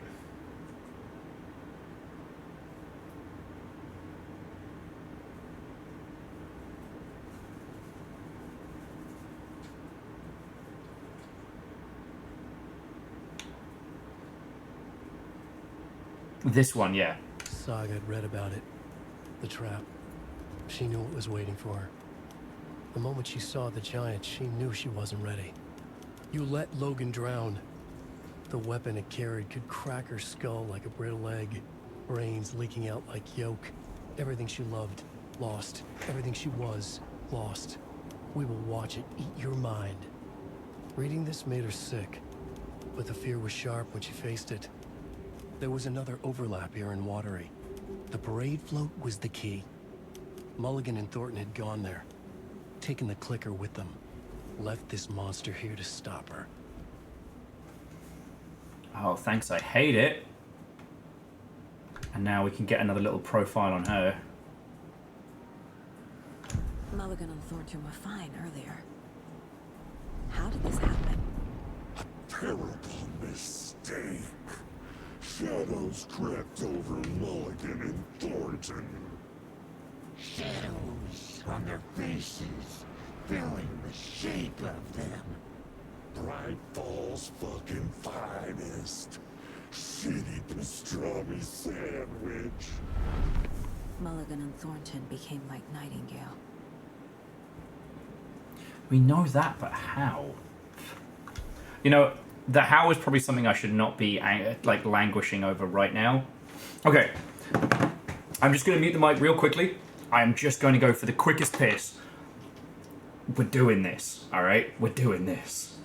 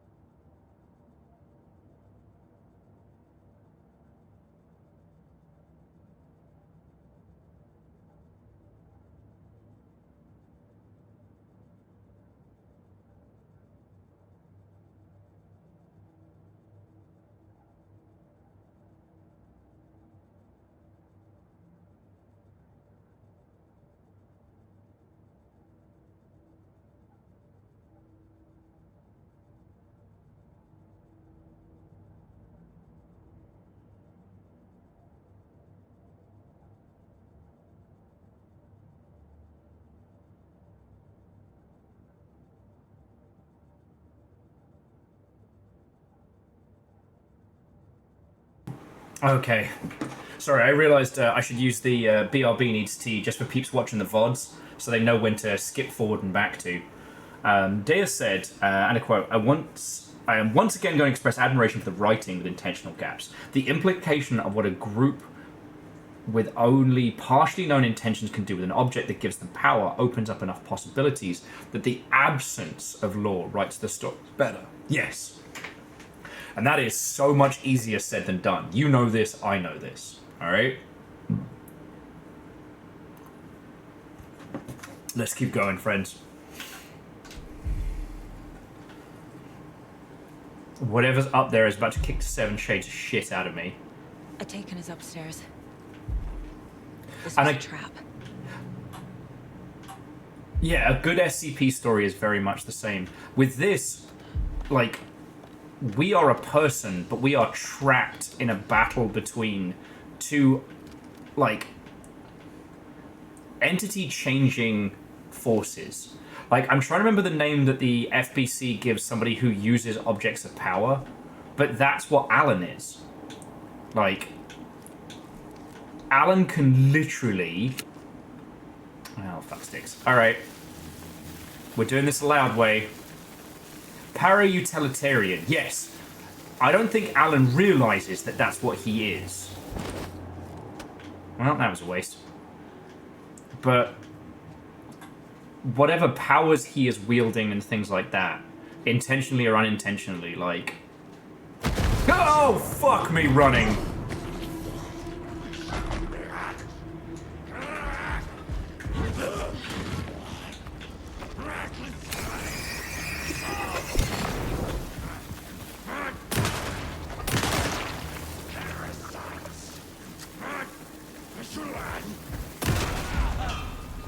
Okay. Now where's that parade float? Sorry, I just wanted to make sure.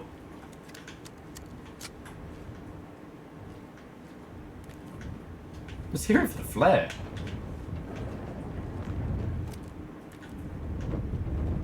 I'm sorry about whoever parked your bike at the I know. Whoever parked your bike at the beginning, I'm so sorry.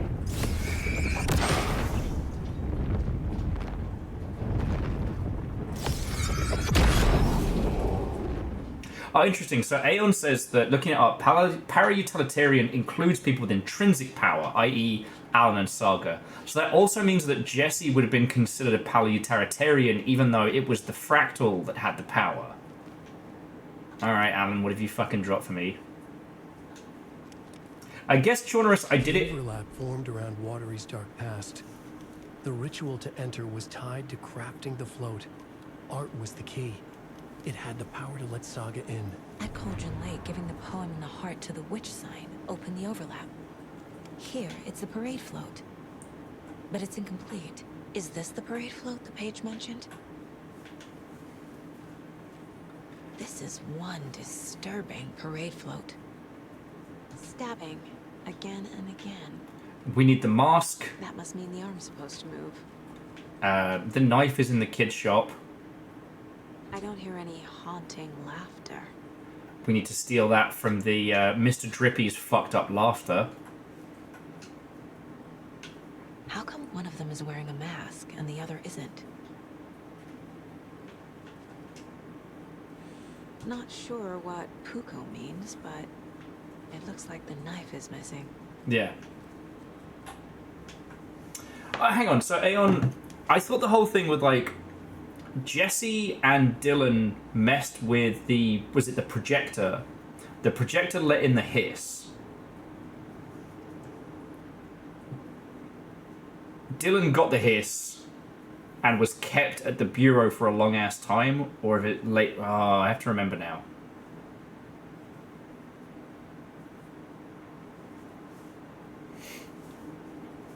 Well, Aeon, we agreed earlier on that control spoilers were fair game. Now, Catastros, this is the spiral. Whether or not Alan wrote the FBC into existence, or the FBC existed and Alan wrote them in, is part of the spiral, right? In the same way that Thomas Zane simultaneously wrote things to Alan, but then Alan wrote in stuff to Thomas Zane.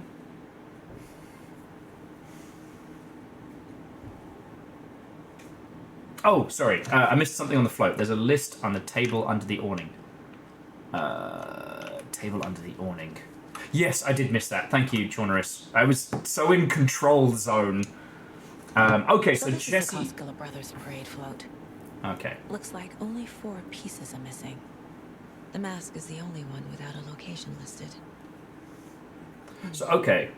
So, Polaris was something positive that came through the projector, which I well remember, but that triggered the ability in Jesse, but Jesse didn't have it intentionally, same with Dylan. And that's why Dylan's almost kind of jiving with the hiss. Like, obviously, he's not okay, and he got fucked up way more. Gift shop. Easy. I can't make out what it says. Espresso Express. Got it. Fair Trade Fun Zone. Alright. But yes, but he got fucked up way less than anyone else with the hiss, which is impressive.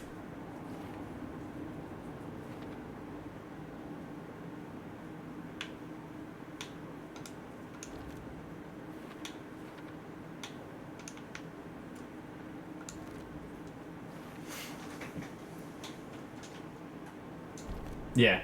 And hey, ooh, we got some more profiling. There is a possibility that, you know, maybe in Control 2 and stuff like that, there is a possibility that... The float killer used a knife. Art? And the float killer isn't wearing a mask. That Jesse... Not Jesse, that Dylan could be okay. Is missing a soundtrack?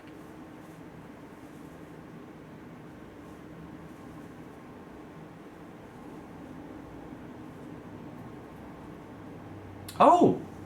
Chaunerus, I must have forgotten that, or if I missed it during our playthrough, I'm so sorry, but... So Chaunerus was saying that it is noted during Control that Jesse is taking the objects of power that grant abilities and turning the power dial up to 30.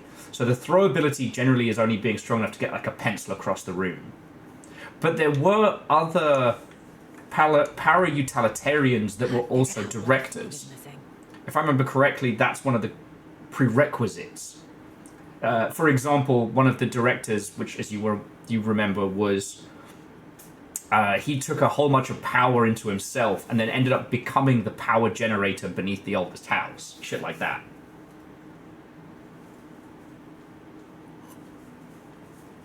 I can't remember with the service revolver.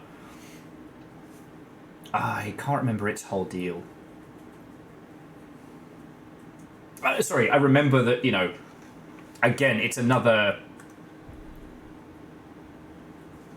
the service weapon was supposedly Thor's hammer. Okay, I remember that it is a weapon that takes the form of the power utilitarian. Okay, so a director must be a power utilitarian, at least concerning a service weapon. Taking and holding that is how one becomes director of the FBC. Okay, I remember now. If you try and pick it up and you don't have the powers, I can't remember if it makes you go poof or it does nothing. Also, whatever this manuscript page that we just got is load scratched out. Okay, holding it and surviving was the entry exam. And Lyriovict? I am so sorry that I butchered that. Good evening, hello. We are deep into the paint of Alan Wake 2, and we are talking about spoilers about this and Control. So, if you want to talk games industry nonsense, and especially weird indie games, come on by any day. But right now, we are in the paint!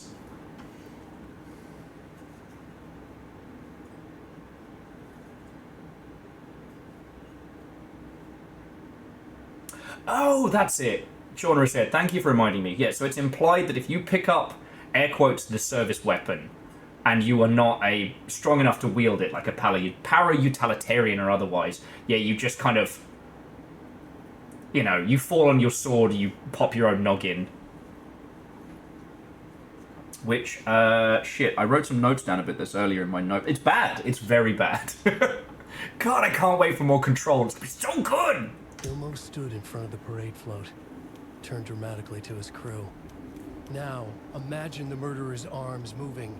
Stab, stab, stab, and then Naki laughing. Everyone at Deerfest always plays it safe, not us. This monument to Watery's history, this work of art will sweep this year's awards. The overlap formed around Watery's dark past. The ritual to enter was tied to crafting the float. Art was the key. It had the power to let Saga in. That's super cool. And again, I know I've talked about this a lot tonight, but I love the fact that Wake is crafting the logic of this. He is simultaneously telling us and creating a way in which we can do this. He can't just say, and then the door opened, because he'd be creating a revolving door for the darkness to come in and out at will. It has to be the overlap. There has to be the space between. And all of these stages, whether he has written them or telling us what to do, like, the past and present tense of it almost doesn't matter. And now we have this from the brothers. The materials listed for the parade float mention a mask. Where is it? Poor Mocha Moose. He never failed to amuse me. Now we know, Ilmo, there is such a thing as too much coffee. No! Mocha will move on in a place of honor. He lost his head.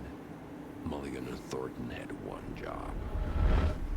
Mulligan and Thornton must know where the Moose Skull mask is. No.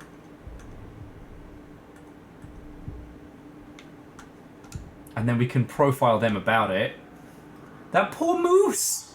You're not supposed to give animals coffee! The mask is missing. No matter how tasty it is. Where is it? The dead brought back to life. The crown of the Grand Master. Moose steak is never a mistake. Just get it fucking done. They know where it is. I know they know.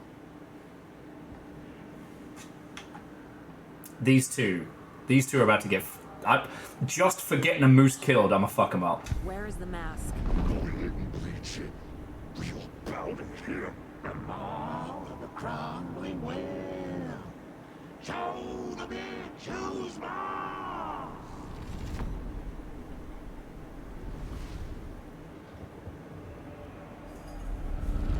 The moose mask is at the Huatari Well, in Coffee World. Okay. But I tell you what, friends. It is gone midnight. We're creeping up on another 8-hour stream. And I think I'm going to bring our adventures to a close for now.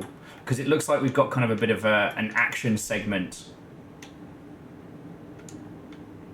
Oh, that is to say, I'm going to go and save it in just a second. We're right next to the save room. This is a good place to bring our bands to a close. But if you have any points about this or Control, like, let's go. Like, I know there's only... something. Like I did in Cauldron Lake. The well, here in Coffee World. I know the Moose Skull will be there. Called it. Oh. Free explosive bottle. I do think this is a good place to bring our adventures to a close, but... Sorry, what I was saying is I know there's only a handful of us here, but if you've got any other things you want to bant on, because I will say, and we discussed this a lot during Control, that Control is a articulation on the SCP, right? It takes a lot of elements, but it folds in all of this kind of rich history from Alan Wake, from... Jesus, I almost said Quantic Dreams. That's how you know I need to. That's how you know I need to stop talking, because I got fucking Cage the Bellend mixed up with Quantum Break. But all of this folding together makes something so special. I love discussing the way the FBC views things, and the wonderful thing is we've played through all of Control. Jesse and Dylan's story is completely fucking separate from Alan. But there's also the possibility that Alan's power is so strong. Or that is to say that Alan combined with the power of Cauldron Lake, the darkness, that his ability to... that these things combined can rewrite existence at a fundamental level, but from a narrative point, not a factual point, that maybe the FBC didn't exist, maybe it did. We'll never know. You can't unmake soup, right? And I love this. The concept of the para-utilitarian is that it always comes with a great cost. You know? You can't put a fart back in a butt. I hate that, but you're right.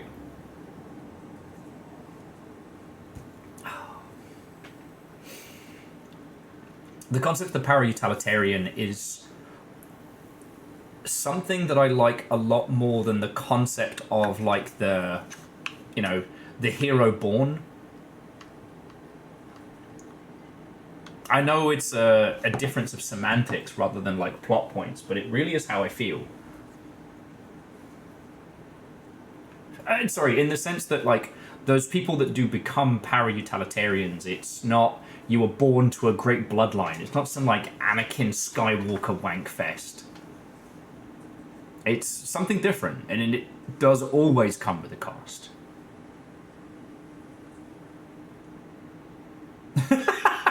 DJ Soil says, you can't unmake soup and you can't unfart. Hearing a lot of people haven't bothered trying. Here at the Bureau of Control, we've unmade soup, and we've put that fart back where it came from. There were no survivors.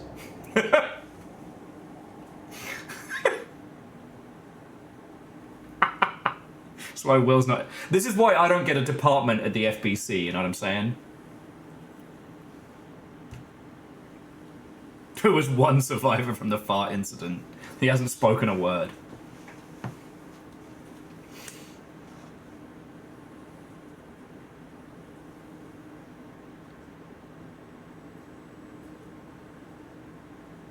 And right now, the thing that my mind can't stop turning over and turning over. One of the reasons why I know I need to stop now, because I will just play for the next 10 hours and finish this. My noggin has latched on to this whole concept of, like, when Alan is in the darkness, he simultaneously is and isn't before and after. We are the timeline as he writes and rewrites it, but not like a video editor chopping and changing and moving things. He is a trickster, a whimsical bard. As he weaves his stories, they become real, and it doesn't matter if it's the tale of 1,000 years ago or right now. It doesn't matter that he may in fact be in it. He both is and is not in the darkness right now. You feel me? He's still writing the things, but he has also already written them. And so Mr. Scratch is the counterpoint. He can unmake the thing that Alan writes. And so Alan is then free to make articulations to it. Oh boy, howdy, did you come in on a fucking highbrow moment to the Nintendo idiot. Watto and welcome. Hello, hello. We are talking super high tier Alan Wake spoilers right now, along with Control and stuff like that. So, Zorthrax, it is lovely to make your acquaintance.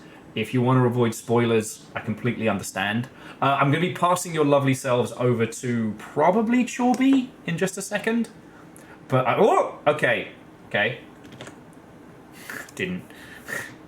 Oh boy, that was some spinning. If Chorby's still going. Chorby is still going.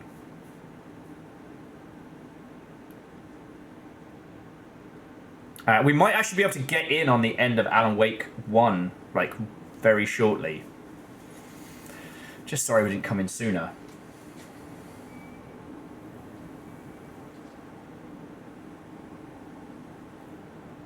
Yes! Chorus, fucking yes!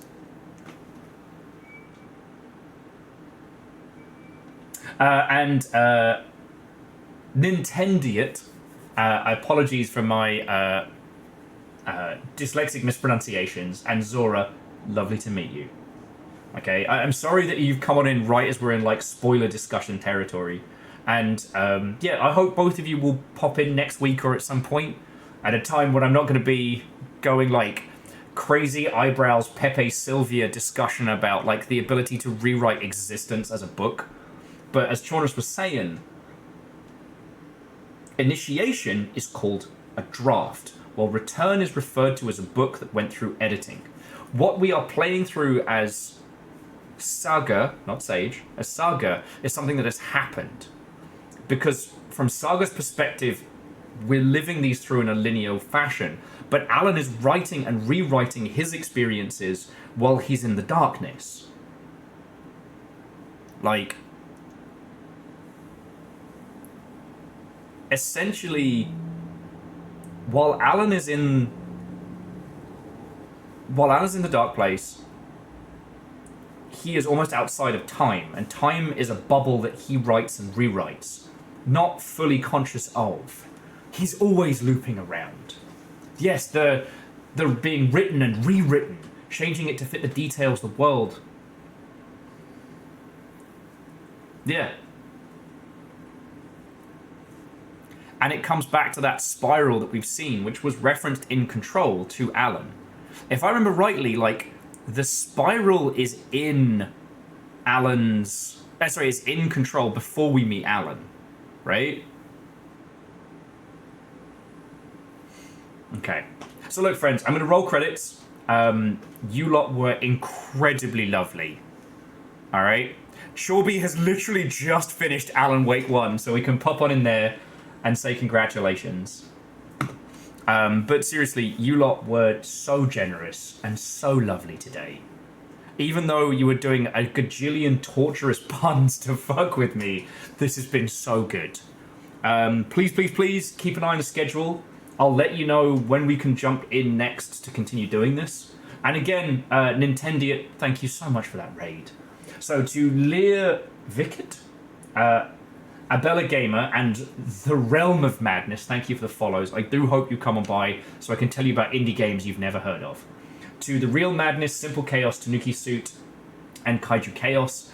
Whether you were gifted subs or celebrating sprees, thank you. Deus, so many donations. You're also a bastard, but thank you. And to Akira Zero, Simple Chaos, Bacon Avenger, Wolfgrad, Scotty Doggy, Pun Spectre, Philosun, Eraman, Isaac Crit, Andorf, J-Post, Edwin Teog, Some Numbers, Shadows of Life, Air Dragon, Vanderbeast, Handlebars of Orion. Whether it was to directly fuck with me or not, you put in so much in terms of bits and donations today, and that's what keeps the show going. That's what lets me pay rent, feed my nuggies. So thank you. Thank you to the whole mod team, not just Nova but Moose and Caffeine, and to Night Valen, Lance and Jin, Kaiju Chaos, and Nintendiot.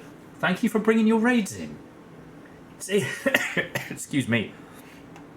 It is a gigantic compliment that you trust your squad here. Last one. Fuck if you. Alan drank all the coffee and got the shakes, he would be Alan Shakes. I'm not going to say thank you. No, you know what, Bacon? No, I'm not saying thank you, right? I'm going to throw you all over to Chorby. You can go be terrors over there. And Zora, thank you for the follow. Zora, next time I'm live, I owe you an indie game recommendation, okay? Jonas says don't. That's a problem. I can't not. But alright. To all of you VOD watchers, feel free to speculate, laugh at me, or add your own Alan Wake puns in the end. To the rest of you, thank you for a wonderful night. God, this game is good. This is what AAA games are supposed to be. This is what we should be aiming for. This is the kind of story only we can tell. God, that feels good. God, that feels good. Alright, Zora, it's a deal. Alright, friends, let's go celebrate a victory with Chorby. Love to you all. Have a good weekend. Keep an eye on the Discord, and I'll see you soon. Pow.